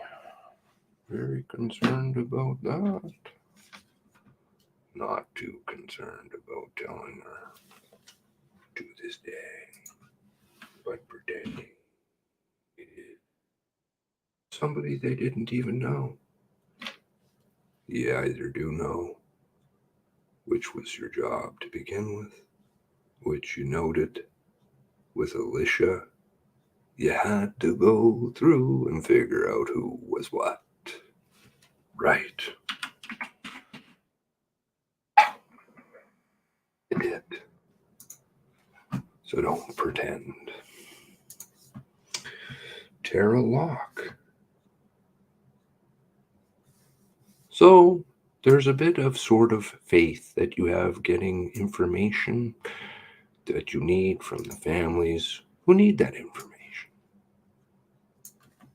Okay. January 2022. Yeah. That's why, like at one point I received a phone call from Tara Locke. And she claimed she What? January 2022. I've seen this word. Contradictory information. Not to change the topic. Scion. Am I or am I not? You know goddamn well who I am. Everybody does. It's not a secret. She claimed that she was the half-sister of Aaron Tuck. And so at this time, we were still trying to help with the identification, trying to figure out who it is. And I asked her if she could send me some photos. And she never did send me anything. And so I'm a little leery now. Is this actually someone who actually is related or not related? It wasn't until later on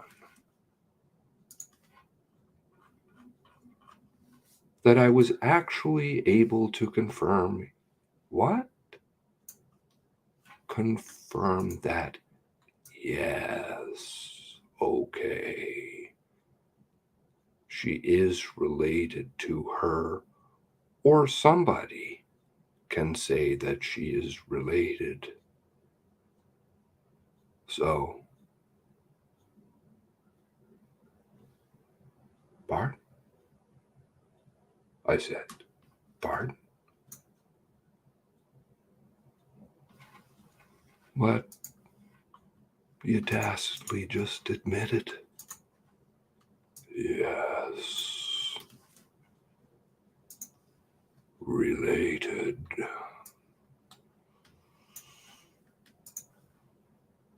To her, or somebody can say. Who would that be?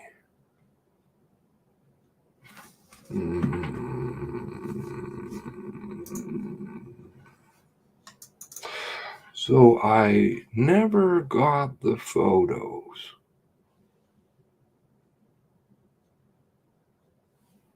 Why was it that you didn't get the photos?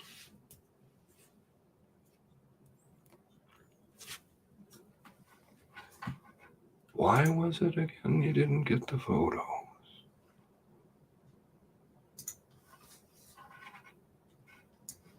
After having gotten nowhere with the RCMP.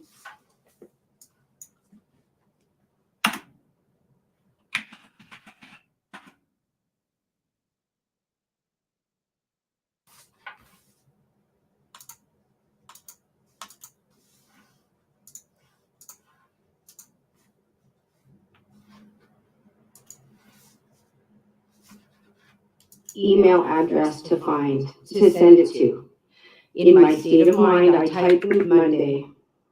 He asked for a photo of Aaron and he gave me the email address to find, to send it to. In my state of mind, I typed in the wrong email address and the photo never made it to him.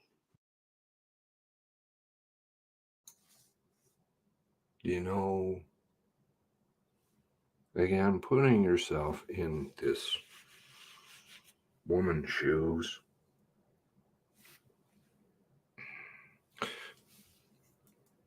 Do you know that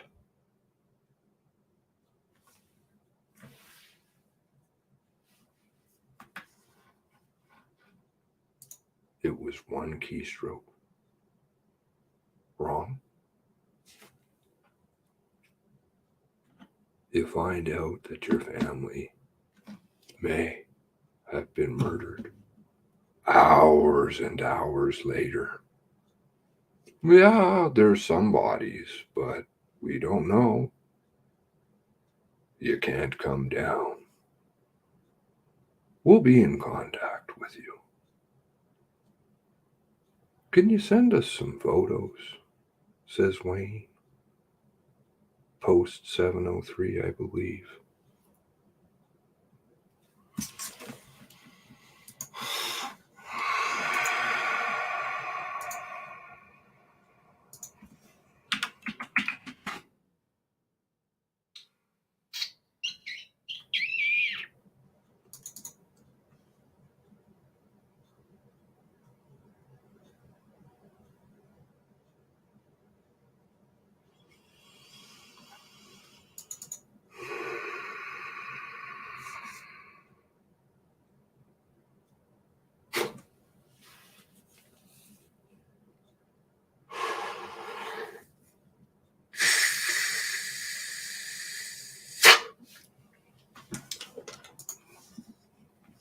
Why don't you look at that screen?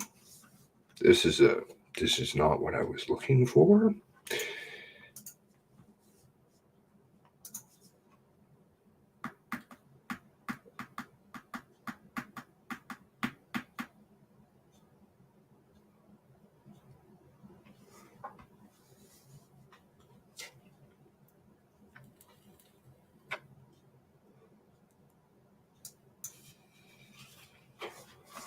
That's not what I was looking for. Oh, the paper trail, though. You got a fucking hole. You got a hole you ain't coming out of.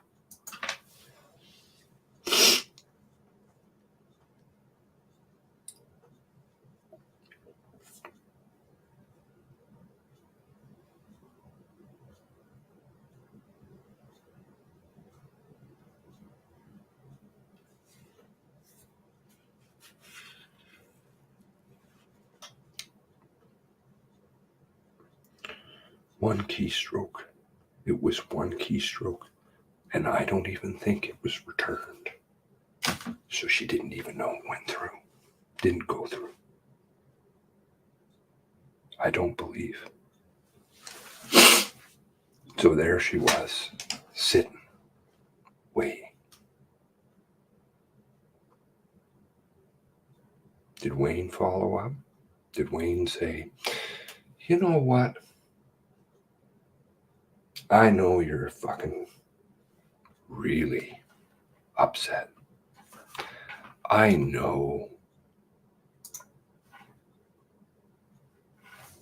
what kind of pain you all are going through, all families.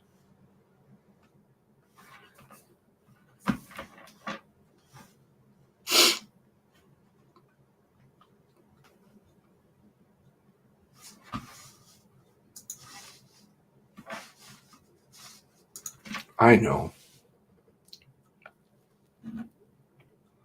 What I'll do, quit talking about other shit or get off my channel now. I won't have distraction.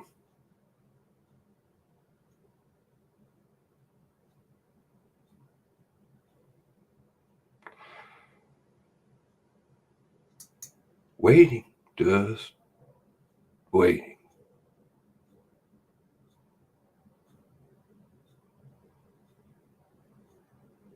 Did Wayne think to pick up the phone? Because I'm sure he knew through his vast experience of dealing with citizens' pain and trauma like that. He knew I better follow up on that. I better say, listen, I'll call you back. I didn't get your email. Could you send it again? Could you please just send it?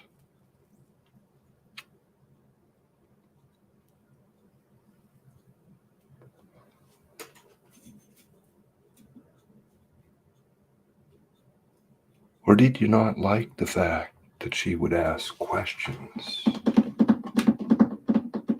from the start?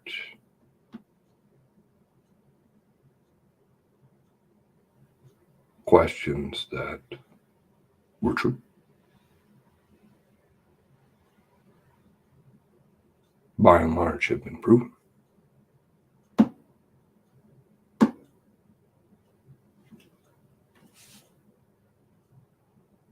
Did you follow her? Or did you just leave her hanging?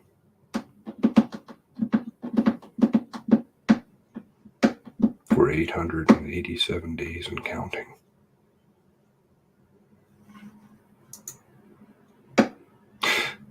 Would you go further?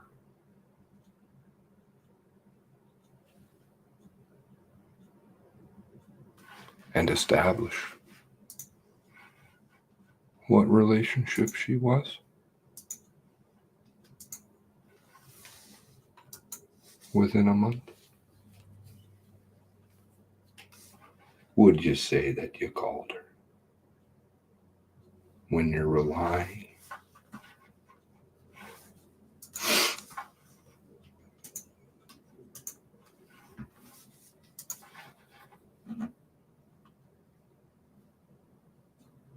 on that as your phone call?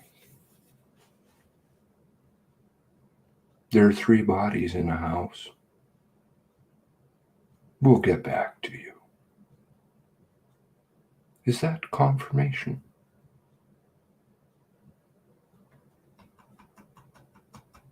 Don't care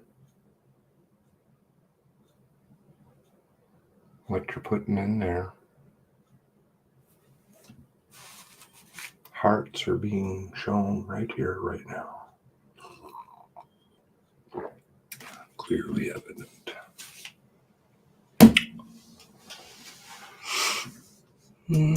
I'm not saying other people didn't ask questions. Some people were more vocal because they had a platform that they could be very vocal on, you know, like her own Task 703. You were here. And it was, well, just after this, she made her video, to which then you've got to threaten her and do a threat assessment. Really now?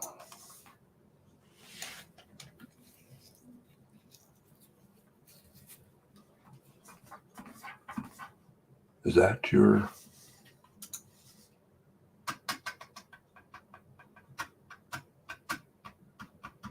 Is that your confirmation?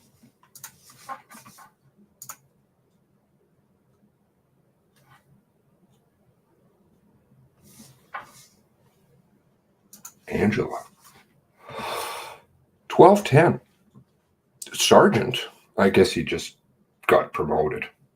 From rough notes, which are actually his official notebook, by the way. That would be because of the black binding. The blue line book. Not rough. Real notes.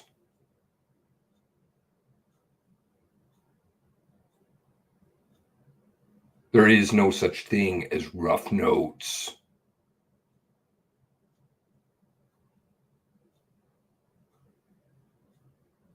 Staff Sergeant Paul Vickers, MCU, at the time.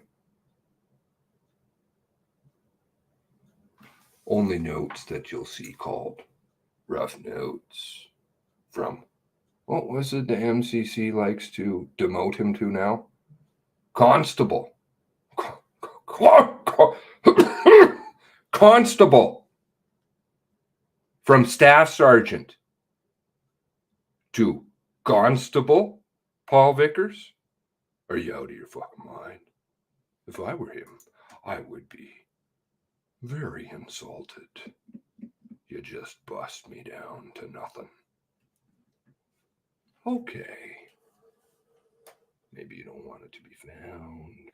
Maybe you just want it to be written off. You know, maybe it could be the 3 bodies at 45 entry. Maybe it's Tara.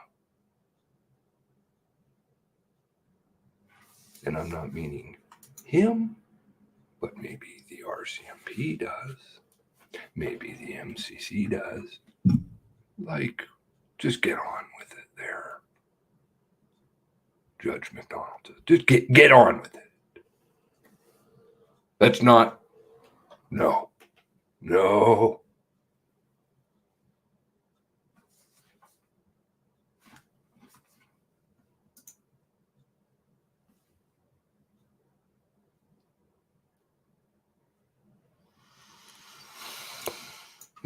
After that, he told people that I didn't send the photo and I was kept out of any communications that had to. Experience has been as a participant. You've put on the record, it's already on the record. why you are a participant. So I would ask you now to start telling us about your experience as a participant in dealing whether it's with the RCMP, whether or not, victim services or not. And of course, we're most interested in hearing any recommendations you have that would help us going forward to make communities safer in the future. Of course, you're very interested in hearing her most affected. Oh, that's right. She's just a participant.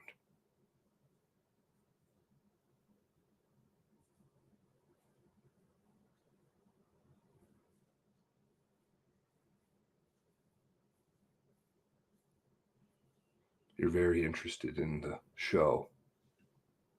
Get on with the show.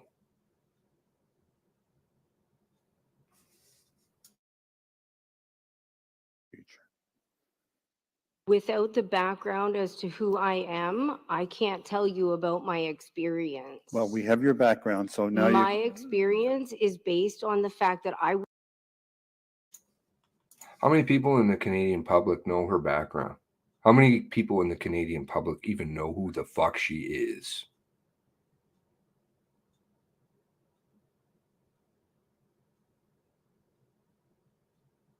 Aside from paywall articles, demotion to bottom byline on a couple of things, untruth, potentially liable statements written, guns, etc. Globe and Mail. Remember? I remember. Archive remembers. How many people really know? Was kicked out of my family when they died. Shut her down. And that Emily Tuck was my brother's daughter. That makes her my niece. Okay, you've put that on the record. So what I'm trying to do is help you get to the next step, and I presume you have notes there. Oh, I have notes. That deal with your is based upon. Okay, so I'm just. Excuse me, just 1 second. Based upon materials that are before the commission to assist us in coming up with appropriate recommendations.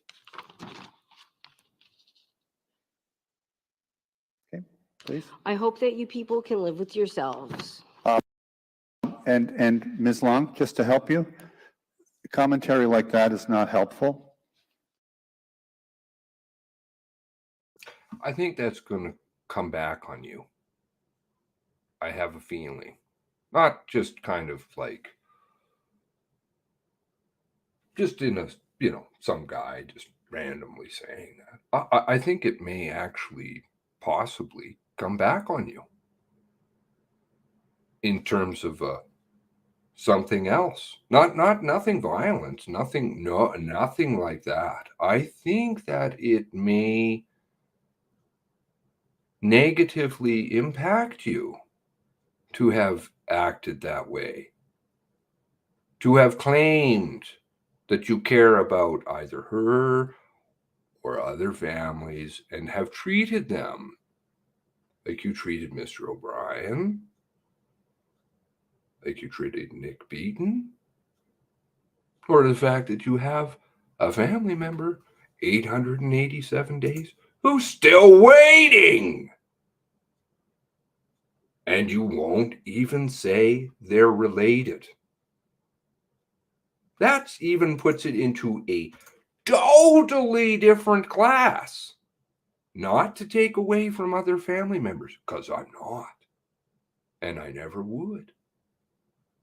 I'm glad in some small way I can take the solace of the fact that they're not sitting there and telling you you're not related. Or are you related? They just won't even acknowledge it. That's a whole other level of shit. Families can participate in things. Tara can't participate in nothing. Not zip. Nada.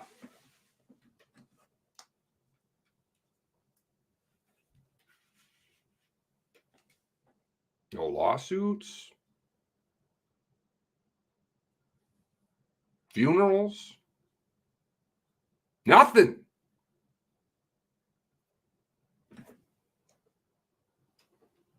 A big goose egg. Zip. Except a lot of pain and pushing for truth. And to just have somebody say,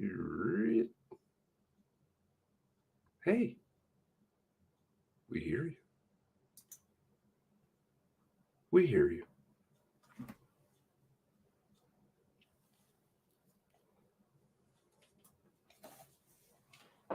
You are somebody.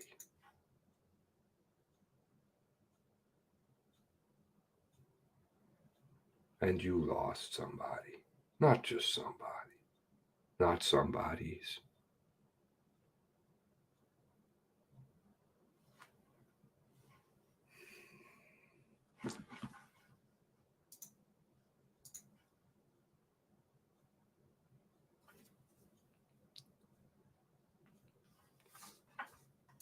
Long was told that the identities of these people had not yet been confirmed. Okay. So I'm, of course, going to see here. Oops. I'm, of course, going to see here that she was told. Right. I believe this is your own notes. Or your confirmation sheet, Angela McKay. I believe I'm going to see that. Am I not?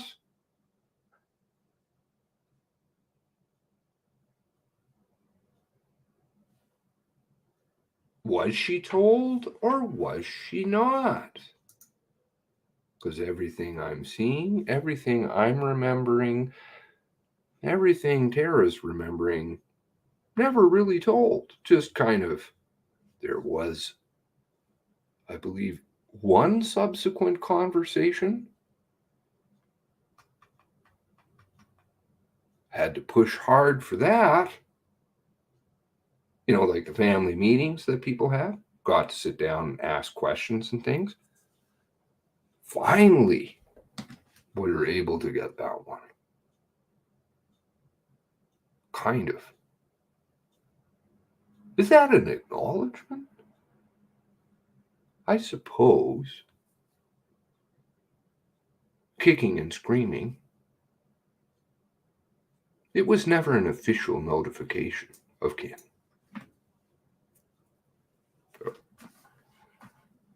Okay. But then it gets real messy, doesn't it?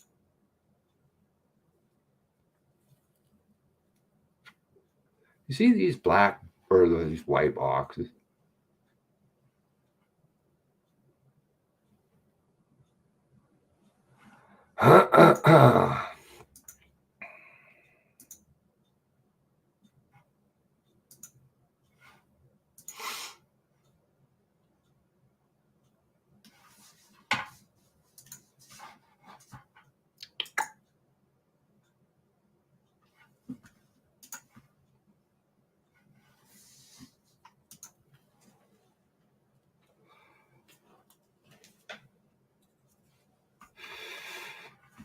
Oh, Barton.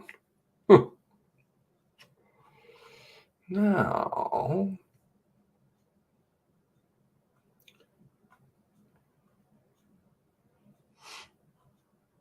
task ID 5, pretty early.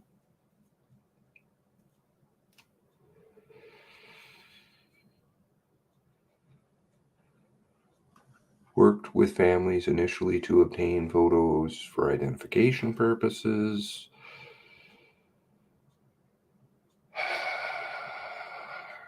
by providing them a list of identified NOKs, notifications, family liaison who could assist them, you know, the counseling services and things that people were available to. Now, there were some things like this, again, not singling anybody out, not picking. Families have difficulties. There are dynamics to families and things like that, right? Based on this information blanked out, okay, and this is not a comment, anything in that over directed towards anything on the McLeods or nothing.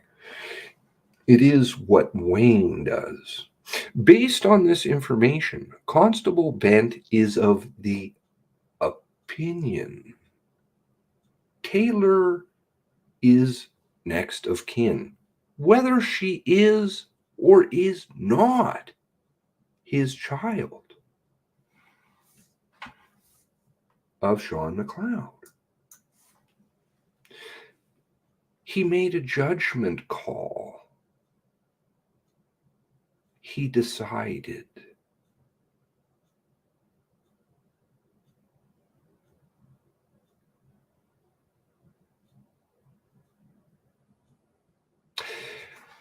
And as such, Constable Bent is speaking with Taylor on one side and Dale on the other side to keep both families updated. Good.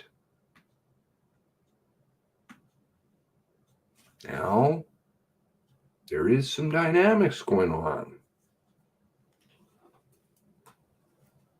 How much of that was influenced by the Rcmp is yet to be determined. But it will be.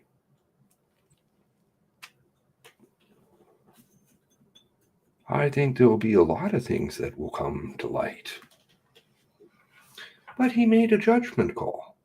Now, why is it that he would make a judgment call?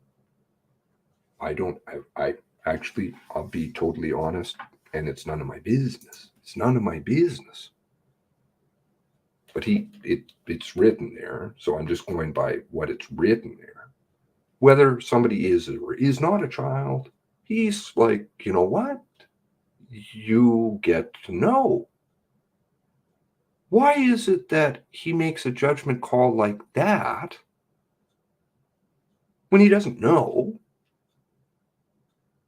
But he decides, you know what? I don't know with Tara, but you're out.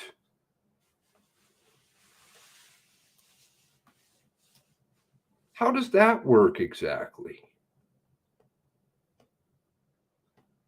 How did that come to pass? 887 days and still waiting. Still waiting for, say, Judge McDonald even to say, hey, you are. I think I've seen one acknowledgement somewhere.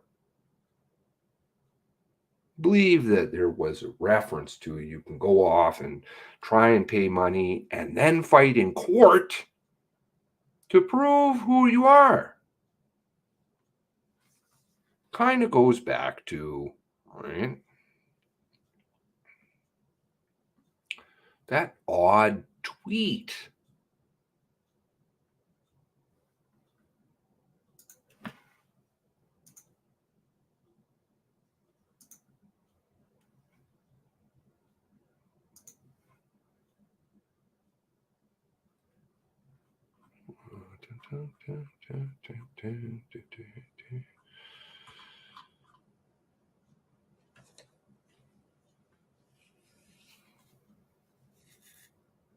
There was something else here that was a bit of a poke I saw, but anyway, we'll leave that one alone.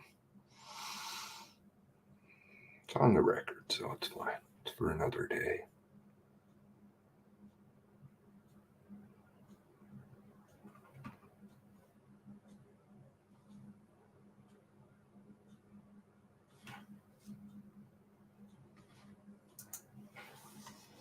There's one.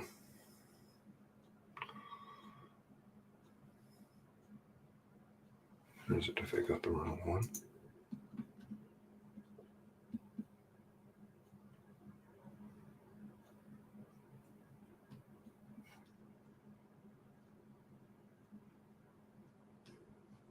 Oh, wait, no, I got the wrong browser. This one.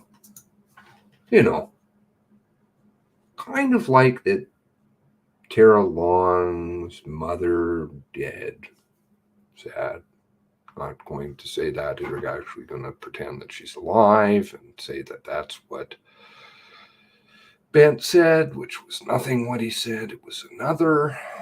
And then have this odd reference next. This is how next of kin is decided in Nova Scotia, which I'm familiar with from, sadly, way back then, researching it for her. D. Research siblings of deceased, to which, funnily enough, she is. Odd tweet to include. Very odd.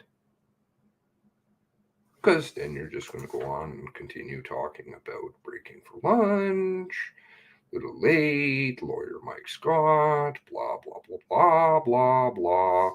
Nobody was asking questions about how was notification or next again determined, to my knowledge.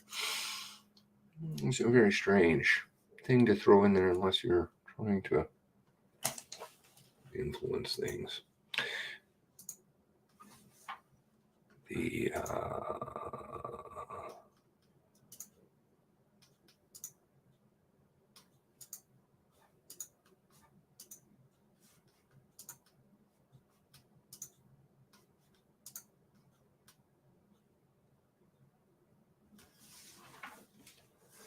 and this is not to further aggravate. It's nothing about that. Constable Band, okay, sorry. It was learned Aaron had an aunt, Beverly Andrews, living in blank, and she was the only living relative of Aaron, who had been adopted at birth by Beverly's sister. So if Beverly was the adopted aunt, that doesn't make her the only living relative, does it? Who became Aaron's mother? Sorry, adopted at birth by Beverly's sister, Aaron's mother. Beverly wanted all decisions to be made by Bonnie, to which Bonnie agreed.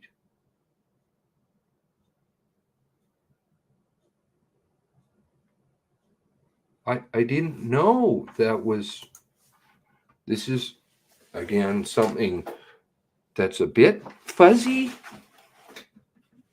but I do believe that there is somebody else outstanding.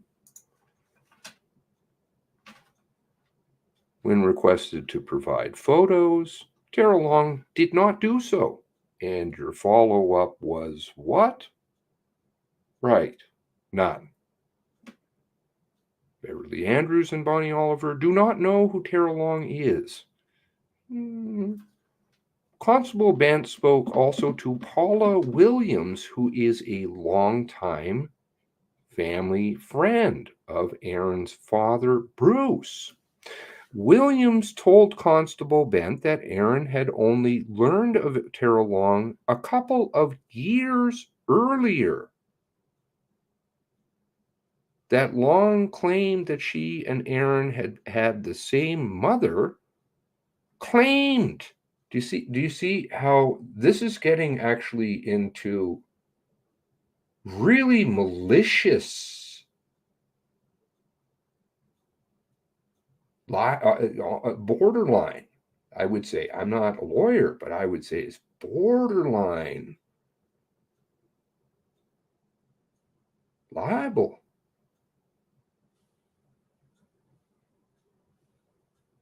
She and Aaron had the same mother, but she had been adopted at birth by separate families.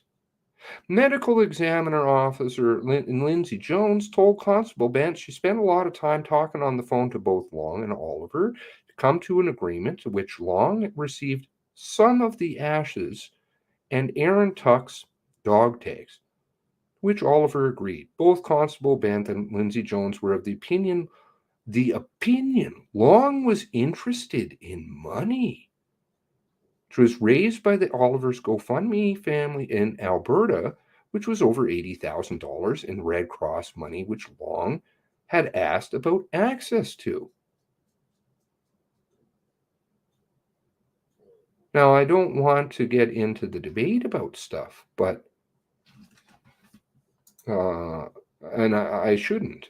It's not my place, but if she's family, then would she not be entitled to some of that? I believe I'd have to go back, but I think we were raising, remember some of those earlier videos, what was it, like did one video and in a period of few hours just kept blasting out and did that for days. The GoFundMe. In that one raised over $5,000. I think it went up or something like that, didn't I say?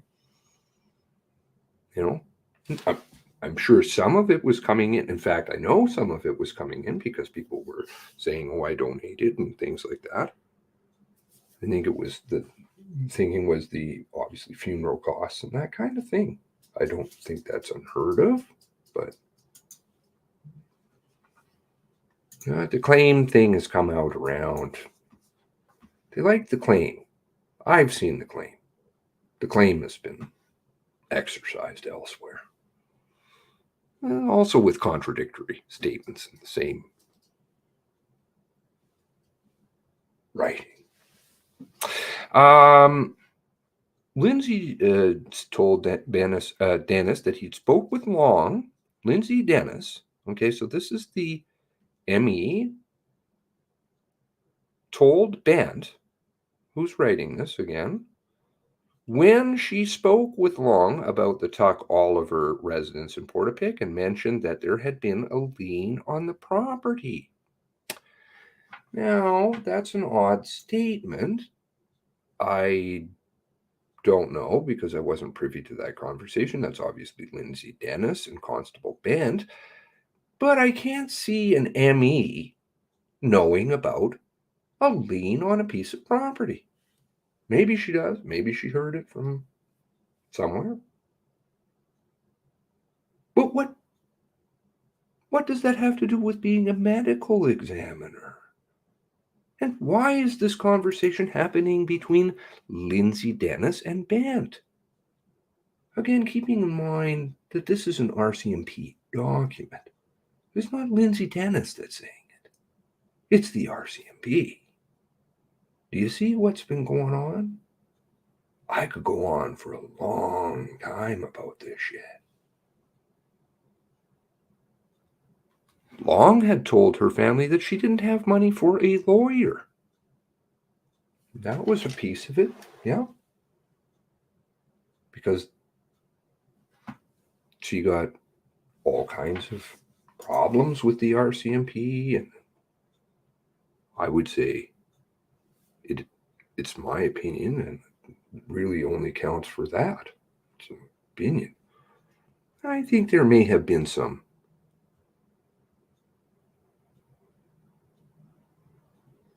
manipulation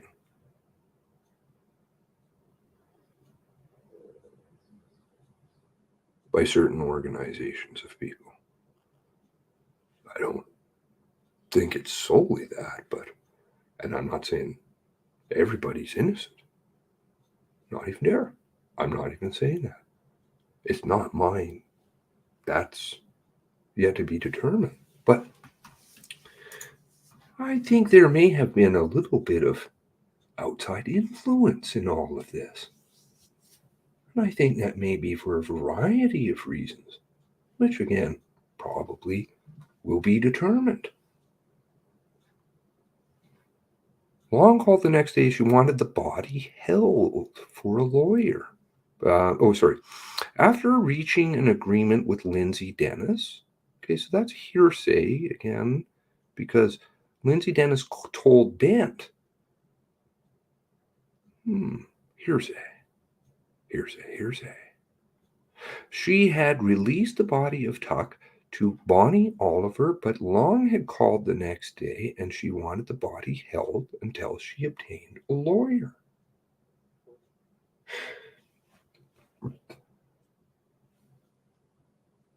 There's a big story behind all of that. Which I don't think I should get into at this time.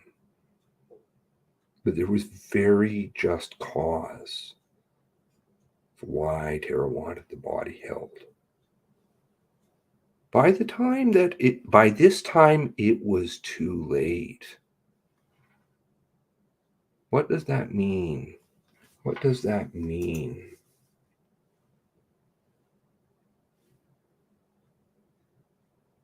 It means Aaron was cremated.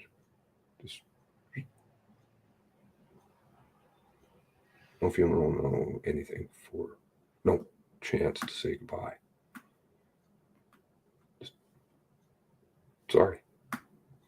You missed out. But what exactly did she miss out on?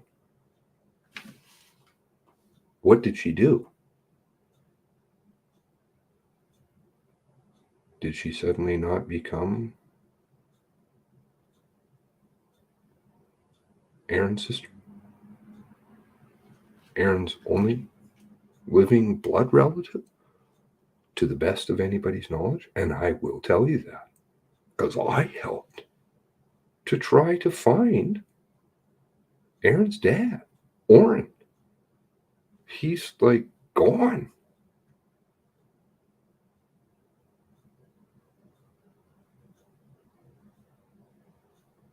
She was trying hard to find him to let him know. Did the Rcmp do that? I don't know. I've never seen record of that. But here is a woman who they're saying you're not related, trying to find his relatives who she's not related to. You following? She's doing the footwork.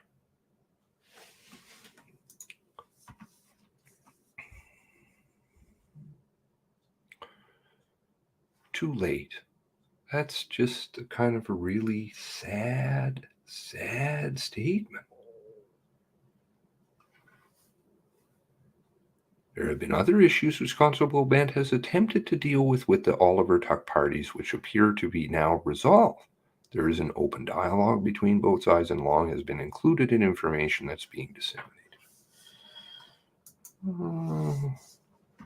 Again, I would say that's not for me to comment. But like all family members, I can say that one for sure. Like all family members, they weren't very privy to information. They learned it from the media. In Tara's case, it was a lot less so. Like, a lot less so. There weren't family meetings. There weren't phone calls going back and forth. There was emails of warrants. And I believe there was one phone call, if I'm recalling correctly. One phone call. You can read Bent's notes. He's phoning a lot of people. He's doing a lot of things. It was difficult to get that phone call. Very difficult. Because she had questions, obviously. Since April 20. then right away, pretty much. But April 20th, she was on the record. Multiple locations.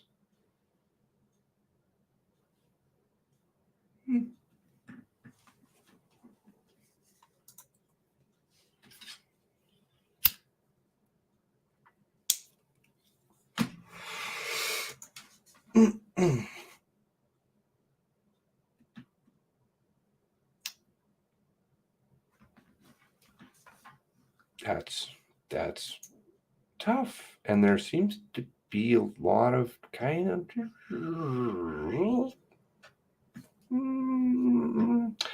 I would say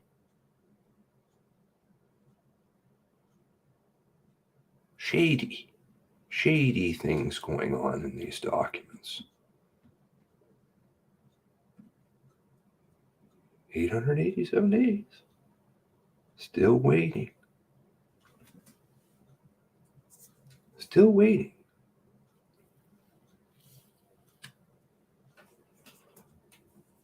And yet, she, you,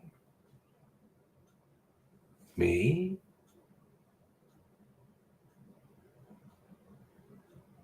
other families involved in this have brought fucking mountains to this.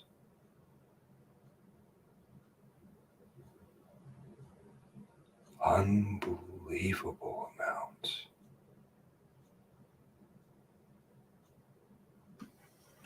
But you have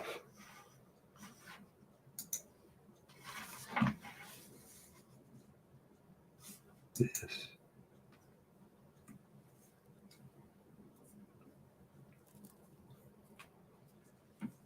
You have the lack of media.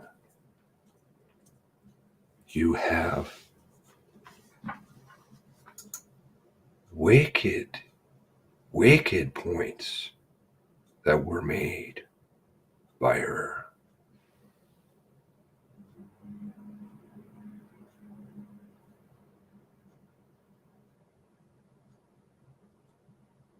And the media won't even touch her, ever.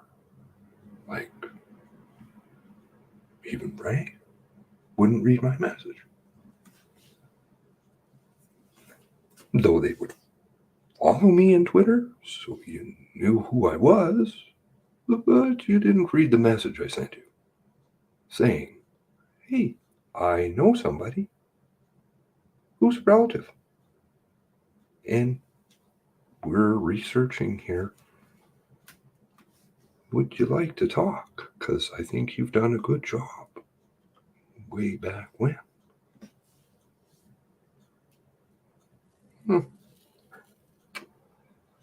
Instead, today, the media just talks about millions of dollars later. Granted, it's a good point. It would probably be the smallest breakdown of stuff that she left, which were pretty big. But they don't want you to hear about that. They don't want the public to know.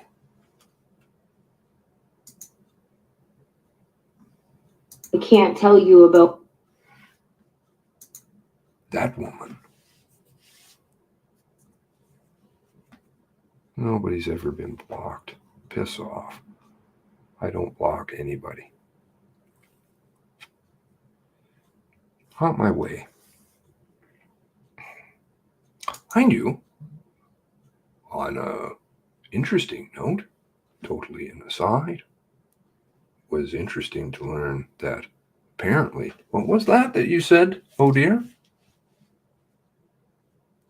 Something about comments weren't showing up in the chat and people were responding to them? How does that exactly work? Oh, CSE, your games. Really now?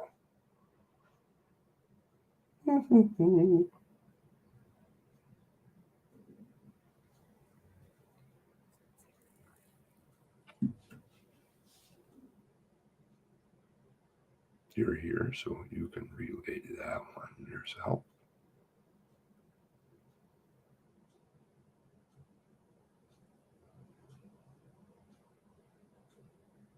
What is this junk sometimes people send? You want a job? No, I don't need your job. Thank you, though. Well, take it up with YouTube if you're... I know nothing about anything. I have a difficult time balancing. Did anyone just lose 2 minutes of this? I was kicked out. Oh, good. Oh, there's no porn bots.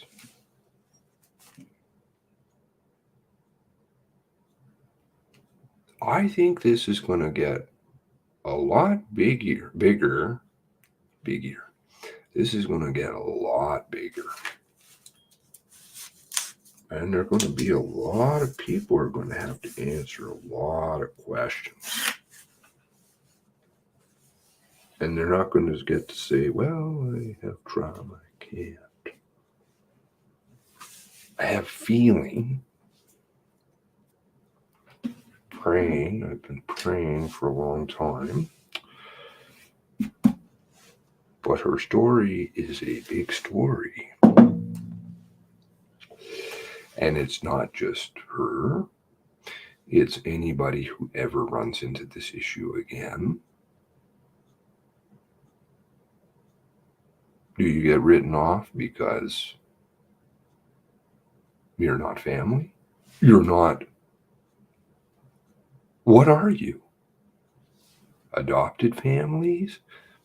Wayne seemed to have no problem making judgment calls. Judgment calls. Wonder if there's a book on that, a handbook, a playbook, a tabletop on that.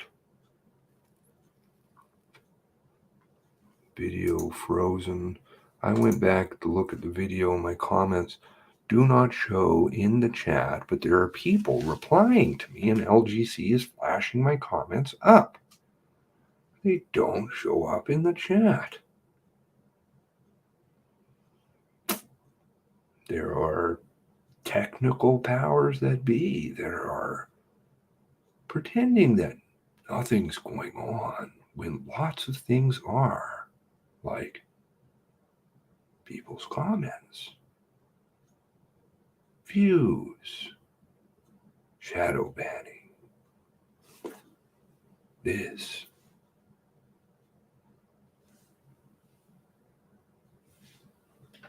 Lots of people know more about this place that we have gathered, and they want people to know, and they're shitting their pants.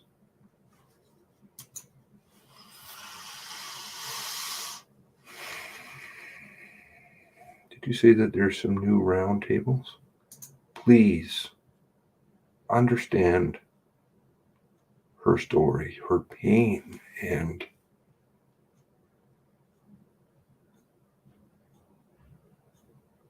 you don't have to walk it. And I'm glad that you generally don't have to hear it or feel it.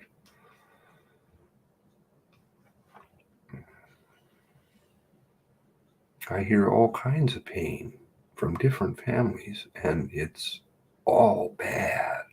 Very, very bad. This one breaks my heart.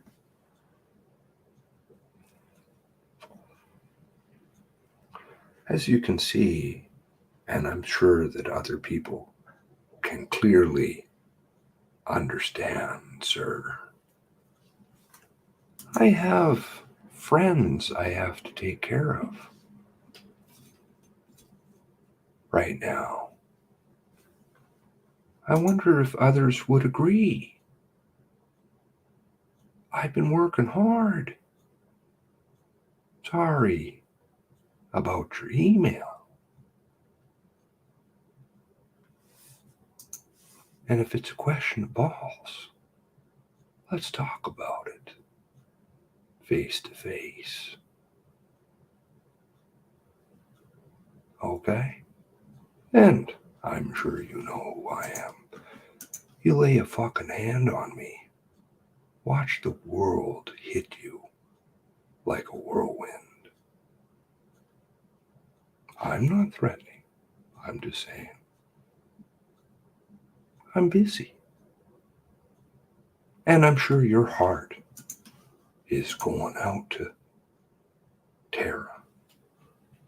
Right? We can see that. Your compassion is overwhelming and much appreciated.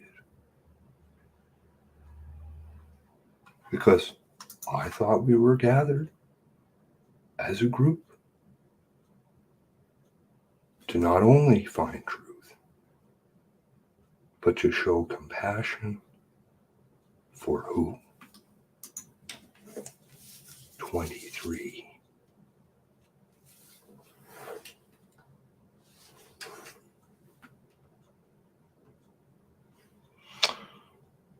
Sneaky how YouTube defaults.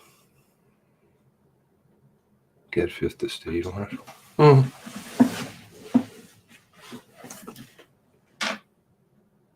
That, wow. Look at that. Anger.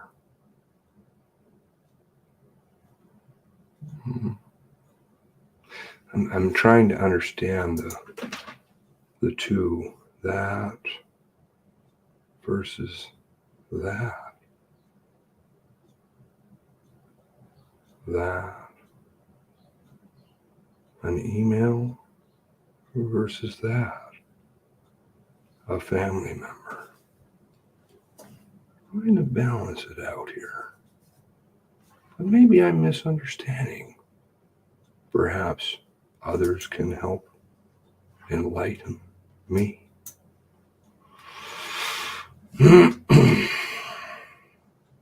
Picto podcasters to goat farms. I don't even know what that is. We are gathered as a group. My heart belongs to 23. It does. It does. I try to keep always as balanced as I can, not wade into anything against people, and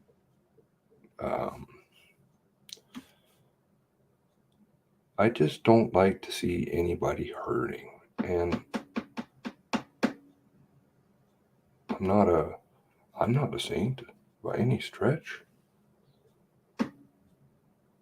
But I got a good friend, and I've made a lot of good friends along the way.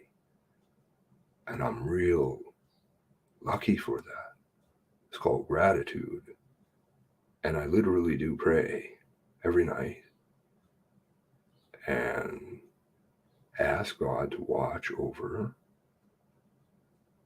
all the friends and family of the 23.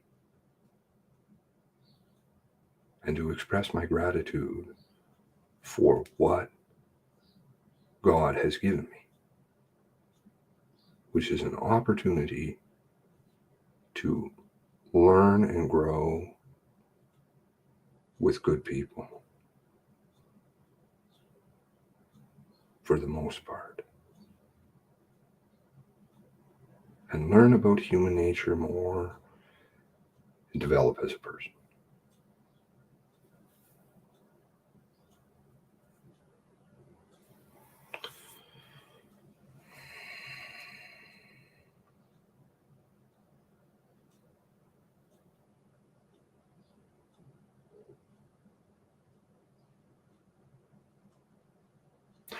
I'm sorry for not putting on the other part of the stuff this afternoon. I will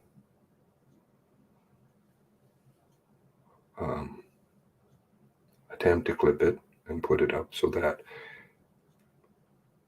we have at least what they allow us to have a record of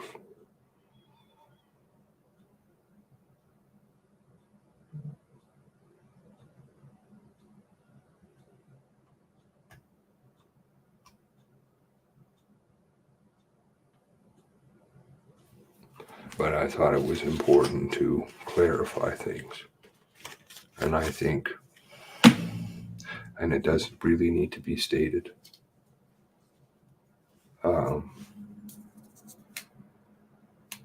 that I believe that there's been a lot of manipulation. It's not I believe, I know that in different places by all kinds of different, using different avenues to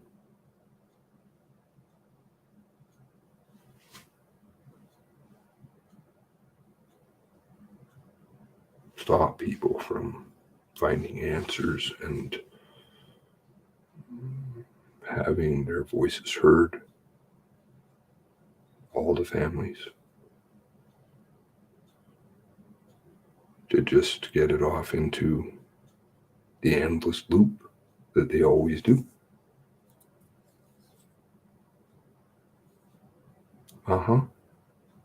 There's many people who do.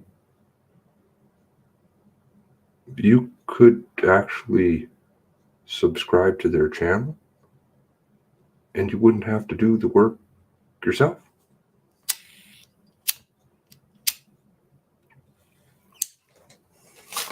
Okay. Again,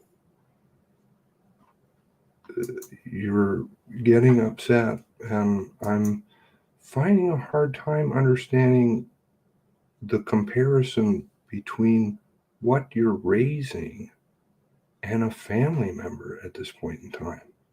My friend. I'm maybe coming from an odd place, but I think most people care about those things first and foremost before they get to other things. And when somebody is kind of pushing something, it looks, I don't know, it just has an odd, I don't know how to put it into words. I don't know. Today, my day is for, most of my day always starts with my circle, my immediate circle. And then I can get into other stuff. It's not like I ignore anything. Try not to. There's not enough hours in the day.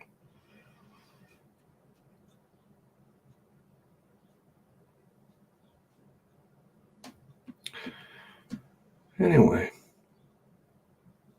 I think on that note, I will thank you all very much for listening to some boy out on the prairies just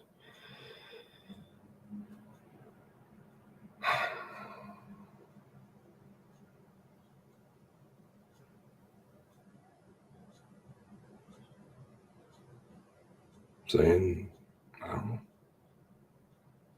he loves you.